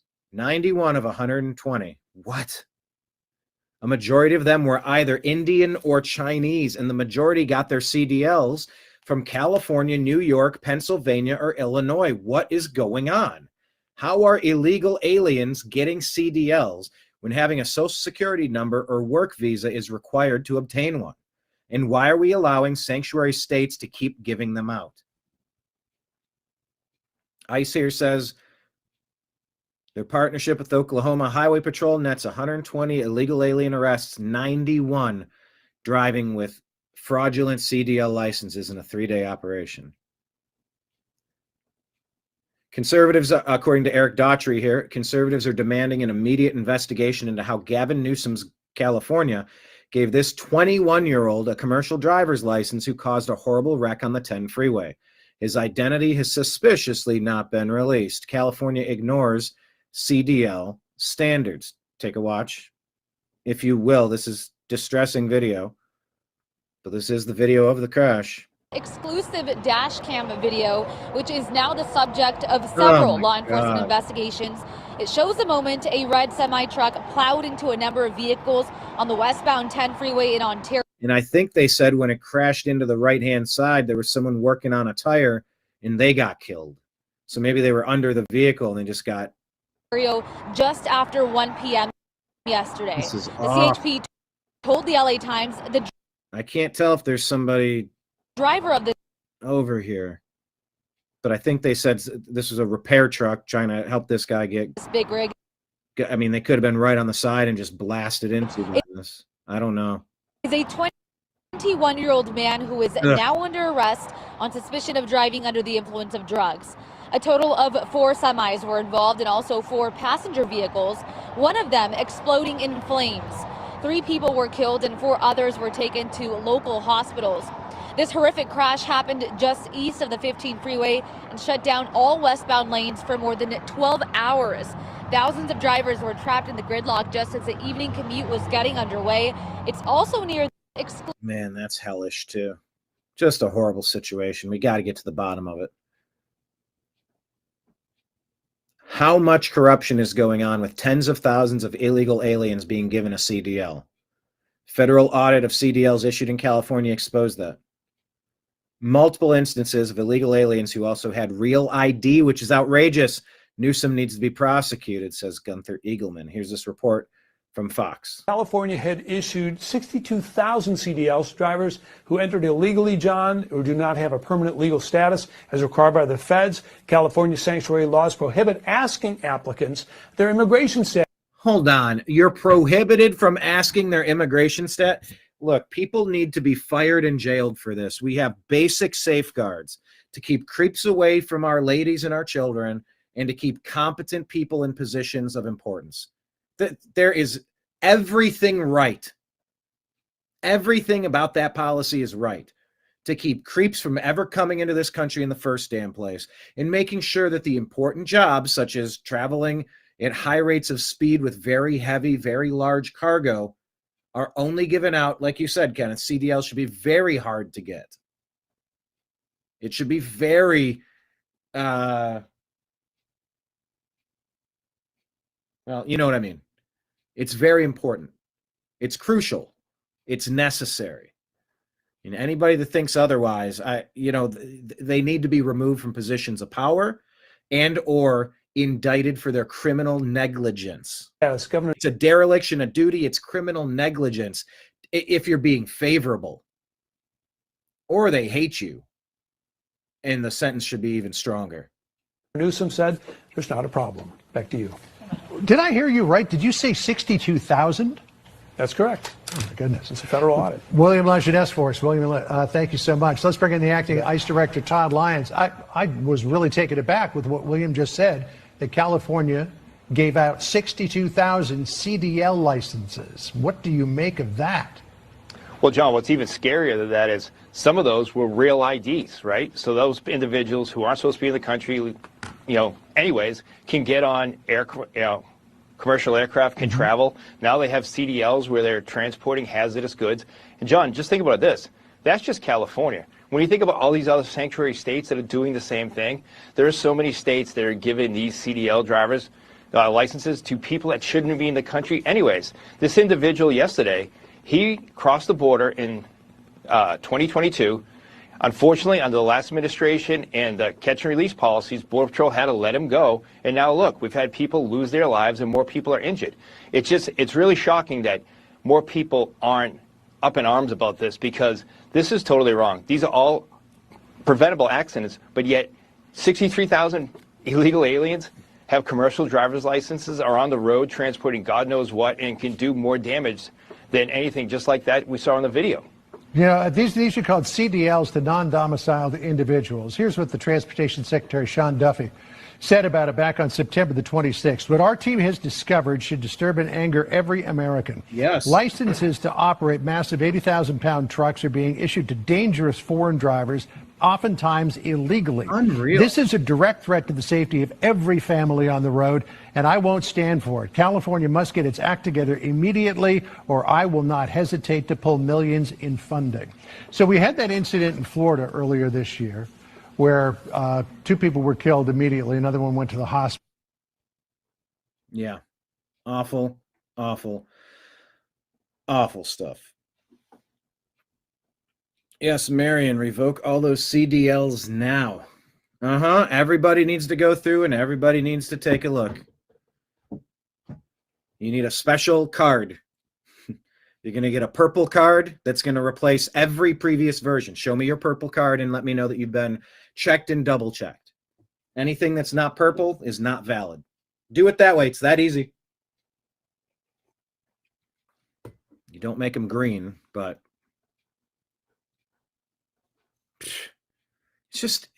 it's mind-boggling what's been happening. This is intentionally negligent. Here's a photo of Jashanpreet Singh, who never applied his brakes and smashed his semi into 8 vehicles, causing 3 deaths and multiple injuries. California does not care about CDL standards.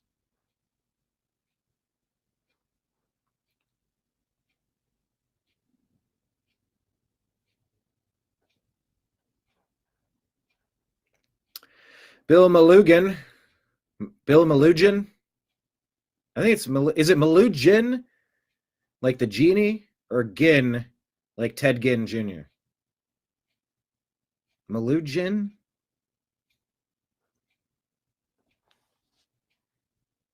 Let me ask Croc. How do I pronounce Bill Malugin? Because how I heard it pronounced was not the way I thought it is. Malugin. Okay. Bill Malugin here says, an official with California State Transportation Agency confirms to Fox News that Indian illegal alien truck driver Jashanpreet Singh's California CDL is also a federal real ID, which he was entitled to receive given the federal government's confirmation of his legal status.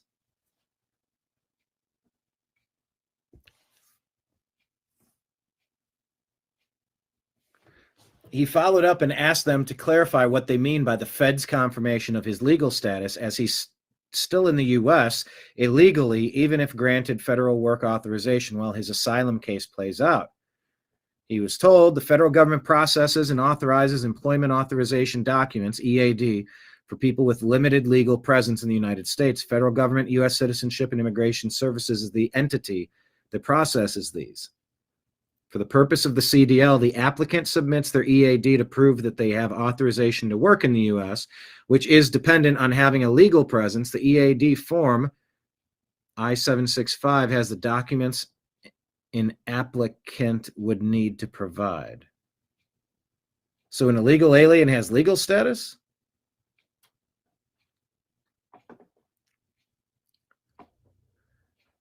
The government didn't confirm his legal status. One of these comments. The people acting as president for the last 4 years invented his legal status. He was never entitled to anything. According to court documents, according to Sarah Fields, Indian national Jashanpreet Singh pled guilty to vehicular manslaughter while intoxicated. And the documents also show that he required a Punjabi translator. Couldn't speak English enough to conduct the hearing in English. How did he pass the CDLs? This is another guy. That's the one I was thinking of earlier. Made a highly illegal move. That's Harjinder Singh. So 2 Singhs. Jashanpreet and Harjinder. Okay, this was 3 people killed in Florida. Failed his CDL license a whopping 10 times across 60 days in 2023. Failed 10 times. According to Eric Daughtry, Singh initially failed the air brakes knowledge test twice, per Fox's Bill Malugin. California must be immediately banned from issuing CDLs until we can figure out what the hell is going on. Another illegal alien Singh semi-truck driver caused a deadly wreck in California this week. This is an epidemic of unqualified drivers. Both of these cases, Indian. Both of these cases, I think California, well, the one was in Florida. Protect the community. That's it. These are very important jobs. All of our safety relies on people being knowledgeable and courteous and safe, aware. Kenneth says, it's disgusting. Disgusting.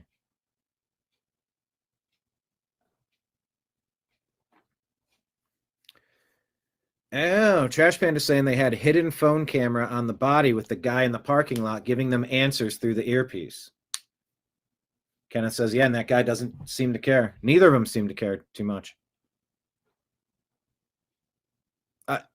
I mean, you let in 40 million illegal invaders of military age. What if this is what if this is the plan? What if they're here to wreak havoc across this country? What if one day the power goes out and all the sleeper cells are activated? They all get a text message and then the lights go out. Are you ready? You ready to defend where you are, what you have? Ready to fight for this country, to defend this country?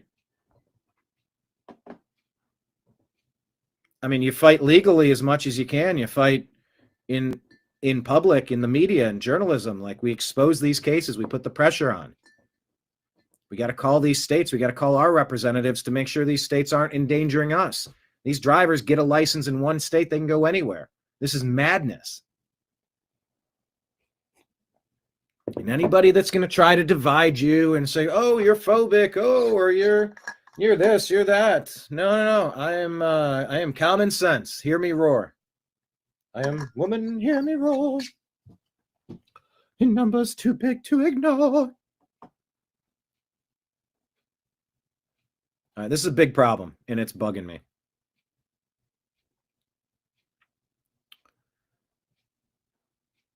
All right. Let's keep going. Bruce Barnett says New York and California have been issuing truck drivers CDL licenses, no name given, for years now. No name given. No name given. How could you possibly give out a license for something that says no name given? Mr. Guns and Gear says New York and California have been issuing CDLs with the name no name given for years, endangering every American on the road. Hopefully DOJ is looking into this criminal licensing scheme. Gavin Newsom is ignoring the rules of the road, says Secretary of Transportation Sean Duffy. Innocent people are being offed because of it. Stop issuing these illegal licenses for truck drivers. By the way, keep your eyes peeled on the gambling story in sports. It's going to unravel into everything I am putting money on it. I am wagering. Secretary Sean Duffy, he either did pull money or he's threatening to, or he did threaten here and then he did pull $160 million from California, and more consequences may be on the way. Gavin Newsom has thumbed his nose at us. He's refused to comply with the rules that have come from DOT, which is stop issuing these licenses, number one. And number two, go back and review all the licenses that you have issued and make sure it's been done legally. Gavin Newsom has said no. So, one, I'm about to pull $160 million from California. And as we pull more money, we also have the option of pulling California's ability to issue commercial driver's licenses. Gavin Newsom cares more about illegals getting commercial driver's licenses than he does the citizens of his own state and the safety of Americans. It's shameful. He's been lying about what he's been doing. And again, we're gonna fight tooth and nail under President Trump's administration to make sure that we hold states like California accountable. Gavin Newsom has thumbed his nose at us. He's refused to comply with the rules that. Something's got to be done. What is this report here? Oh, it's music. Showing all of these drivers. This is Gavin Newsom's California, says Secretary Duffy. How many more lives is it going to take for Gavin Newsom to put American people first? Newsom lies and people die.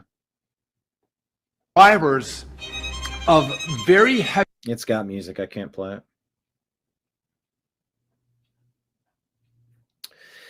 Wall Street Ape says here's a cover-up. The California trucking company that employed the illegal truck driver who was under the influence of drugs and killed 3 people is changing all their trucks and signs. American truckers outside their facility, Matthewn Transport LLC.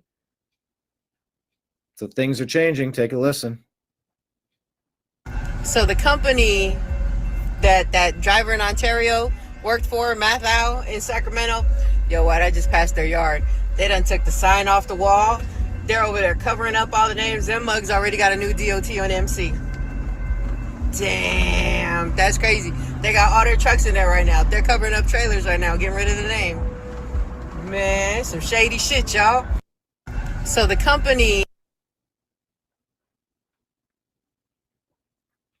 Eric Daughtry. Okay. President Trump puts this out and says, look how beautiful the Oval Office is now. Many of those great paintings of past presidents were in the vaults for 100 years. Now they are for everyone to enjoy.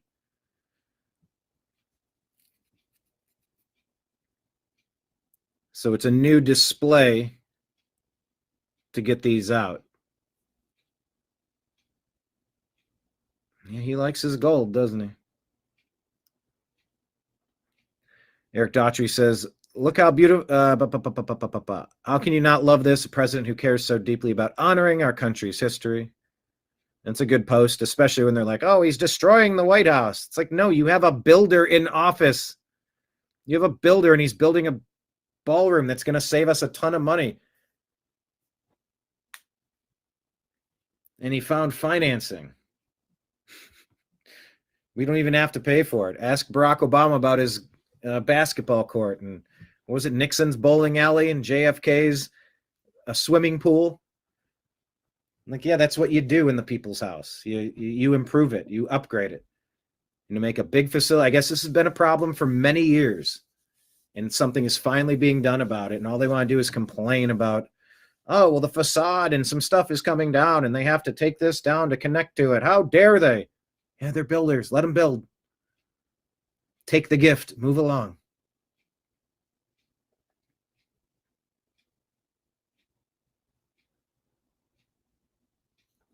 All right. Brick Suit says, hear me out. All right, hear me out, everybody. What do you think about this? Oh, hold on. Full screen. The People's Waffle House. What? What do you think? The People's Waffle House. We've always needed a Waffle House right there. You've got to admit.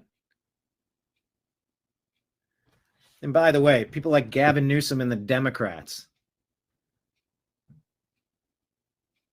I think they're at a 1.5, what are they at? 1.5 billion to do the California State House. How much money is being laundered? Obama spent $2 billion in taxpayer money on a website that didn't work. Biden spent $230 million in taxpayer money on a bridge in Gaza that broke in 21 days. This is a post from Freedom Chronicles. Trump is spending $0 in taxpayer money for a beautiful ballroom in the White House. The media only cries about Trump. So come on. 1.6 billion expansion of Gavin Newsom's California Capitol. It's 100% taxpayer funded and 100% cloaked in secrecy.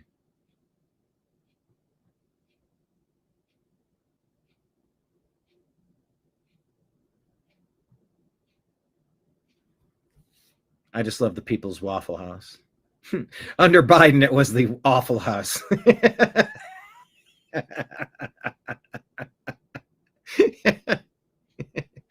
Thanks, Obama. That's so good. Okay, that's nice.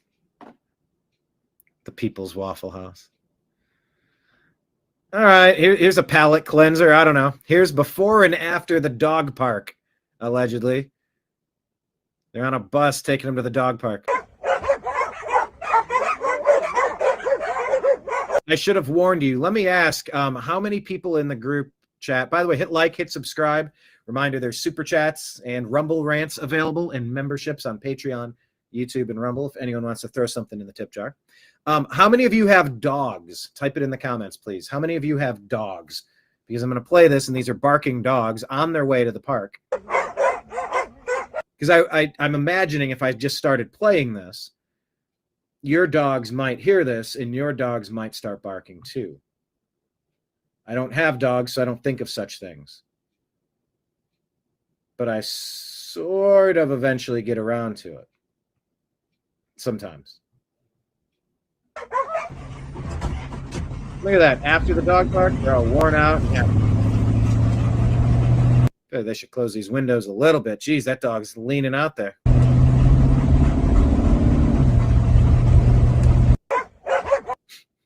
I don't know. That was just a palate cleanser.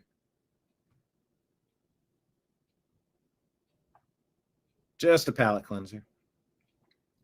Raised Right wants to show you the future of New York. Hey, here's modern day Cuba. Presenting to you 60 years of socialism. Cuba. Don't you want communism in New York? David has a pity. What's your dog's name? We know how's your cat doing? David, please tell me there's good updates on your cat. Was it Spiral? I remember we had that whole situation with your cat. I hope your cat's doing well. Kenneth has one dog. What's your dog's name? Trash Panda says, my dog barked. Okay, so I played that and your dog heard it and your dog barked? Kenneth exclaims, enough with the noise, dog, gone it. Wah, wah. But yeah, here you go, New York. After 60 years of communism, you can find this dilapidated hellhole crumbling to pieces. Good luck, New York. All right, what is this? George Papadopoulos says a grand jury has been ordered by a federal judge to be impaneled in Fort Pierce, Florida, January 12 of 26. Crossfire Hurricane, the CIA Five Eyes operation, and the raid on Mar-a-Lago is under scrutiny. One additional federal grand jury to sit in the northern region, Fort Pierce. Jason A. Redding Quinones, United States Attorney. Crossfire Hurricane, Mar-a-Lago raid under scrutiny. Cat Turd says arrest all traitors for treason, starting with their leader, Obama. Yeah.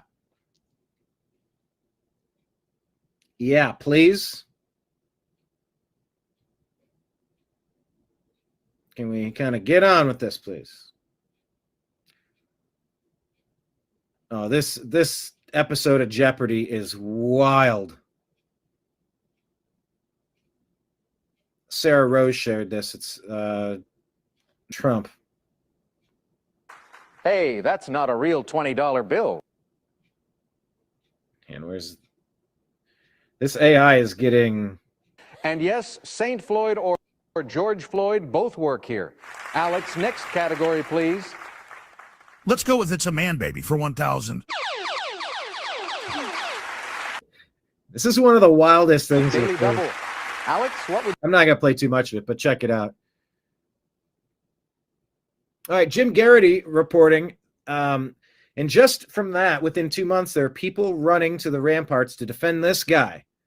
So there's a guy running for office now on the Democrat side with a Nazi tattoo. Gets an SF Totenkopf tattoo. I don't know what that is. Keeping it for 18 years. It's not worth the public concern. The far left publication, Jacobin, wrote a whole article about how Plattner is a victim of cancel culture. Cancel culture has run rampant over American political culture from sea to shining sea for at least a decade. Yeah, it's 3 decades. But the far lefties only recognize that it's wrong now when a guy that they like who has a Nazi tattoo might not win Democrat Senate primary. Are you following this guy? That's a whole thing. Trash Panda has a dog. Subin is a 2-year-old Basset. He barked. Tater's a 14-year-old mix. He did not hear it. Do you make noise like Subin? Subin? Do you like say that? If I said that, would your dog bark? Subin. If I did it again and made your dog bark, I'm sorry. Unless it's hilarious, in which case you're welcome. David's dog's name is Maya. Oh, wait, David, your cat's still missing? How long has it been? Spiral? I thought Spiral came back. Or did Spiral come back and then go missing again?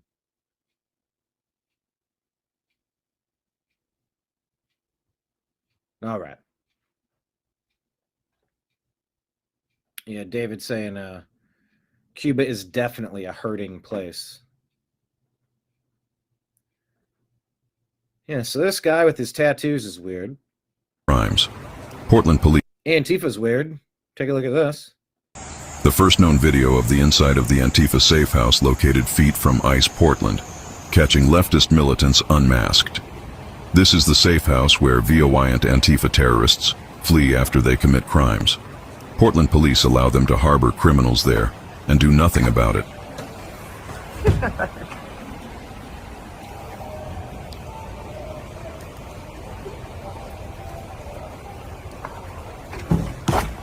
Get the fuck back. What are you doing? What are you doing? That's what I thought. I'm just checking it out. I'm on a public sidewalk. Close the window if you don't want to see in. There you go. You're so fucking closeted gay. You're ugly. You're a fag. You look stupid. You're a fucking Going into the Antifa safe house. Yup. These Democrat cities are working hand in hand with the rioters. Why the fuck you stalking women? Fucking minors and shit. What the fuck is wrong with you? Women and minors. Yeah, take a look at your hard drive, buddy. Fucking minors and shit. What the fuck is wrong with you?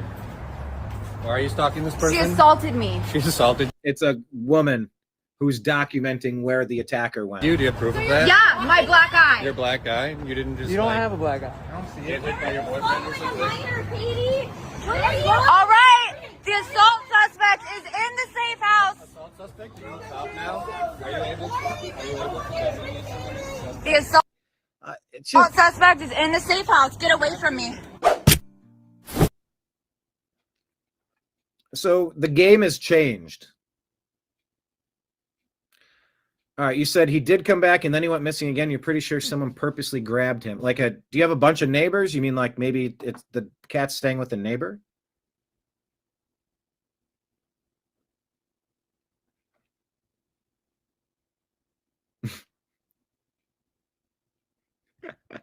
Trash Panda says he's looking at me and now he just slung slobber everywhere. Because I did the Sue Bean thing? All right, I won't do it again. But that is hilarious. I just figured like everybody would make that sound.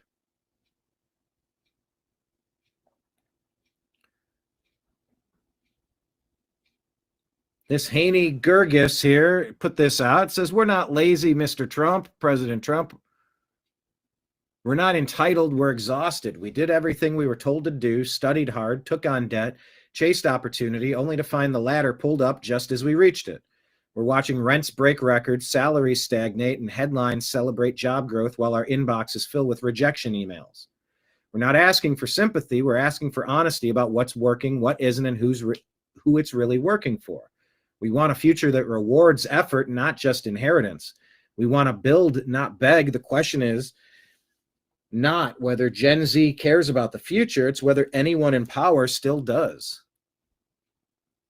Signed, the Americans replaced before we even started. The claim is that Donald Trump is experiencing eroding support from Gen Z. I don't think that's true, but this was out of Newsweek, allegedly. But we said you should have never been advised to, quote, take on debt. That is always a bad strategy. I mean, wouldn't you agree with that? So here's this guy, here's this tattoo, this Plattner guy in Maine. A quick thought on the Plattner defenders. Before August, almost no one knew outside the state of Maine. Almost no one outside the state of Maine had ever heard of Plattner, unless you knew him personally or really kept up on issues related to the harbor master of Sullivan, Maine. In the world of U.S. politics, he metaphorically just showed up yesterday, and all he did was show up and say things that progressives liked to hear. He's got a tattoo that's allegedly dubious at best.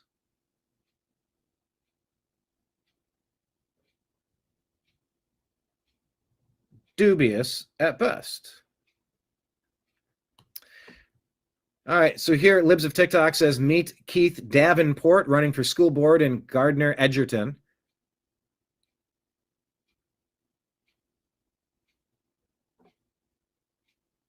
Oh, yeah, you got to hear about this.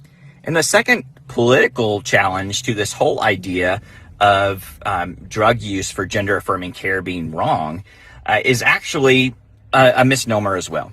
Because off-label use of medications is actually the primary way in which medications are prescribed to patients. There are many medications that are passed through the FDA for approved treatment for certain things, but then it's found out that they actually are good for something else. And so doctors read the research and then they prescribe that based on the individual's medical needs. I have an example in my own life. There was a time that I was having these constant taps and ringing in my ears. And they were really distracting. And my doctor prescribed an allergy medicine that I had to do nasal spray. It was an off-label use of the medication, but it was what the research was saying was true. Somewhere around 60% of all prescriptions are off-label use. So it's not a big deal that there's off-label use for gender. And the second off-label use for gender-affirming care. Libs of TikTok is saying that he thinks it's okay to give irreversible and harmful kids puberty blockers and cross-sex hormones. He doesn't like bathroom and locker room policies based on sex because he thinks it's mean to trans kids. The election is November and parents should be aware of this.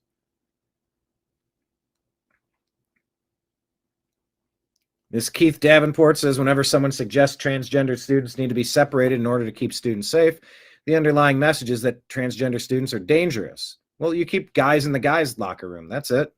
While some social media feeds provide anecdotal evidence that this is the case by sharing the most extreme, unique situations, it's actually the opposite of what the empirical evidence proves without a doubt. This is where the staff and parents in our district with transgender students see this as more than just a hot-button issue. Saying they're victims of harassment instead of perpetrators of it. Well, guys in the guys' locker room. That's it. This isn't complicated.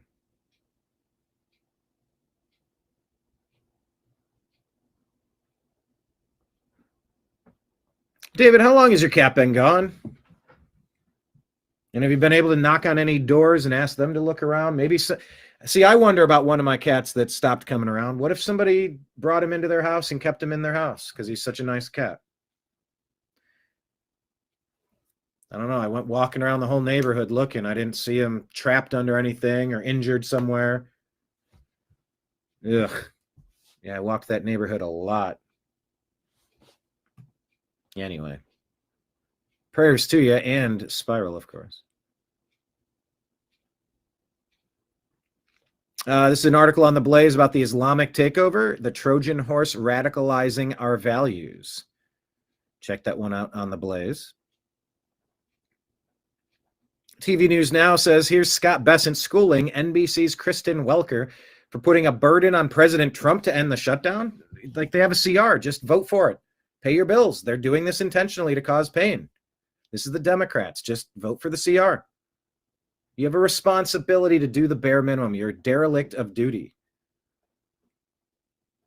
It's a dereliction of duty. So she says, well, here, listen to how she frames it and how he reframes it.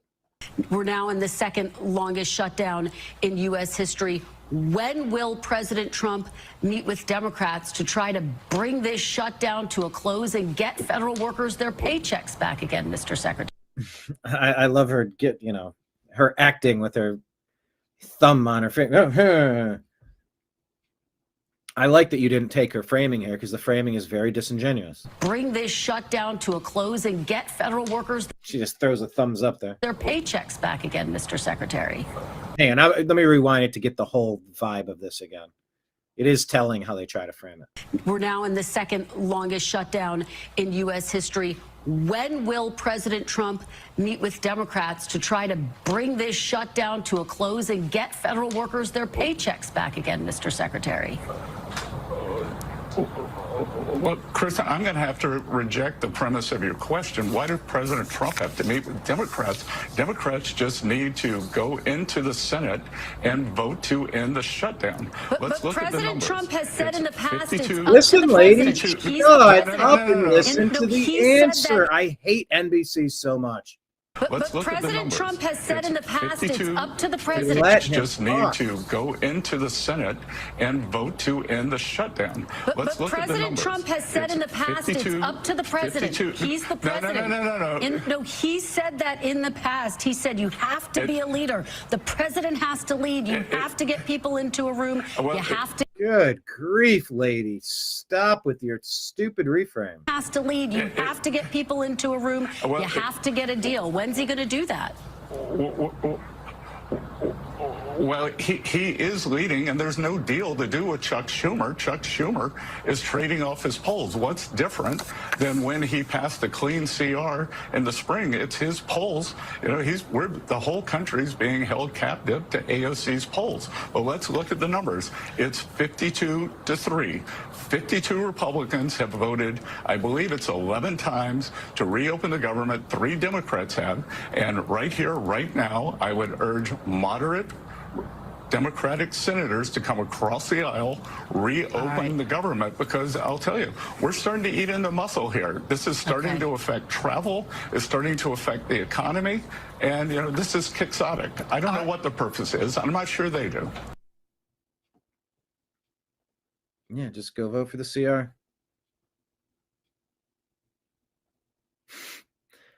What is this? Japanese telling the fake news? Here in Japan, you see this video of the president and the emperor. The press pool capturing the close-up images of this handshake were warned by the hosts that if they shout questions or shout anything in the presence of the emperor, it is considered here assault. Here, Shouting questions is assault. Although I do agree, like I've been out in these protests and stuff out in the streets, and if people have these loudspeakers and they're in your ear, they're assaulting you. They're harming your ears. Dumb Dems. That's up, Unholy Hoax. Kenneth. Do I have to? Maya Quimby. I'm polling the electorate. Yeah. Yeah. Wait, what were you saying about Kristen Welker? We're now in the second Oh, those longest are shutdown. buttons. Yes, those are buttons. Wow. Good eye. I did not catch that. Do you have buttons, Kristen, or are you just happy to see us? Is it chilly in your studio? Those are oddly placed buttons. Okay, I didn't notice that. Thanks. Right Pulse News here says that the NC GOP is calling on Representative Julie Von Hafen. Oh boy, look at her. Whew. To resign for posting a graphic photo of President Trump beheaded. Raise your hand if you want to remove from office. Let me see if I can find this post. I don't see it. Let me search it.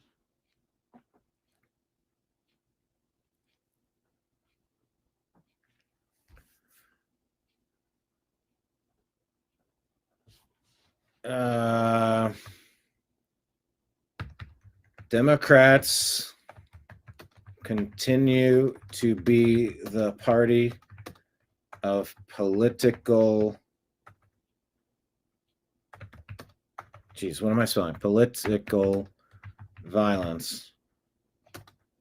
Fire them all. Charlie Kirk in at least 2 Trump attempts demand that America do better in our political discourse.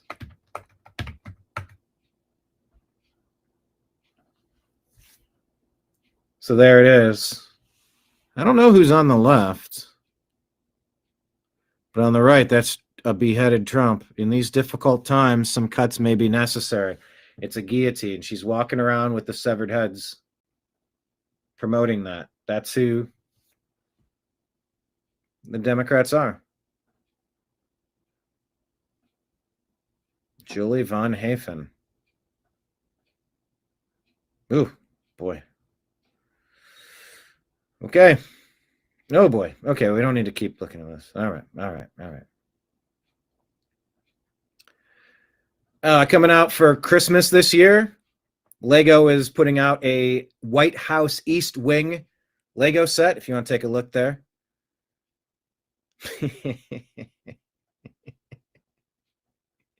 Just a bunch of busted up blocks. I love the people trying to freak out over a building renovation. Every renovation looks awful until it looks better. Relax, it's a renovation. Oh my goodness. That's pretty funny.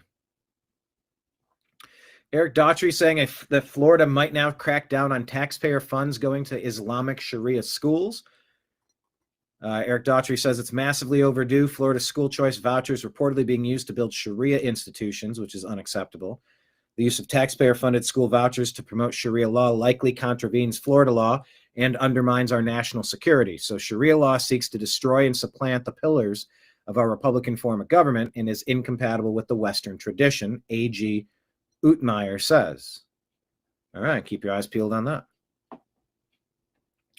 Sammy Ravello says, don't believe the polls. Vote for Curtis Sliwa. And he says, Andrew Cuomo's people are breaking for Curtis. And I'm calling on Cuomo to drop out, just like Bobby Kennedy, and say, I'm going to join the Curtis Sliwa campaign. Unite against Mamdani. You've had your chance to negotiate with Sliwa and say, we're going to put our heads together. It's the Sliwa ticket. And I'll give him a position within it. Unite against Mamdani, or else he's going to win. By the way, you're talking polls. He was 40 points up, 2 months ahead of getting clobbered by Zohran Mamdani by 13 points. I'm going to believe the polls. It said that Trump and Harris would be neck and neck. He won the popular vote in the 7 battleground states. Ooh. And there's music. I got to mute it. Oofa to the polls. I trust the people.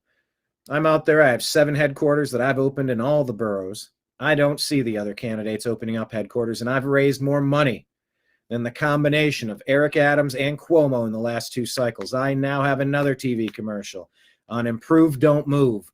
Why should I drop out? I'm the only Republican candidate who's offering an alternative. The Democrats have destroyed the state, and now they want to destroy the city. I had to finish that because they had music in it.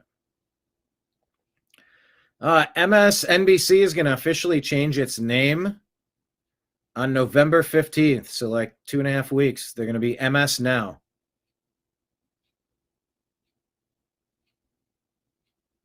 Okay. Well, I'm not buying the rebrand. If they change their content, so be it. Riley Gaines says, hey, remember when Elon Musk did this same wave and elected Democrats and lying legacy media called him Shitler for weeks? Oh, look, AOC is doing the exact same thing.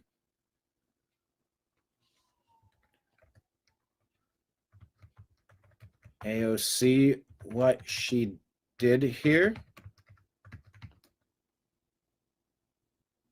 She is doing what she lambasted Elon for doing. Some waves are more equal than others.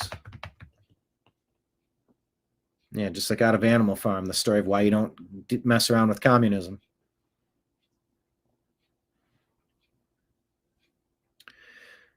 What is this? Ayal Yacobi reporting that Zohran Mamdani's Democrat Socialists of America signed on to a statement calling to release Elias Rodriguez. That's the terrorist who executed 2 Jews in Washington, D.C. last spring. Oh, okay. Elon showing how migrant men of non-European origin are committing 84% of assaults on girls in Sweden, despite only making up less than 10% of the country's population.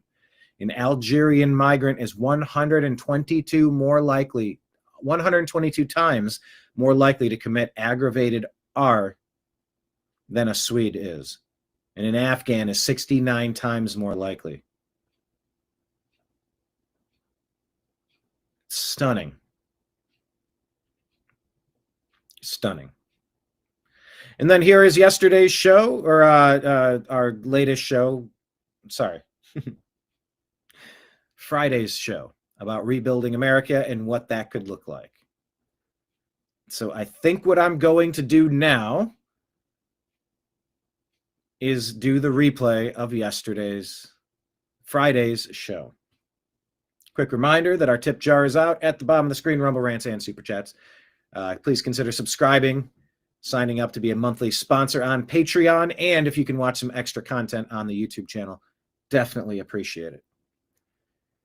We'll be back again tomorrow at noon, digging into the stories of the day. I have some stuff queued up on Instagram that I'll probably put on tomorrow's program. But for now, we're going to wrap it here. MS Now, more shit no one's watching. Yeah, seriously. All right. Well, let me pull it up here and get you yesterday's program. Thank you all for watching. Let's see. Where's the YouTube studio?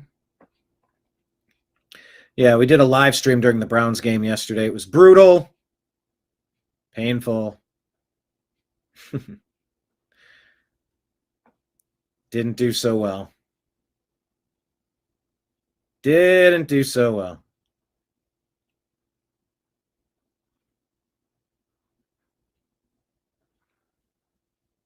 Okay, found it here.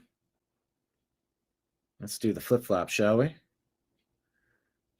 Yeah, and let me just double check. I don't see, why is RIP Beef trending? Oh, somebody from Barstool Sports. Okay, I don't know who that is, but rest in peace. Austin Reeves drops a career-high 51 points in the Lakers' road win over the Kings. Packers beat the Steelers 35-25. Okay. That's about all I got. So let's replay yesterday's show, and if you guys could watch anything extra in the meantime, that would be greatly appreciated. Rumble Rant Super Chats, thank you all, and we'll be back again tomorrow. I appreciate you, I love you, and we'll talk to you again soon.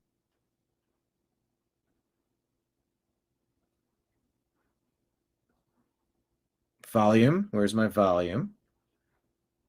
Where's the volume? Oh, that's because that's what happened to me during yesterday's show. Remember? To point out the world. There we are. Violent act occurred. What occurred? Brilliant.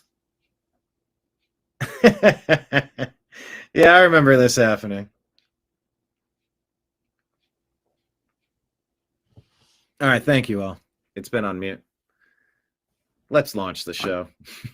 I need to look at the comments. If I looked at the comments, I would have saw that a while ago. But I assure you, it was a brilliant soliloquy about how we need to build the world that we want around us. How, yes, I know that when you dig through the news every day, you're going to find a lot of bad stories. And the point of that is to say, in the world I wish to build, I don't want this anymore. I don't want violence like this. And when you find a problem, well, okay, a violent act occurred. What occurred? Well, there's people out there that are continuing to let bad people out to keep harming more and more people. There's people who are opening up the floodgates and letting anybody ransack your home and harm the people inside and steal everything not nailed down. That's not a society. That's madness. So in my delivering you these stories, it's not meant to dwell on the negative. It's to point out the world once we eradicate these ongoing problems. That's the gist of what I was getting at. We finally have sound. We are not lip readers. I know. I needed to check the comments, but I was focused. I was trying to say something. Oh, I said plenty. Could you hear any of it? All right. Well, I'm back. Thank you. Marion, Trash Panda, Lake Leon, Droopy Dog, Danette, Kenneth. Good day, Patriots indeed. There you go. T-. Is that worse than an F-? All right. I'm glad you all had a blast with my muted with my muted line. But I want to build a different universe. I want to build a different reality. And we have to talk about the stuff that's dividing us. There's so much fake division. Oh my gosh. The wing of the White House. Whatever shall we do? Whatever shall we do is go into your congressional meeting, vote for the continuing resolution like an adult, and then negotiate. Well, no, it's the only negotiating moment that we have. We have power over them. 24 days. We've shut the government down. You were removed from office. You were fired because we don't like what you're up to. Work with the new team who is in charge, pay your current bills, and try to figure out a path forward. Adapt your plan. Nobody likes it. 19% approval rating I keep going back to. What are you referencing? I don't know. I heard it somewhere. And that feels about right. 1 in 5 people, yay, go Democrat Party. 1 in 5? That seems very high to me, but still. This fake outrage, it's constantly fake outrage to get Trump. Got to get Trump. Got to get Trump. Got to take out Trump. Got to stop this administration. Got to resist everything that they're doing. What is it that, what are the biggest problems? What are the biggest problems? Set those 2 issues right there and let's talk about the other 98 things. It's common sense that is happening right now. It's common sense policies that are being enacted. You know, it's dereliction of duty / treason, what the Democrats have been up to for 15 years, better part of 2 decades. That's not the direction we're headed. And shame on you for trying to do that. Shame on you for seizing this government and weaponizing it against the rest of us the way that you did. And you did so many illegal things in the process. So when we rebuild this, that'll be interesting, by the way. I saw a clip from Steve Bannon talking about Trump's 3rd term. He's convinced, at least according to this clip. I want to watch the full clip and get the full context. What type of country are we going to build moving forward? Are we going to be more like Viktor Orban? Or are we going to be more like Keir Starmer? Pray for the UK. You know, I have no qualms about our American Revolution, and I had people involved in that in my family line. But what's happening to the people of England right now is atrocious. What's happening to the people of Nigeria right now is atrocious. Middle East, Gaza, Israel is atrocious. Russia, Ukraine is atrocious. We got to come up with a better way to handle our conflicts. We have to find a better way to stop the thieves from taking everything not nailed down. We have to find a better way to encourage our cultures, our societies to thrive and to protect our civil liberties. And every day, Ronald Reagan talked about freedom not being a birthright that's passed down in your blood. It's something that every generation has to get involved. You got to get in the ring. Was it Theodore Roosevelt, the man in the arena? Was that Theodore Roosevelt? I've quoted this before, but I'll quote it today because it's good and I don't have it committed to memory.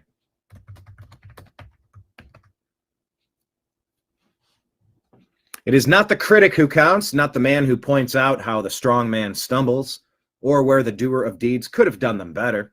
The credit belongs to the man who is actually in the arena, whose face is marred by dust and sweat and blood, who strives valiantly, who errs, who comes short again and again, because there is no effort without error and shortcoming.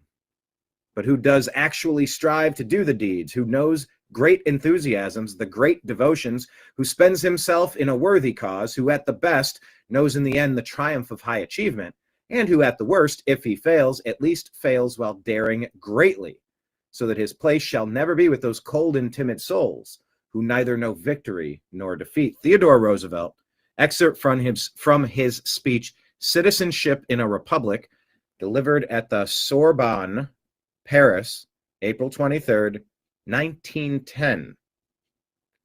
The man in the arena passage celebrates courage, perseverance, and the willingness to act despite the risk of failure, far above the safety of mere criticism. So nobody's perfect, including Restream, that keeps changing this design element. See, I want it like that, and I've never changed it off that, and when I launch my show, it keeps reverting back to something I don't want. It does this. And then you have text on top of text, and it hurts my head. I shouldn't have to keep repeating myself. Once I set something in motion, it should stay that way. Very frustrating. In fact, I was talking with Mike Barra yesterday, and he said he had several problems with Restream, so he left Restream and went to StreamYard. Where's it at? I was going to pull up a graphic. Yes, get better, Izzy. Izzy not feeling so well right now.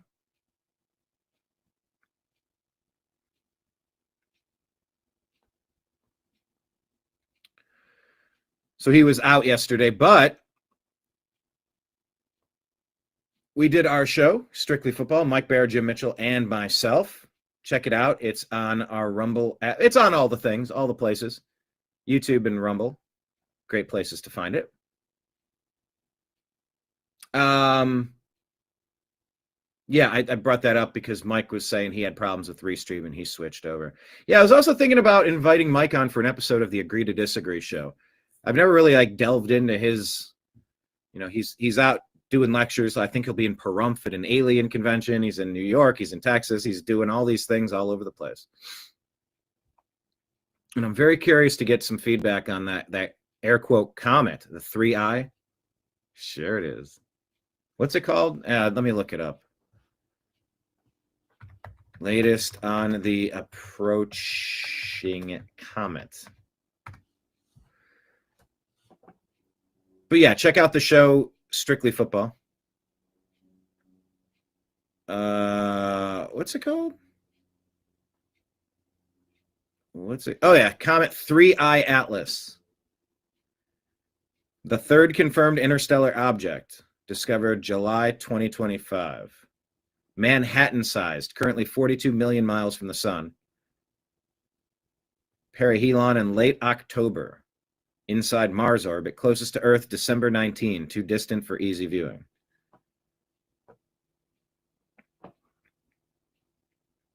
But yeah, check out our football show. We look back at last week and look forward at the next week. Very interesting show about gambling because this Chauncey Billups story is huge. This isn't one guy. This is going to go everywhere. You peel this back, the thread is connected to all of it. It might go back to Michael Jordan.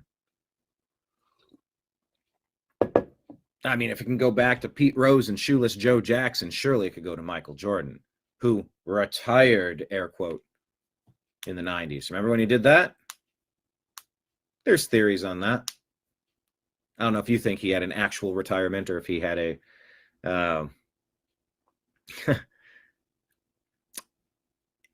if the league sat him down for a minute for his own good. But yeah, there's so much corruption, and it's why you're really supposed to avoid these situations and these people. I had the blessing to go speak to my former high school football program this year. I told them about the rule of threes, the rule of stupid. Don't go stupid places with stupid people doing stupid things. Avoid that. Don't go stupid places with stupid people doing stupid things. I had the blessing to go speak.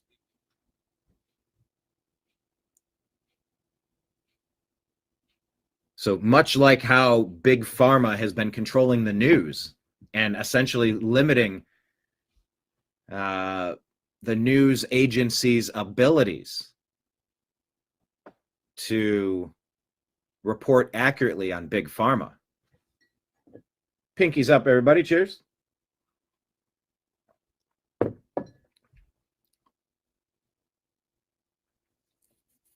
The sports world has been infiltrated with all the gambling apps. And I like playing fantasy football, but it's kind of got me rethinking all of it. A little bit rethinking it. And luckily, I haven't done a lot of gambling in my life. But this NBA story, this goes to every sport. This goes to every level. There was just a college football referee, I believe, that was banned. He was the one that was involved with the rigging of the Ohio State game against Clemson. 2019, 2020, maybe.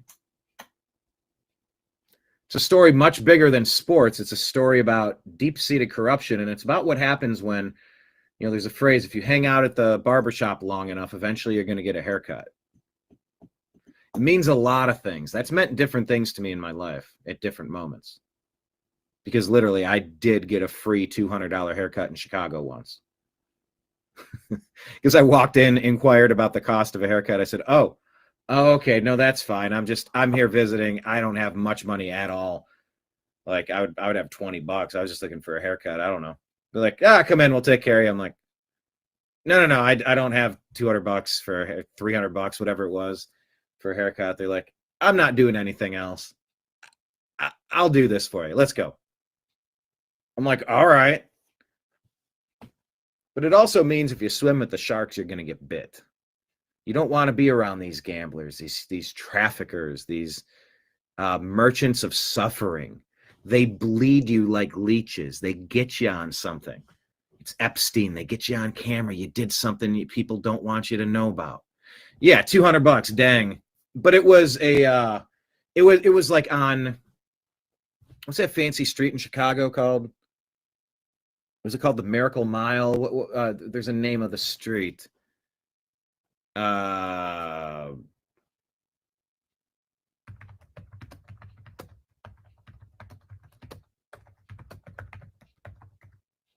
Let's see if Grok knows. Magnificent Mile? Yeah, North Michigan Avenue. That feels about right. So anyway, yeah, shopping, 460 stores, landmarks, dining and hotels and events. Magnificent Mile. It was like some fancy salon. The lady was awesome. I was like, no, I'm just here with my band. We're considering moving here. And I was just looking around and I'm getting scruffy. Like, I gotcha. I'm like, don't you dare give me a bill for $200 at the end of this. But anyway, this NBA story is going to have legs. And they're using X-ray cards to cheat in poker. And then when they get you a couple $100,000 in debt playing poker, it's literally the mob. It's the mafia. It's a bunch of leeches and vultures and gangsters and traffickers and like really dangerous people that prey upon humans. They leech upon. I want a percentage of everything you're doing forever. Now, I did something for you. Now you do something for me. Never really understood this glorification of the mob or the mafia or the cartels. It's like it's feasting upon exploitation. If you want to get good at something and be successful, get good at something and be successful, please. That sounds great to me. But this other stuff, that doesn't sound great to me. Sounds like feeding on misery of humanity. And that's why the Hunter Biden story mattered. And that's why Comey, Clapper, Brennan, Clinton, Obama, all these people that were running a RICO many years. And Stephen A. Smith's reaction to this was very strange, calling out Trump. So I'm wondering if the same RICO case they're going to drag out through all the sports and take down ESPN is going to go to the Democrat Party for the grand conspiracy of taking out Trump. Because Stephen A's reaction to this story to like try to blame Trump for something didn't make any sense. But now as I'm talking this out, one, either Stephen A. Smith is like neck deep in something he's not allowed to be. Or maybe we're kind of seeing the blueprint of the grand conspiracy mixed in with the RICO sports conspiracy. But the fake division over outrage over a ballroom, yes, you have a 6-decade-long successful mega builder working for free as president who wants to create an asset for the country to have $300 million from private donors, from the lawsuits of the blowback, if you will, from all of the organizations that were censoring President Trump, that were trying to destroy his life because they didn't agree with him politically, violating his civil liberties. The fake outrage and division, I'm over it. The Democrats are going to scream bloody murder about my wing of the White House, my wing, oh, my precious wing. Oh, I can't believe he's doing so. Oh, they're literally taking a wrecking ball to it like he's taking a wrecking ball to our Constitution, I tells you. It's the dumbest shit you've ever heard.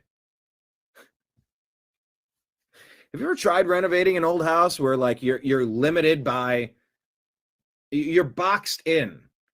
You have HVAC running some places, you have electrical lines running other places. You have load bearing. To add a facility, a state-of-the-art facility for hosting dignitaries and holding events to try to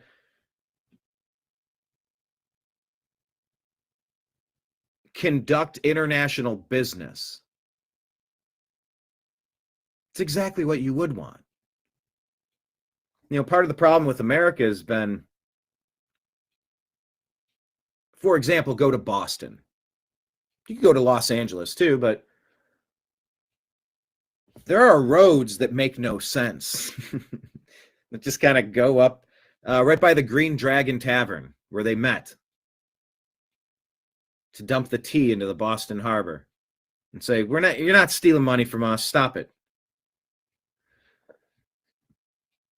No. We're not your property. You're not gonna grab any more money from us. We're sick of this.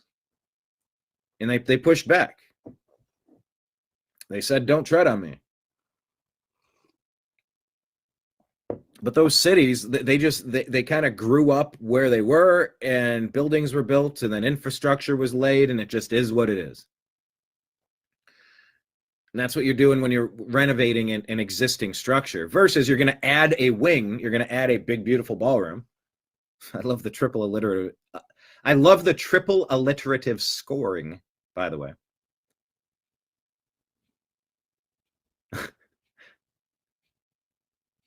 And the Democrats are going to try to rally the troops and make people hate the president because of that. Meanwhile, Tulsi Gabbard's giving us updates. Kash Patel's giving us updates. There's lots of things going on.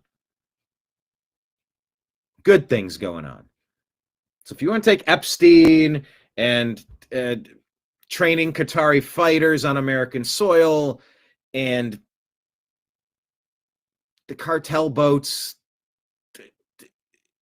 take 3, 4, 5 issues, important things, set them here. Look at the other 95. How are we doing on these 95 common sense things?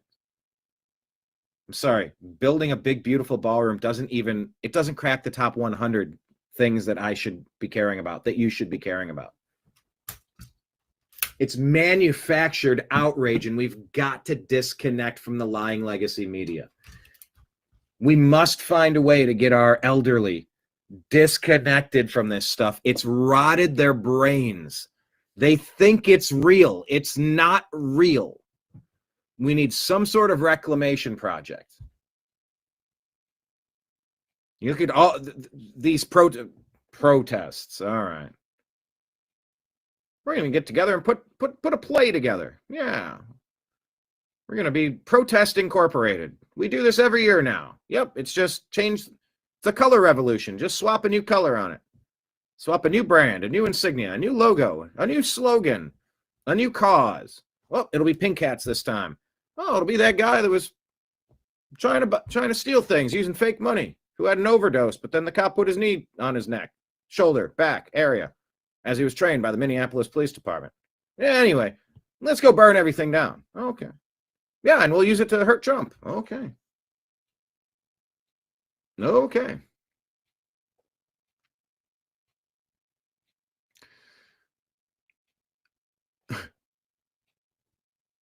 We have a commander-in-chief to protect and defend this nation against all threats, foreign and domestic.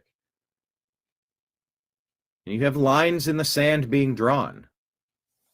Trump was targeted multiple times. Charlie Kirk was taken off the damn chessboard. Are you awake yet? Do you understand what's happening? Do you understand that this is why we have a military? This is serious shit. You know, so I don't want to focus on negative things just for the sake of being negative. I'm trying to call these things out so we can stop these things so that we can have a better existence. We can have a better life. We can have a better country, better future. All that jazz. That's what we do here. So we're going to talk about all these stories and more. It just dawned on me that this fake division from the deep state Democrats, it's just diabolical. Downright diabolical. Damn those Dems, as Chris would say. So we're going to talk about the stories that I referenced in that intro. Going to weave them together. They call it a weave.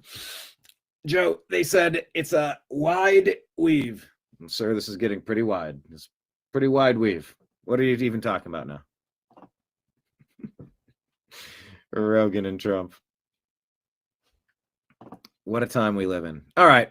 So let's begin today's program. Thank you. Hit like, hit subscribe. And we'll start it right now.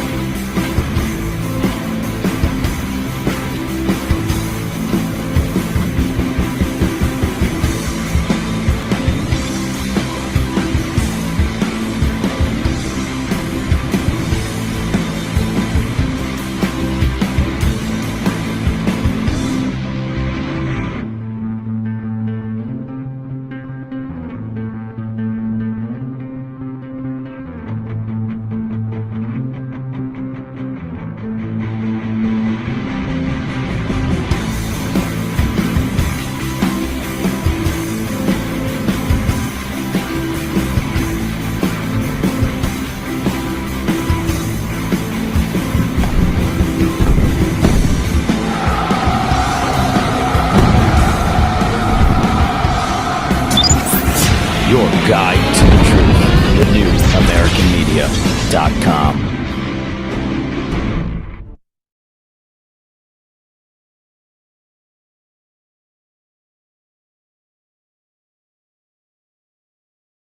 Muted. Got it. All right. Fixed it. All right. I'm on it. Yeah. Unholy Hoax here saying, what did you say? I posted the Planet of the Apes version of the Damn the Dams, but the YouTube censors it. Where did you post it? I want to see it. Can you put it on X? All right. Let's dig into the news. First off, please make sure you're following us in all the places. You can find the New American Media on Instagram, Facebook, Truth Social, Rumble, Odyssey, Twitch, Kick, DLive, Locals, and YouTube. Just search the New American Media. On Telegram and Signal at TNAM and TNAM Chat. We're on X at American_Media_. And subscribe to our podcast at The Agree to Disagree Show on Spotify and Apple. Also grab the Unhappy Hour Sports Show podcast on Spotify and Apple. That's where we put up Strictly Football from yesterday. Additionally, welcome to our bar here. As you see in my imagery behind me, welcome to the bar. Let me put the tip jars out. It is Friday. This would be a great chance to throw something that clinks into the canister. Coming up toward the end of a month, thank you to our Patreon monthly subscribers. Go to our X feed, and at the top is pinned our Patreon link, or you can go to Patreon and enter the New American Media and sign up, different tier levels to help fund this program. It's all very appreciated. I think they take very reasonable fees. No fees would be Venmo, Cash App, and PayPal. Those are best. Venmo, Cash App are just my name at Brian Engelman. And PayPal is fuzzinstallment@yahoo.com. All these are scrolling at the bottom of the screen if you want to hit pause. We do have memberships on YouTube and Rumble. Don't have a monthly subscriber on Rumble yet, so any one of you could be the first. Please consider doing so. We do have a subscriber on Rumble now, which is great. We are earning ad revenue on Rumble, which is great. Trying to grow on that platform. YouTube, we've had a lot of Rumble, YouTube, what are they called? Super Chats. Thank you to the Super Chats, and please keep them coming. Any Super Chat, anything you can think of, you know, throw your $5 on the table, $10 on the table, $20 on the table, whatever you want. Pops up on the screen. We highlight that Super Chat. And they're all appreciated. Let me also give you an update here. Let me click on the YouTube channel. Yeah, I tried multiple times yesterday, and I could not get through to AdSense. They had me keep logging in. I got to get that squared away. But it does have a breakdown of the tip jar from September and October. All right, looks like September came through, and October is about $23 shy of what September did. So I can chart all of that on YouTube. Thank you to everybody who has, and thank you to anyone who's maybe never done a Super Chat before, but maybe today's your day. Let me click on this because we are charting. We were under how many hours? We need an extra 269 hours. Let me hit refresh, make sure that's a current number.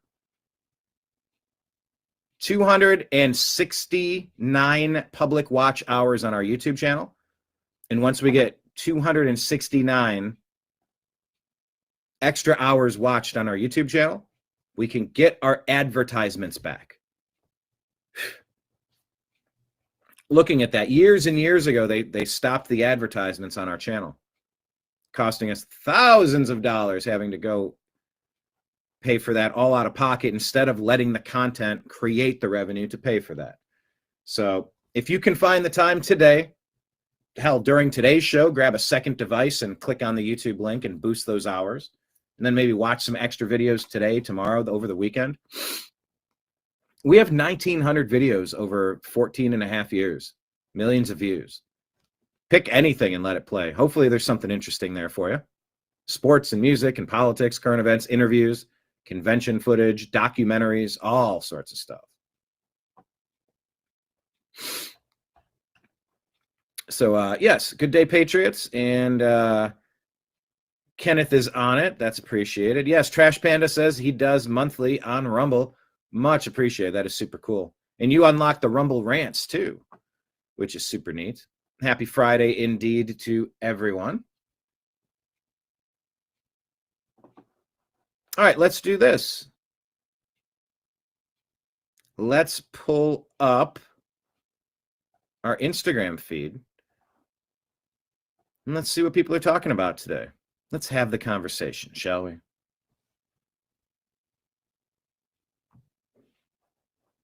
All right, let me click back. Yeah, I guess I did share this yesterday. This was pretty cool.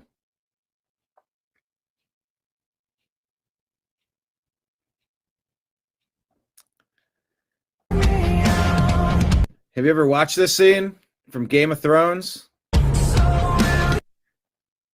He's out there in a field on his own, and the enemy troops are coming at him. This is a great scene. So he unsheaths his sword, throws down his scabbard, because it means if I'm going down, it's happening right now. Let's get it on. And there you go. You wind up. This is all of us, but there's millions behind us. Millions fighting behind us. So that's the reminder that we're not on our own.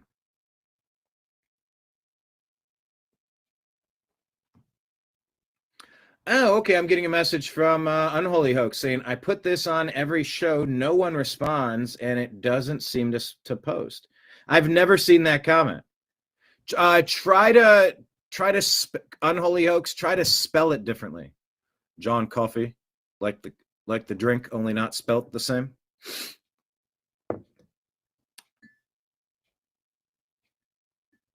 That's weird that phrase isn't working. Try to swap out like the letter A with an asterisk, or all vowels. Swap out the vowels of each word with asterisk and try to repost it. I bet you that would come through. That is weird, though.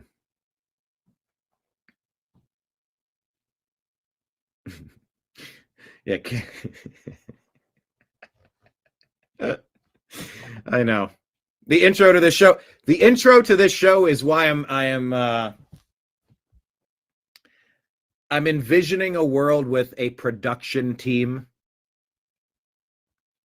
a director, an engineer, a showrunner, a small setup, but a necessary setup. I'm juggling a lot of stuff all at once. But yeah, I got a message from Ken. No sound on your show, dude. So yeah, I got different messages coming at me from different platforms, but that's how it works in today's day and age, I suppose. But that's weird. You're not really swearing. You're just saying damn dirty Dems. Like damn, like that shouldn't be,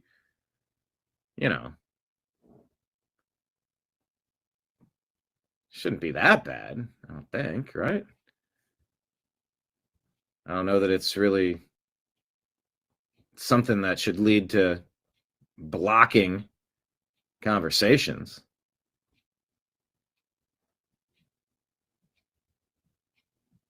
All right. Anyway, but this scene, have you watched Question of the Day? No, not Game of Phones. Game of Thrones. Game of Functions. Wait, Game of what?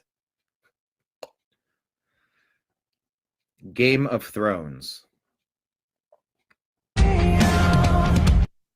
It's just a good scene.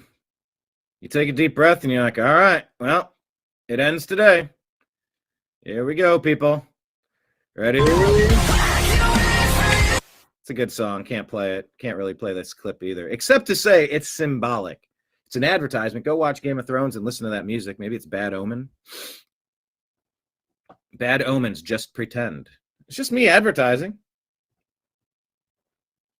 When I met Gerald A. Morgan, the CEO of Louder with Crowder, interviewed him in Milwaukee. I said, hey, thanks for what you're doing.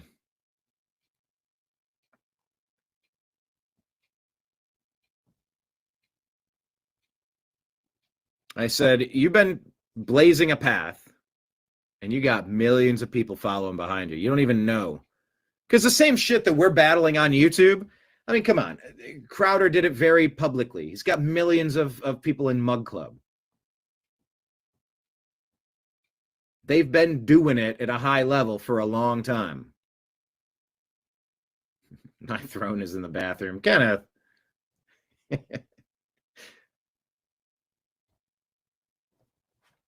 But by standing up, standing firm,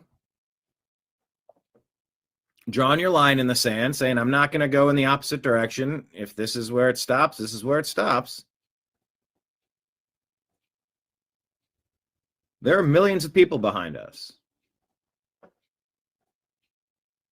You know, never underestimate that just standing up, thinking that you're battling alone. You're not. We're in this fight together. Hashtag Team Humanity. I just love that clip. Here's something I don't love. Tulsi Gabbard had to take down something really atrocious. So we're going to find the clip and let her talk in her own words. But Director of National Intelligence Tulsi Gabbard informed President Trump that her office helped take down top cartel members in Mexico, including one who was selling newborn babies and harvesting organs. This is ghastly, demonic activity, preying off of humanity.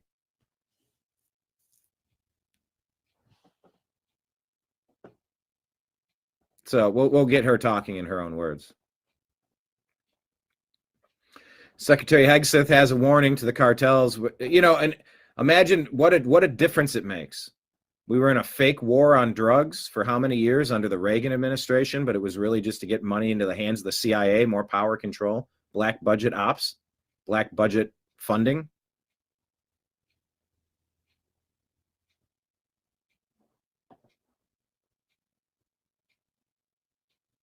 Wait, who gets their kids mixed up like you do? Did I say that?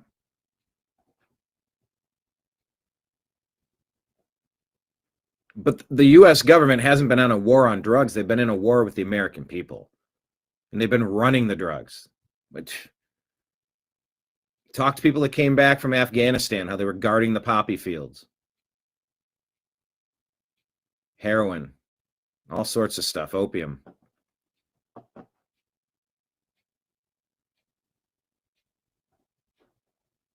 Secretary Hegseth has a deadly warning to the cartels. Message to these foreign terrorist organizations. Oh, there's music behind it. He says, we will find you, we will map your networks, we will hunt you down, and we will kill you, he says.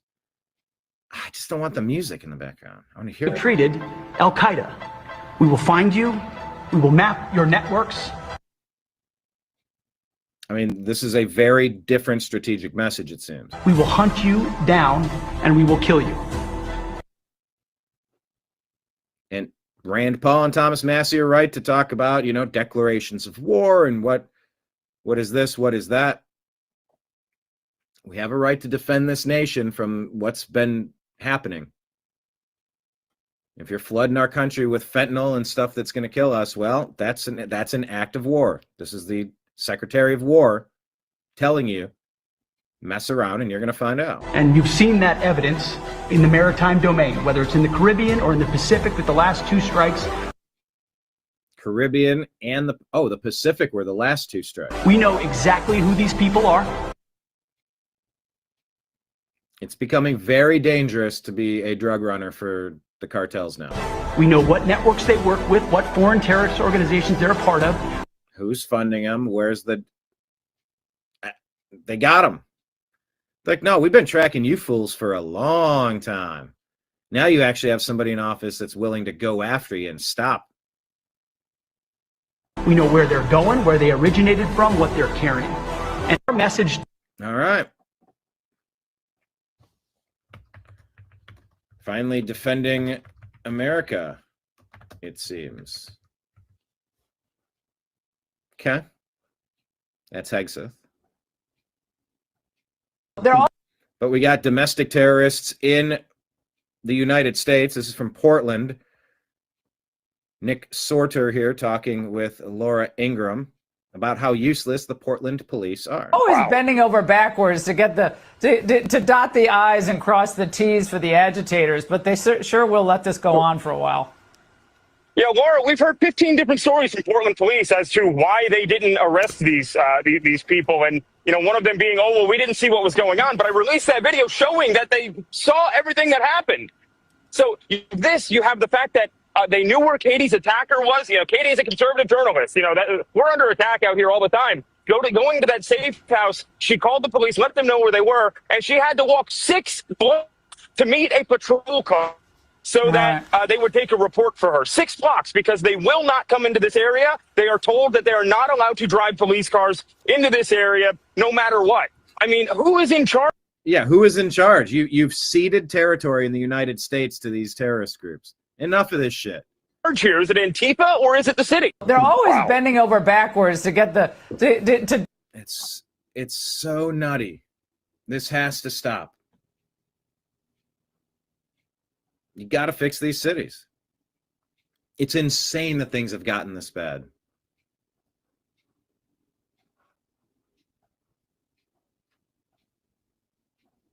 All right. Well, they're doing everything. Check this out. Pritzker. Is it JD or JB Pritzker? What's his name? Pritzker from Chicago. Check out this interaction. Think by the book. Why does Chicago have the highest murder rate of all the big cities? Well, we are not in the top 30 in terms of our murder rate. Indeed, our murder rate it has been cut in half over the last 4 years, and every year it's gone down by double digits. And if you look at all of the violent crime over the last 4 years, here's a map. They've all gone down. U.S. cities, 17.47 per 100,000 population. Chicago is number 1 over Philadelphia, Houston, Dallas, San Antonio, Phoenix, Los Angeles, New York, and San Diego. What I'm explaining to you now is you're when talking you want about to fight violent crime. Look, you can pull statistics up. No, these are murders. I'm explaining to you that our murder rate has been cut in half. And very importantly, Brett, and you got to hear this, very important. It went from twice as bad to still the worst. Congratulations. That was our comment from yesterday. It's a great comment. From twice as bad to still the worst. Congratulations. Oh, Kent, you can use statistics to prove anything. 14% of people agree with that. Certainly, we've been doing the things that are necessary to bring crime down, right? We've invested in community violence interruption. We've invested in police. Well, they're doing everything by the book. Why does Chicago have the highest murder rate of all the big cities? Well, we are not in the top 30 in terms of our murder rate. Indeed, our murder rate it has been cut in half over the last 4 years, and every year it's gone down by double digits.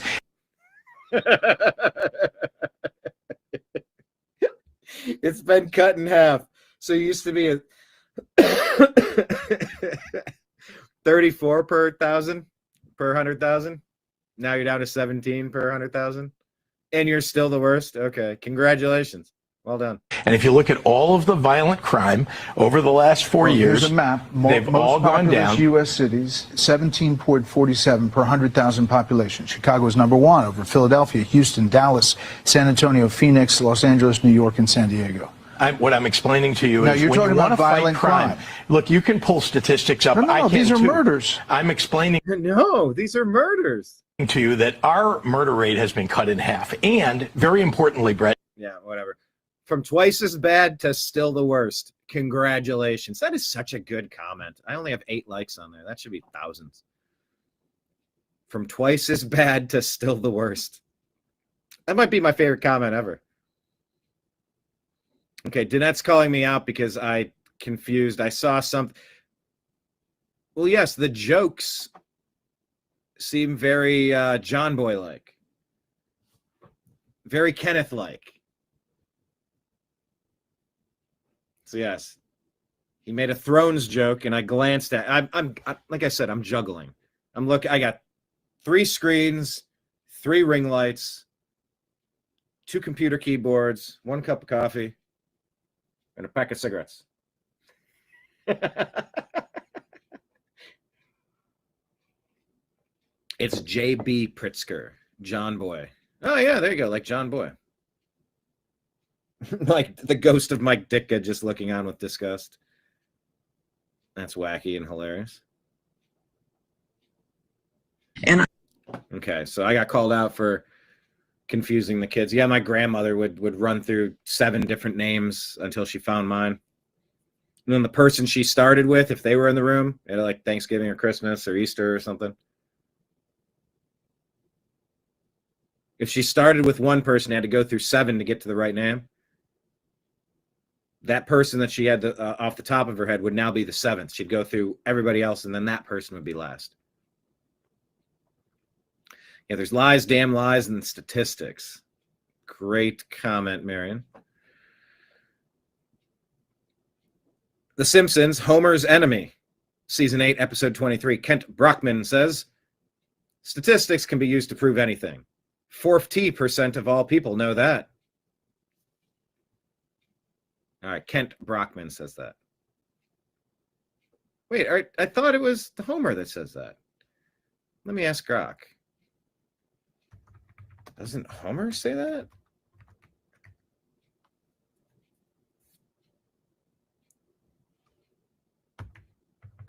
Full scene text, please.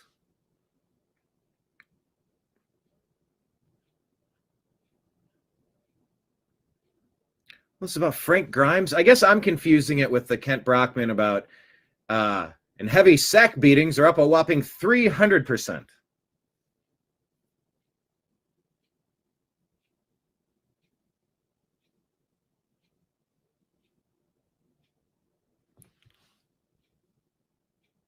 Okay. All right, this was the one with Frank Grimes. Anyway. How dare you? How dare all of you? How dare you? Here's a Portland, Oregon business owner talking to the city because it's absolutely out of control, begging for help. I've said flee blue cities, flee blue states for this reason. I have to be honest, I have never felt so unsafe in this city. A few months ago at our bar, there's a group of people that will descend. We have to shut down all the time. 45 people. 2 women in the group started breaking glass in our bar, stabbing each other. Our bartender called us. We pulled up the security cameras live. She was screaming. Blood splattered on the security cameras. The police came. No name was taken. No report. They're not even policing. This is like a horror movie. No accountability, and it's not an isolated incident. We've had people that have been 86, they come back with guns in hand, standing a foot off of our sidewalk for hours every single weekend. Every single weekend. Our staff is terrified. We've endured break-ins, vandalism. We've been held up by gunpoint, and it feels like no one is coming. That's why I said flee blue cities, flee blue states. This has to be pulled out by the root. These governments need to be replaced. They're not working for the citizens. It's like a mafia is running the city. What is a deep state Democrat mafia going to happen? How is this acceptable? We need more trained police officers. We need them, like a ton. We are small business owners. We are the heartbeat of Portland, and we are hanging on by a thread. And within weeks, all I see is the coffee shop leaving. Everybody's leaving. I'm like, where are you going? We're leaving Portland. We're out of here. This is seriously life or death. For our employees, for our customers, for my family. If my husband or one of our bartenders ends up killed, or a customer, who is going to be accountable for this? For the first time, we are seriously talking about leaving Portland, selling the building we own, a legacy we have hoped to pass to our children. But at this point, I don't even know if we could sell it. I mean, oh my God, that too. Oh,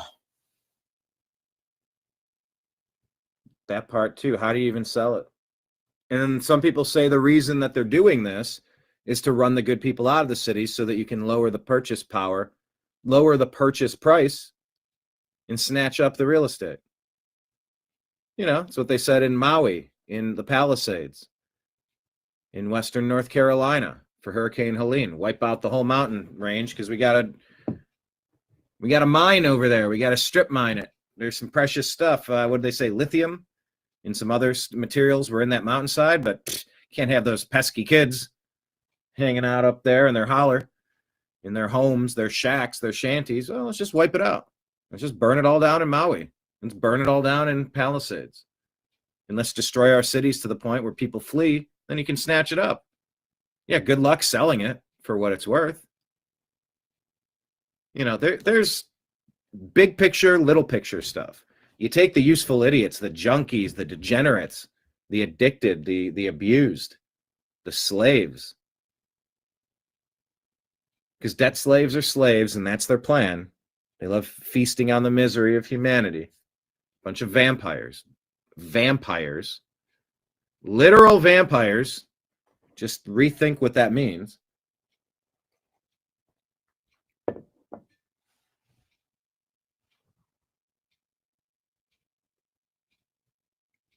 It's tough times in Portland.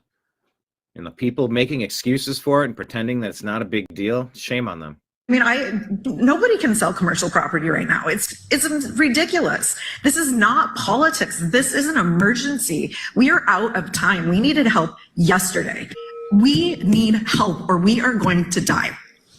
We simply don't have enough police. In the private sector, we are spending tons on private security. And if it went away, it's the equivalent to losing almost 200 officers. There is not a thriving region in this country with a dead or dying downtown. The losses are mounting. And by the way, that used to be a territory of mine. I used to work all up and down the West Coast. LA, Seattle, Portland, San Francisco. I take it personal when people are intentionally ruining our great American cities. That's what I told Jack Posobiec on Real America's Voice reporting at the Trump Bronx rally. What did I say? The great American cities are...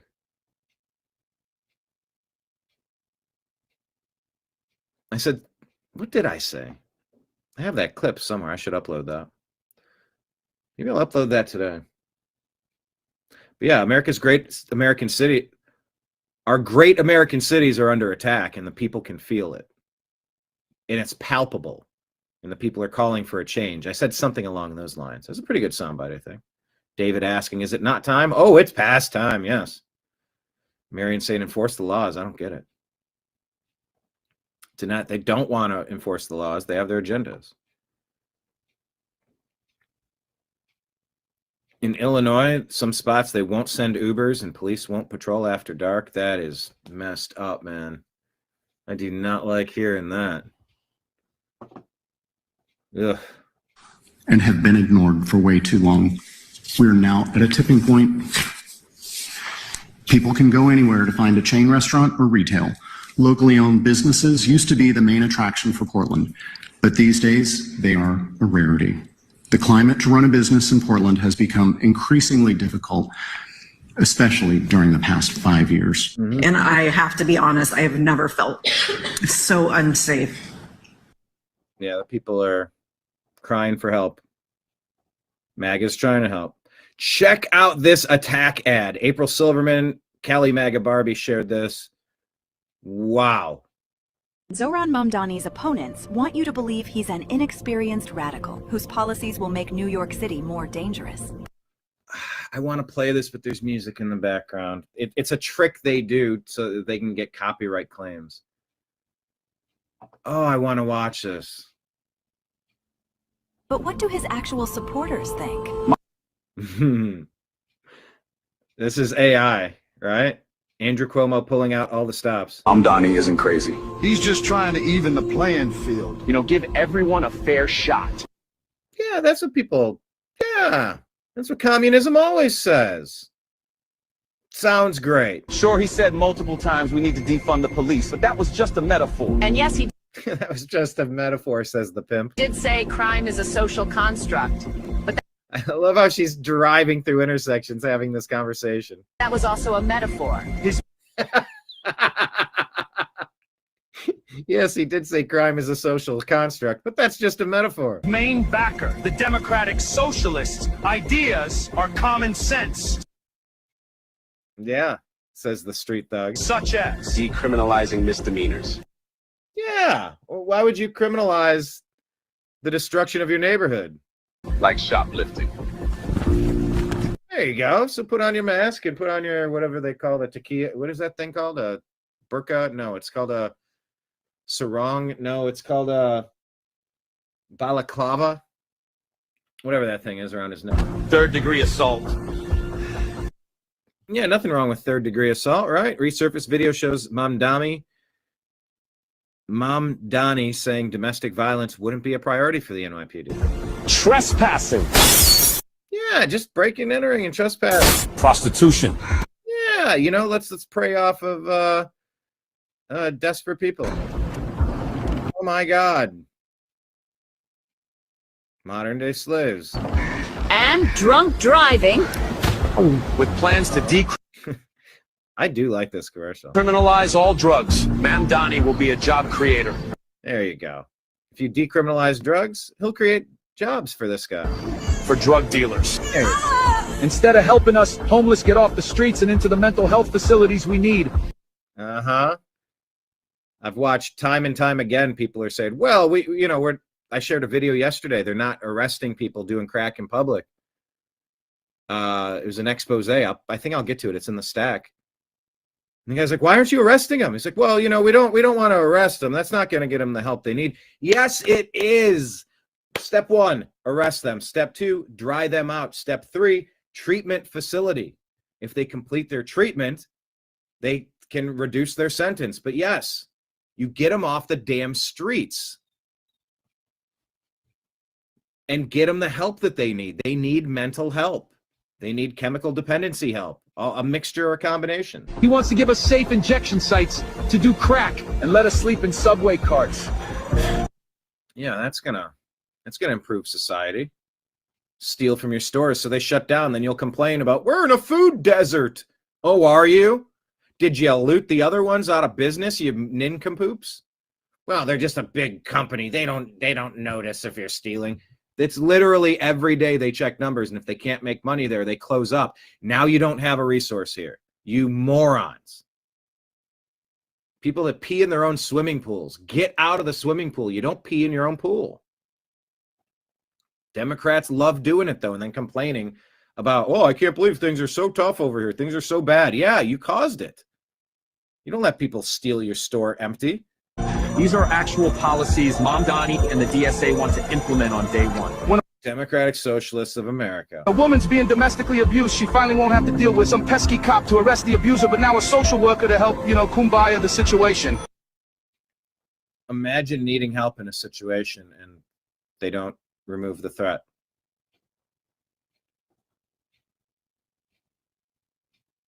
Some crisis worker.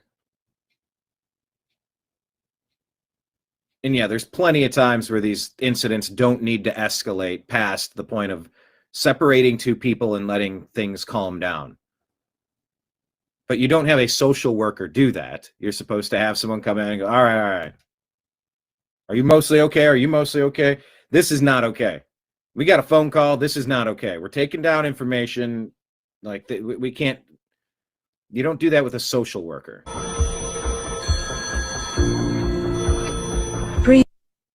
And all those reports of the trafficked humans who came into the United States, that the hotlines went unanswered. Nobody was there to man the thousands of calls for distress from these children who were asking for help. That's what the Democrats do. That's what they stand for. Breathe in, breathe out.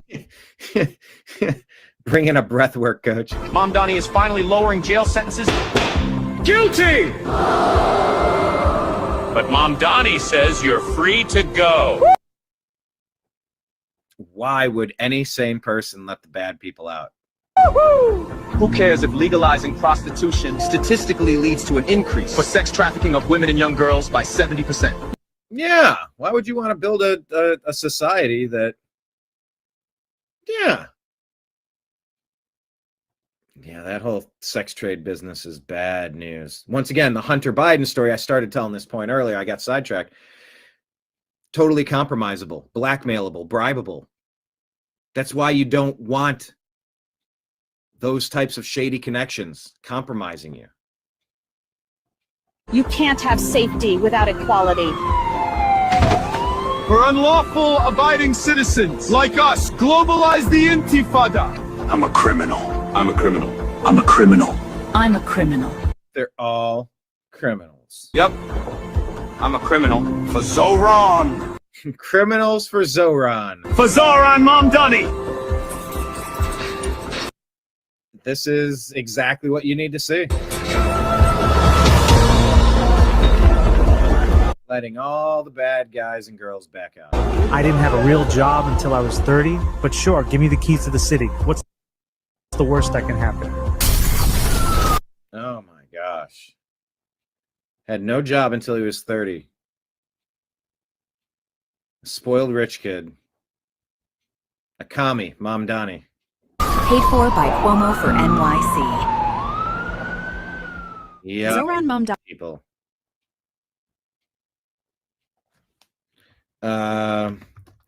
Can we all ask Cuomo to drop out and join the Sliwa campaign to defeat Mamdani? If RFK Jr. could join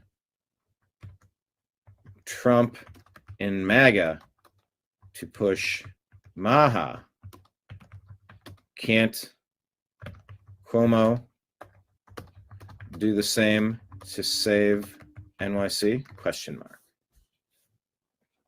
That's a great advertisement. I was just really scared about the music in the background.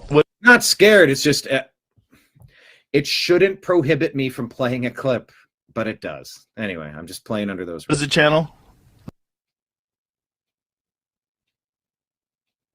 Oh, this was good. Yeah, I watched this video, and I'll play it again. This is a good man on the street interview. TheSurvivors.us.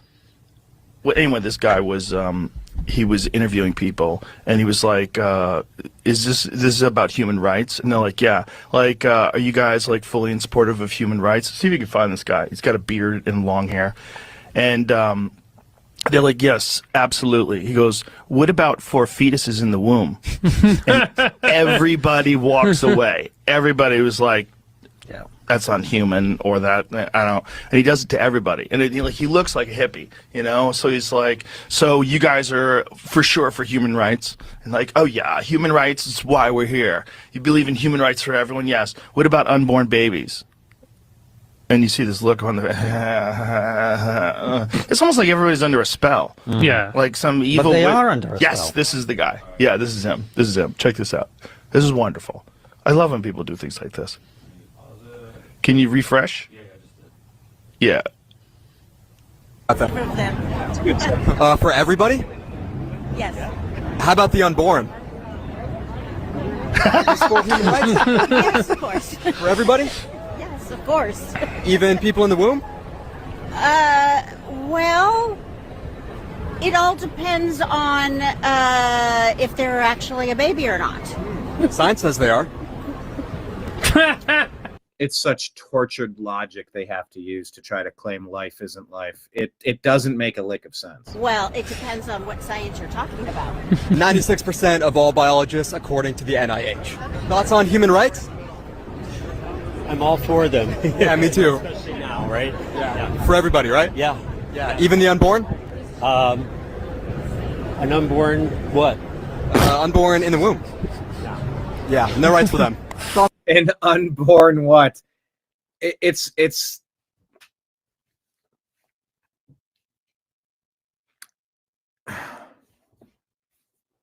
just exposes so much that's wrong with their argument. It's on human rights? That's what we're here for. For everybody, right? Yes. Including the unborn? No. Everyone has autonomy to not be killed, I think. Well, he's like nothing. And he just pulls Stop taking rights away. Get out of here. Nazi lives don't matter. It says on that guy's shirt. That's just screaming. Yeah. I've lived all these years. I've never once met a Nazi. I don't know what. Yeah, dinosaur lives don't matter. Dinosaurs. Where's the dinosaur? Nazi lives don't matter. Who's that guy? Give him some props. I don't know. The Survivors US and J Roll. He only had like a few hundred followers. And now he's at 7,000. So he's increased greatly. Follow that guy. J Roll, ROWL, John Rowell. There you go. So here's the channel. What is the channel? Thesurvivors.us. It all depends on whether they're a human or not. Or what is it? Whether they're a baby or not. It's so nutty.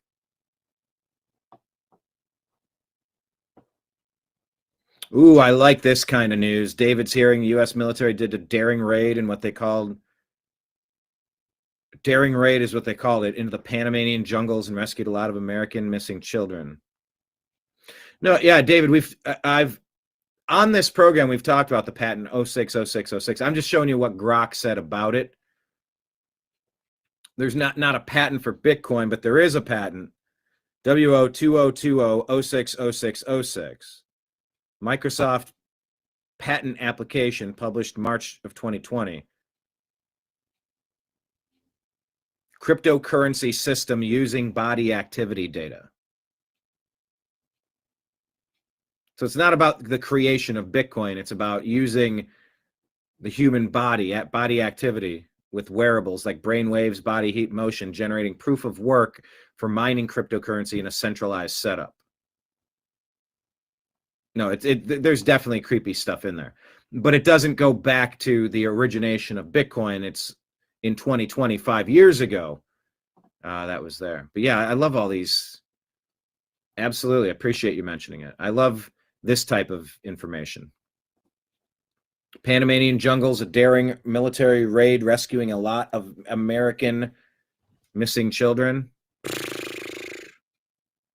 Go get them all. I mean, it's time to crush the people who are preying on the misery of humanity. That's him. J. Good work, Rowell. man. Yeah. ROWL. He only has 704 followers. That's outrageous. He's going to have a few more now. He'll have more now. That was very fun. I mean, look. That guy's nodding along. You can see he's like ready for the next yes. And then he goes, oh, no! It's so weird. That's such a good trick. It's such a good trick, but it's so weird. It's so weird to watch. This like ideological boundary. Like, nope. No nuance there. No room for nuance. And what is the channel? Thesurvivors.us. So I want to share that with you. Go follow him. Thesurvivors.us, please. Oh, I get.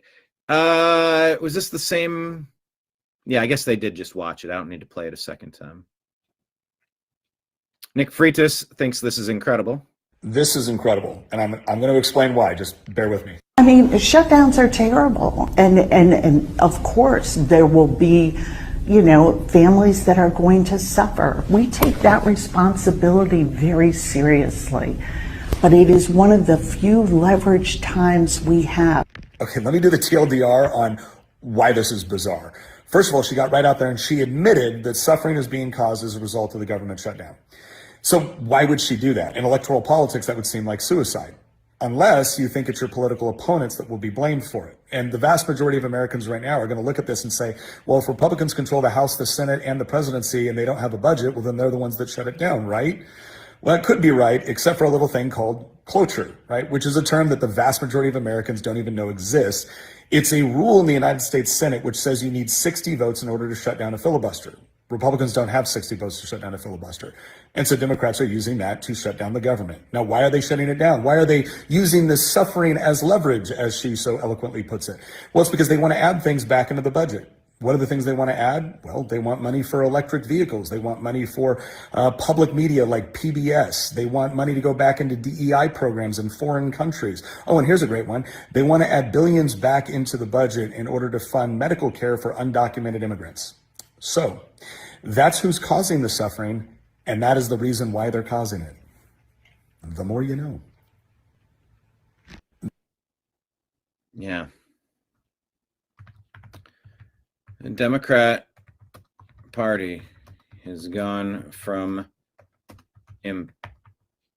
embarrassing to derelict. Shame on them. No, they're not getting those things. We don't want those things. You're not stealing those things from us. So since we're not going to budge on that, approve the budget. Move along.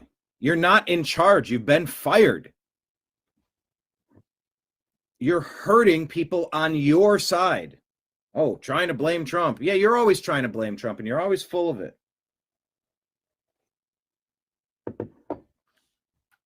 Thank you, Nick Freitas. New York City Canal Street got iced. Nick Shirley reporting. Look at this mess.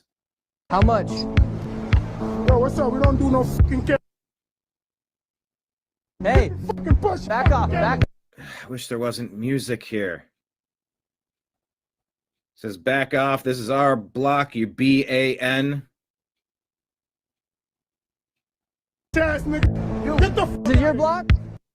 This is your block? Yeah, motherfucker. Now it shows that someone's being arrested. Is it that guy? I don't know if it's that guy. Okay, maybe it is that guy. He says, you see what happens? People come in from other countries illegally. They get mad at you on the streets of the United States. But some people don't want to be on the camera. Some people don't want to be on the camera, this dude's saying. Stuff illegally. Well, then they shouldn't be doing stuff illegally. And they shouldn't be doing stuff illegally. Hey, that's not your effing business if we do legal or illegal. Oh, really?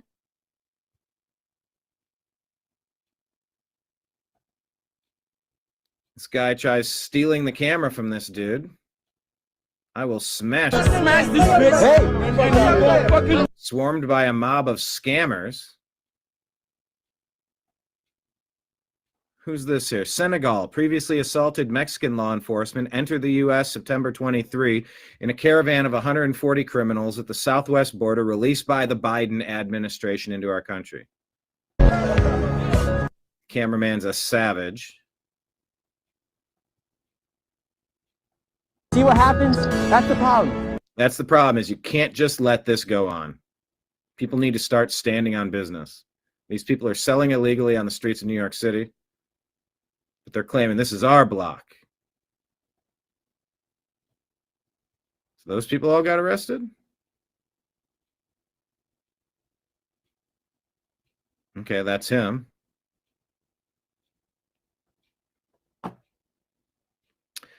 For added context, on September 7, I filmed a YouTube video showing the illegal market exploded on Canal Street. The guys in the video were selling drugs openly in the street and will most likely be deported. Now that they have been arrested, it turns out the man in the yellow jacket had his final order given in 2009, and he avoided deportation. Him and his crew have records of robbery, burglary, domestic violence, assaulting law enforcement, counterfeiting, drug trafficking, drug possession, and forgery. Why in hell would any of us want any of these bums on our streets? We don't. Get them the hell out of there. You're damn right we voted for that. No, I don't want anyone I know, anyone I love having to walk past a corner against these criminals. Goodbye, all of you.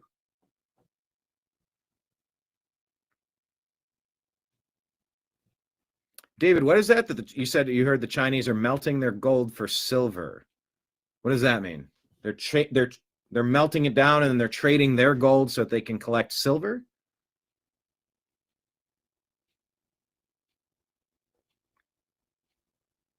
In that XRP and XLM might be two of the few standing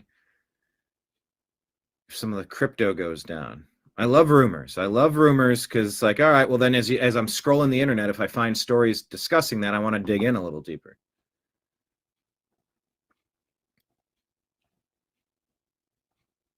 So here are the domestic terrorists in Seattle's Climate Pledge Arena. They've made an Antifa kill list. Oh, how super. It'd be a shame if somebody did something about that. Infiltrated the Seattle Anarchist Book Fair hosted by the Vera Project. They want to Anarchist Book Fair. Put our picture up there for being a fascist, and were immediately greeted by a massive... More music. Damn it. Front lines. And they're taking these pictures. It's a hit list. This image that you actually texted me over the weekend that I got to see before, you guys had made this announcement that you had infiltrated. This to me looked like a hit list, a kill list that was printed up on the wall of journalists, of conservatives that were all over the wall of this Antifa cell. Describe it for me and tell me what you learned about it. So, Jack, Carlin and I, along with citizen journalist Matthew Adams, we were in two different spots. We first started off in Oakland, and that's when they were using social media to really warn people, especially about Carlin and her presence. They knew that she could potentially infiltrate this space. Then we fly to Seattle, and that's when I see this massive board, again, at the Vera Project. It is a space within Climate Pledge Arena. This is where the Seattle Kraken play. This is where Seattle's WNBA team plays. So this is a place where you have, millions of people who visit every single year. And then in this room, as soon as we walk in, there is a massive board, so to speak, and they call it the fascist wall. My photos on it, Matthew Adams' photos on it, Carlin's photos on it. Of course, your colleague Katie Davis-Court over at Post Millennial, her photos on it, along with other Pacific Northwest and West Coast journalists. And basically, it was not just a warning to keep us out. I truly believe it was a warning to the Antifa thugs who were mingling in this room to look out for us and target us. Oh, yeah. We infiltrated the Seattle Anarchist Book Fair. That's exactly what it is. I sent this to a buddy, and he's like, yeah. I know. Who are the worst people in America? What are the worst groups? Well, she kind of calls out her own here. I never knew how racist I was until I came to Colorado. Because let me tell you how much I absolutely despise speaking with anybody who is a white savior liberal. The amount of racism I have for people of my own kind drives. And by the way, if you're racist toward everyone, you're racist to no one. And if everything's racist, nothing is racist. I mean, if we can agree that the white liberal savior is the worst group on earth, the most destructive to America, okay. So you're Clayton Bigsby. Not quite Clayton Bigsby, but you hate yourself. I guess it is Clayton Bigsby from the Chappelle Show. Anyway, I thought this is a very interesting take. Me up a motherfucking wall and is a little bit mind-blowing, to be quite fucking frank. White liberals are the worst people in all of society. They have this complex of superiority about them where they think that they are better than other people, but at the same time they think that they're lesser than other people, so they always play the victim while also saying that they're better than other people by trying to put other people on a pedestal, by trying to also tell other people that, hey, I know that I'm better than you, so I'm going to help you rise up in the ranks. And then when other people call them out for that shit, they're like, no, it's not that I think that I'm better than you, I just know that I'm better than you, so that's why I need to save you. Right? When you have a conversation with somebody who's a white savior liberal, you know exactly who I'm talking about. You get the fat white women who have the shaved slick backs with the purple hair, the septum piercing, the pedophile glasses, the gut hanging out with the crop top, and you're like, why would you ever wear that out in public? And they're like, because my body, my choice. Ooh, fat reliance, fat superiority. Oh, they them energy. You know exactly what I'm talking about. And then you get them in a conversation with somebody who happens to be like a black conservative or a person of color who's a conservative, and they're like, I need to save you because you are a lesser person than I am. Then you're like, hey, that's a really wild thing to say, because just because you're white doesn't mean that you're better than I am. And they're like, well, it's not that I'm better than you, I just know that you have years upon years upon years of oppression. They're like, hey, I'm not oppressed, I'm actually earning more money than you, I'm more successful than you, I've taken life by the horns and I've ridden it well, and I've learned my life lessons, and I've gotten to where I wanted to go, and here I am as a person of color or somebody who you're saying that I need to be lesser than you, that you need to save me, and here I am doing better at life than you are, and you still think that you're in a better position than I am in life, that you need to save me and walk me through this. Tell me how this makes sense. Tell me how this makes sense. Because it drives me fucking crazy, man. Because let me just tell you, all right, now that I'm here in Colorado, we are here for a short period of time, thank They are so destructive to everything around them. God. I'm seeing everything from Colorado on my For You page, and a lot of these conversations that I'm seeing be had between white savior liberals and people who are not white and are not liberals yeah, that's typically how the conversation goes. And I'm just so fucking sick of it. Plus, I'm just sick of not seeing aesthetically pleasing individuals. Get rid of the pedophile glasses. Come on, George Harvey, let's not do that. And the fucking shaved sides with your fucking weird, I can't do it. Stephen Pearson, I just want to pull it out of your face. I don't know. Call me hateful. I am. I hate every single white savior liberal. I fucking hate you guys. Call me a racist against white liberals because I am. Am I racist against any other race? No. White liberals, I hate you all. I never knew how racist I was until I came to Colorado. Because It's just, it's such an interesting take. It's about time I heard, it's a very interesting take. I'm glad I took this one in. Yeah, for years, decades. You know, it's that specter of being called a name. Well, you don't want to be racist. It's like, well, what if the race you hate the most is your own race? The ones that think they're better than you and push these wacky left-wing ideologies that we don't want. We've rejected. We've fired these people. We don't want that representing us. That is such a game changer. If someone calls you racist, you go, explain how I could be racist when the race that I hate the most is the white savior liberals. Like the number one group that I can't stand, the most destructive to this country, are the white savior liberals. So if I hate them the most, I couldn't possibly hate anything more than that. So your accusation is incorrect. I hate people that look like me the most because they're the most destructive. Malcolm X said the white liberal is the most dangerous group in America. I think he knew what he was talking about on that particular point. Am I following this person? Okay, I think I did just click follow. I forget to follow new accounts.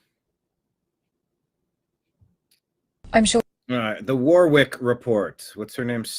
Jade Warwick. we've all seen this horrific video by now. Oh, yeah. Makes an illegal move and wipes out a family.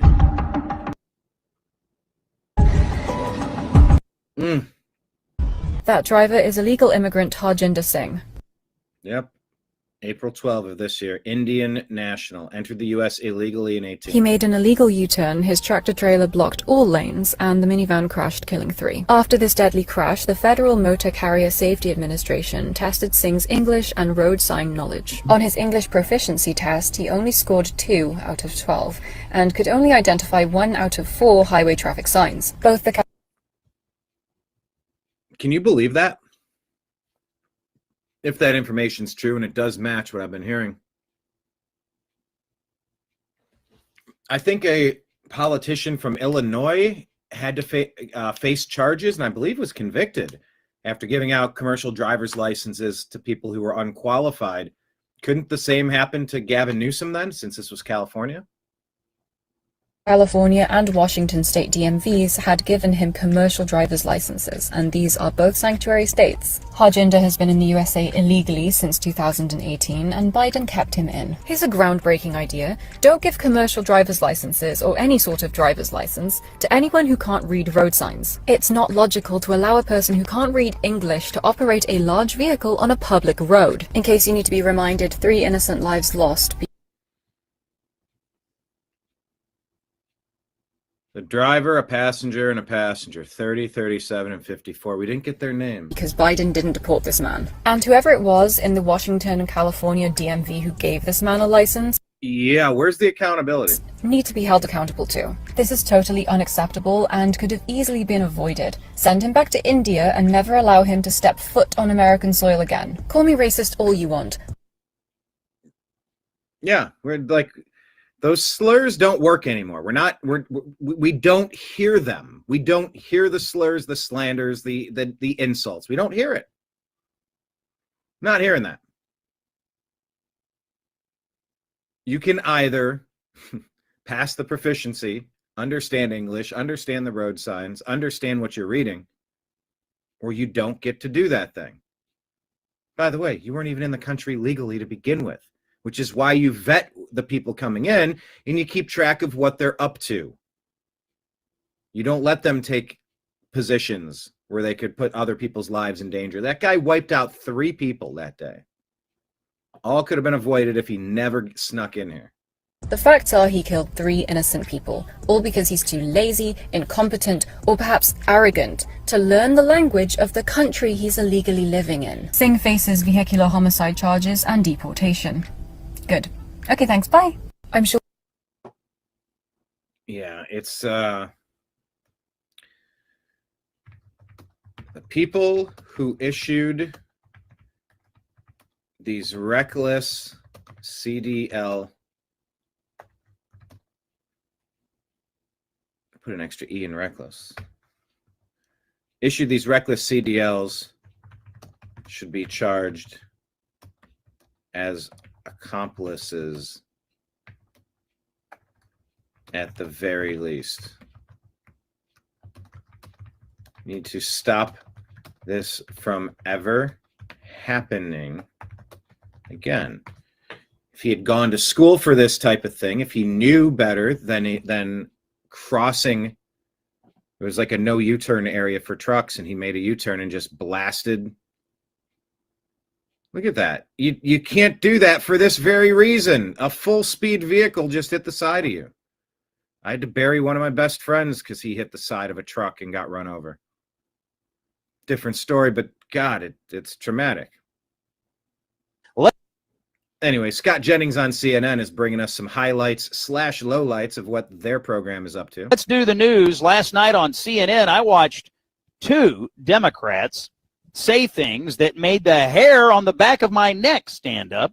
Let me start with the state rep from Texas. Her name is Yolanda Jones, and she's also running for the U.S. Congress. Listen to this. No, it absolutely doesn't work. I'm from the hood, okay? So when a bully comes, like, if there are no rules, you literally have to figure it out. So Donald Trump has changed things, and people trying to do what's always been done is not going to work. And I think that's why Democrats are losing black people. That's why they're losing poor people, because poor people, all they want is for us to fight. So if you hit me in my face, I'm not going to punch you back in your face. I'm going to go across your neck, because we can go back and forth fighting in each other's faces. You've got to hit hard enough where they won't come back. A Democrat went on CNN last night and said she wants to cut the throats of Republicans. She actually made the neck slashing gesture on the air. On the air! Brings a whole new meaning to cutthroat politics, I guess. And then at 10 o'clock, I see Democratic Congresswoman Sarah Jacobs from California. She's asked about this guy in Maine, Graham Plattner, the Democrat running for the U.S. Senate there, who has literal Nazi tattoos on his chest. Is this disqualifying? Should he drop out? Listen to Democrat Sarah Jacobs. But you think he should leave the race? Look, I don't know. The honest answer is I'm not in Maine. I don't know. I'm not in Maine. Are only people from Maine able to discern whether it's disqualifying to have Nazi tattoos? I was listening to Adam Carolla yesterday, day before. And he was going on a rant about, like, you know, how a lot of conversations like, well, as a woman of color, well, as this, well, as a Asian, this and that, or, you know, as a member of the LGBT community, he's like, no. They'll say things like, well, you're not even a member of that group. How can you can't have an opinion on it? He's like, I have an opinion on everything. He's like, I'm not an astronaut, but I have an opinion on NASA. I'm not a, I forget what examples he said. He gave some pretty good examples, but he's like, no, screw you. I'm not limiting. I have thoughts. I have opinions on everything. I've observed a million things that I'm going to have a million opinions on. That's what I do, is I have opinions, and you're not going to try to stop me from having an opinion. No, thanks. I'm not signing up for that. And run for the U.S. Senate. Here's more of Sarah Jacobs. Now, I also believe that people can grow and believe in second chances, and I look forward to hearing what he has to say to really atone and amend for this. Well, the Nazis can grow, says Sarah Jacobs. They could grow. They could grow in their Nazi hood, I guess. I don't know. Look at the polling in Maine. This is a Democratic primary for U.S. Senate. University of New Hampshire releases a poll here showing Plattner, the Nazi tattoo guy, ahead of the governor Mills by 34 points, 58-24. Democrats are embracing a man with Nazi tattoos on his chest who's previously declared himself an Antifa super soldier on social media and who has apparently, according to some evidence, provided weapons training to a left-wing paramilitary group. And he's running 30 points ahead of the sitting governor. And on CNN last night, we've got the Texas neck slasher on one show and the Nazi coddler, Sarah Jacobs, on the other. The left has gone crazy. They have gone plumb crazy. Yeah, that party needs an enema. Nick Sorter here takes advantage. Cool. So we're actually allowed to use the sidewalk for once time. Look at this. Sidewalk was removed, and now sidewalk's full of supplies. Leftist militants distracted by yelling at each other, so they walked through their newly rebuilt camp outside of ICE Portland. Thousands of dollars of supplies, food, and equipment, including gas masks, nicely organized in bins. The city pretended to make them leave, but allowed them to put all their stuff in a storage unit directly behind the sidewalk so they could rebuild 1 hour later. It's an absolute joke, way past time that we find out who's paying for all this. Look at this.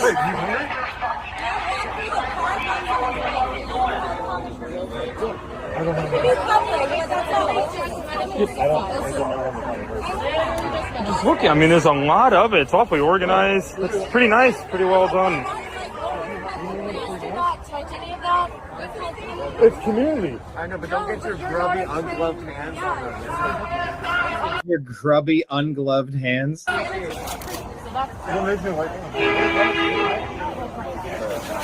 Anyway, people in the comments are wondering how much the city of Portland is actually involved in this. I don't know. I found this interesting. I saw this. What's this? Is this the actress's name? What is her name? Jamil. I don't know if you're aware of this. Romesh Ranganathan was interviewing her. She was on The Good Place, or The Good Place. She's describing how things are changing. You used to hear how the newspapers were being written at a 5th grade level.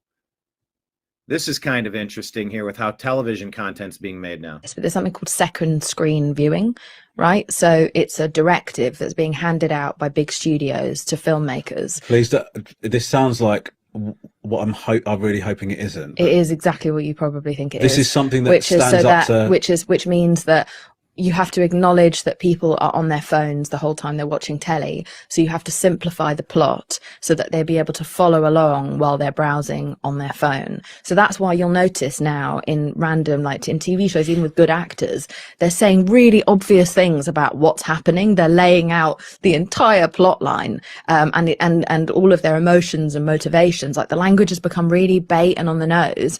And that's because they're being told, the writers, that they have to write in a way that someone can carry on with doom scrolling or shopping online while following it in the background. So nothing can be too complex, nothing can be too high end. It has to be like we are purposefully dumbing down content, and that is leading to a less nuanced, less interesting, less thoughtful society. I don't know if you're...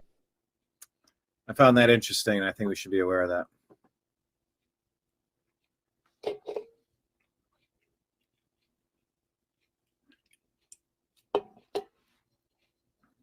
Have you noticed what she's talking about? Have you felt like you've been watching content that feels pretty dumbed down, like it was built for secondary viewing, second screen viewing? ICE put this out, Department of Homeland Security.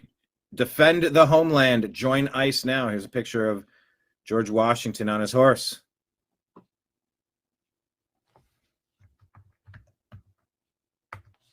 Pretty solid.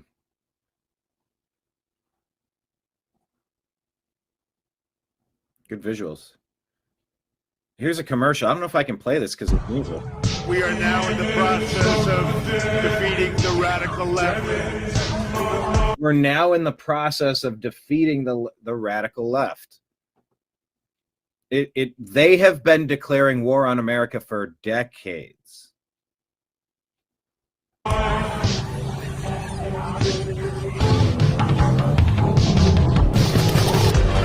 Okay, there's too much music. I can't play.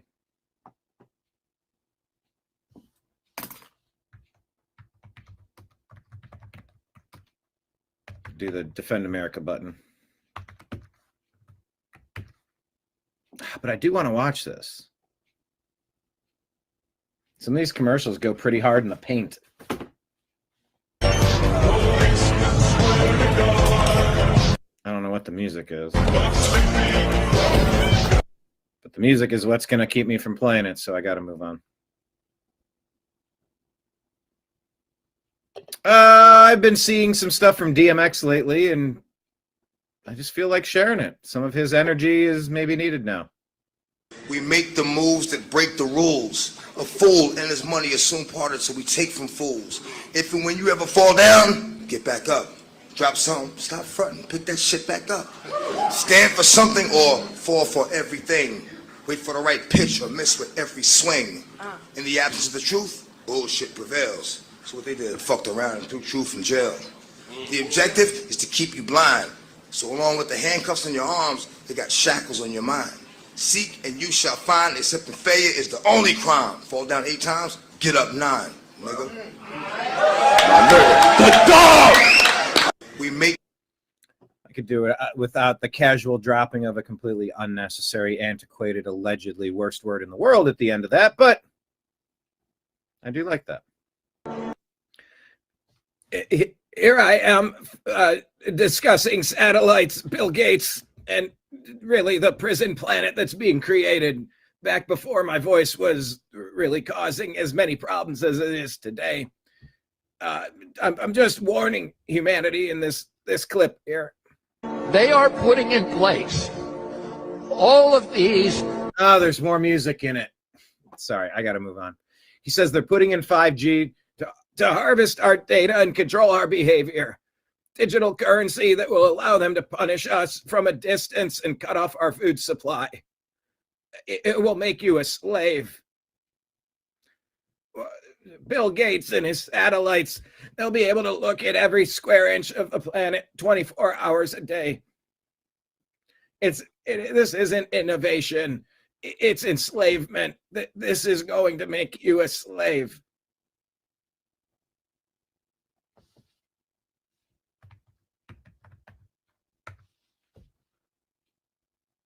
Anyway, tried to play it, but there's music. What do the Hodge twins have here? What was this? This is about the Bible here. If you Oh, okay, so he's a street preacher, and he's preaching the Bible. don't have any questions regarding the Bible, get down the street. What the Bible, man? I'm from the Turtle This is Clan. Job 9:24. There's music. Job. And he pulls out a gun on this guy. Okay, this is a street. There's music.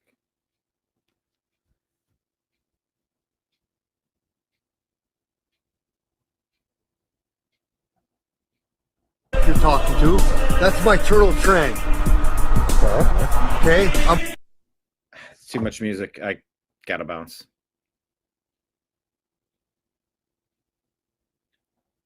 I can't. This is about the Bible either. I want to forward through and see where this goes, but I can't play it because of the music. I'm sorry, guys. This is stupid that YouTube makes me do it this way. All right, Tulsi Gabbard. Another one of the best things that's happened to the Trump administration. She's providing an update on some of the most demonic things that you'll ever hear of. Take a listen. Tulsi Gabbard here. Terrorism Center supported through actionable intelligence to both U.S. law enforcement as well as Mexican law enforcement the arrest of a... There's more music. God, I hate that Google is making me not play music because they'll slap a copyright on it and cause problems. This is how content is shared. Just put an advertisement to whatever. They're plinking 4 piano notes in 60 seconds and they're calling it a song. Let me pull it up on X. Get off of YouTube. Or Instagram, rather.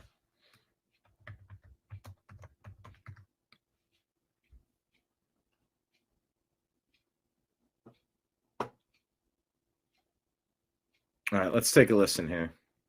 Because this is a big story. Mr. President, under your leadership, for the first time, there is a newly created National Intelligence Fusion Cell at the Office of the Director of National Intelligence, National Counterterrorism, that has a very simple purpose: to make sure that we have two-way intelligence sharing of actionable information between the intelligence community and law enforcement. And I'll say the last example I'll share is probably the most insidious, was providing intelligence to the Mexican law enforcement that led to the arrest of a CJNG cartel-affiliated baby trafficker called La Diabla. The devil. Her whole money-making operation was centered around luring pregnant women, performing illegal C-sections, harvesting organs, and selling newborn babies. Mr. President, it's your leadership that has made all of this possible. I hope you caught that.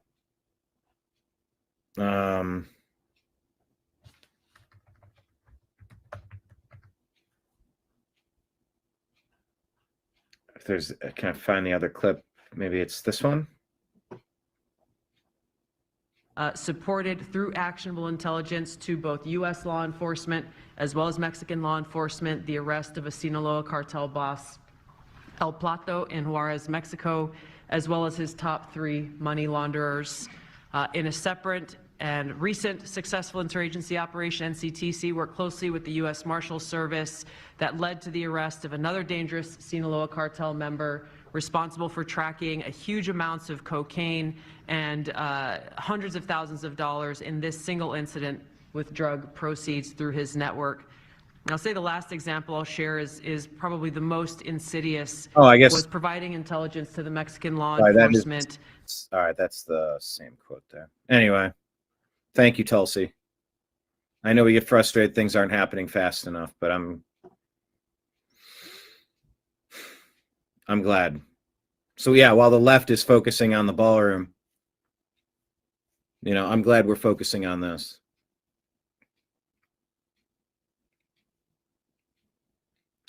Oh yeah, Planned Parenthood isn't selling parts as much as these days, but the black market still is.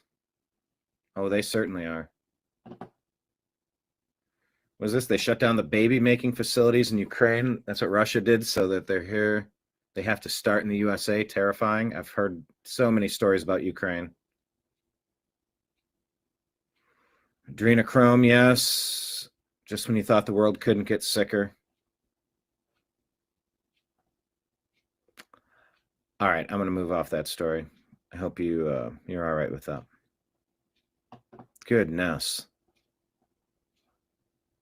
That's why you don't support human trafficking, by the way. Christopher Hitchens warned in 2009 what he's about to say here. This is very urgent business, ladies and gentlemen. I beseech you. Resist it while you still can, and before the right to complain is taken away from you, which will be the next thing. And that's happening all across Europe. You will be told you can't complain because you're Islamophobic. Mm-hmm. The term is already being introduced into the culture as if it was an accusation of race hatred, for example, or bigotry, whereas it's only the objection to the preachings of a very extreme and absolutist religion. Watch out for these symptoms. They are not the symptoms of surrender, very often ecumenically offered to you by men of God in other robes, Christian and Jewish and smarmy ecumenical. These are the ones who hold open the gates for the barbarians. The barbarians never take a city till someone holds the gates open for them. And it's your own preachers who will do it for you, and your own multicultural authorities who will do it for you. Resist it while you can. And if you wonder what will happen if you don't, look and see how a cricket team in Middlesex in England had to change its name by force last week, because it was called, and had been for years, the Middlesex Crusaders. Look and see. The Crusaders. The Crusaders pushed back the last Islamic global caliphate. You were probably taught that Crusaders were bad because Christians are bad and white people are bad and Europe was bad. Wasn't that the gist of what your teachers told you? That's what they were pushing on me. The Crusades were pushing back against the Islamic invasion that was trying to take over the entire globe. They resisted. They defended their nations and their people. And unfortunately, in a lot of ways, figuratively and literally, we're back to that again. See, Europe is back to that. The whole globe is back to this again. our stories about little pigs can't be taught to children in English schools anymore, lest offense be taken by the religion of peace. Oh, yeah, that's a phrase you never need to use. The religion created by a warlord claims the phrase religion of peace. Patriot Act is very patriotic, isn't it? Aren't you a patriot? Don't you want to be spied upon? It's opposite day, right? It's opposite day. Resist it while you can. Christopher Hitchens, everybody. Do you agree or disagree with Christopher Hitchens? Here's a good question. Do you agree or disagree with Christopher Hitchens?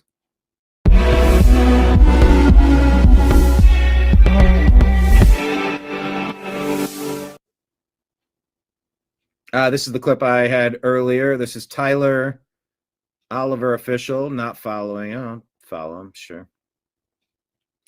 He says he exposed the most corrupt cop in Detroit, impeding sidewalk traffic. It's public property. You can stand here as long as you'd like. Most of these homeless drug addicts impede those sidewalks, sleeping on them. Crap officers destroy the profession. Smoking crack against the law here? Yeah. It is. You have your ID on you, and you're under investigation. I'm under investigation? Yeah. Not the crackheads? That's me under investigation by the Detroit PD. You got a lot of music again. Interviewing drug addicts out.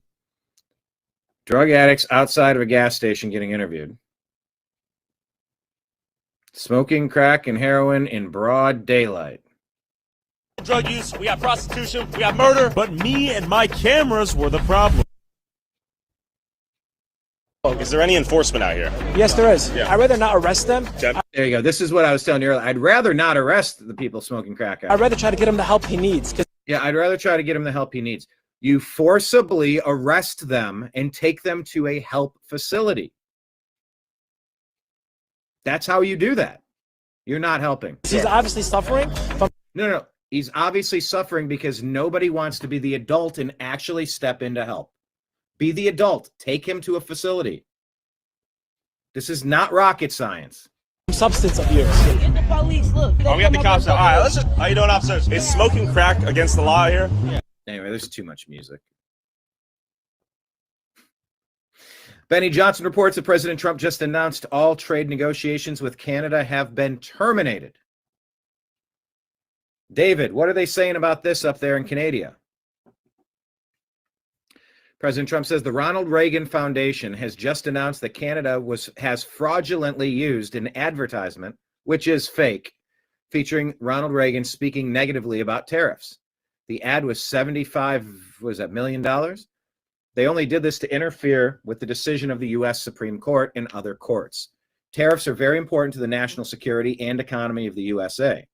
Based on their egregious behavior, all trade negotiations with Canada are hereby terminated. Thank you for your attention to this matter.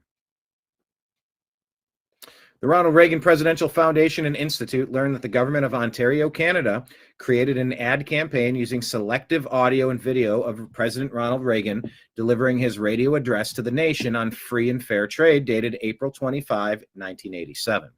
The ad misrepresents the presidential radio address, and the government of Ontario did not seek nor receive permission to use and edit the remarks. The Ronald Reagan Presidential Foundation and Institute is reviewing its legal options in this matter. We encourage you to watch President Reagan's unedited video on our YouTube channel. Find out, Canada.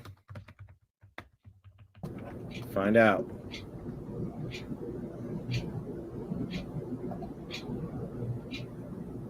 Zach talking about Trump derangement syndrome. Do you have people in your life like this? Trump derangement syndrome truly needs... Hey, everybody. We are going to wind this down. Thank you for watching. We'll be back tomorrow at noon on the TNAM Daily Show. Thank you so much. Hit subscribe. Rumble Rants. YouTube Super Chats. And our tip jar scrolling at the bottom of the screen. Appreciate you. I love you. And we'll talk to you again tomorrow. Thank you, everybody. Take care. Peace.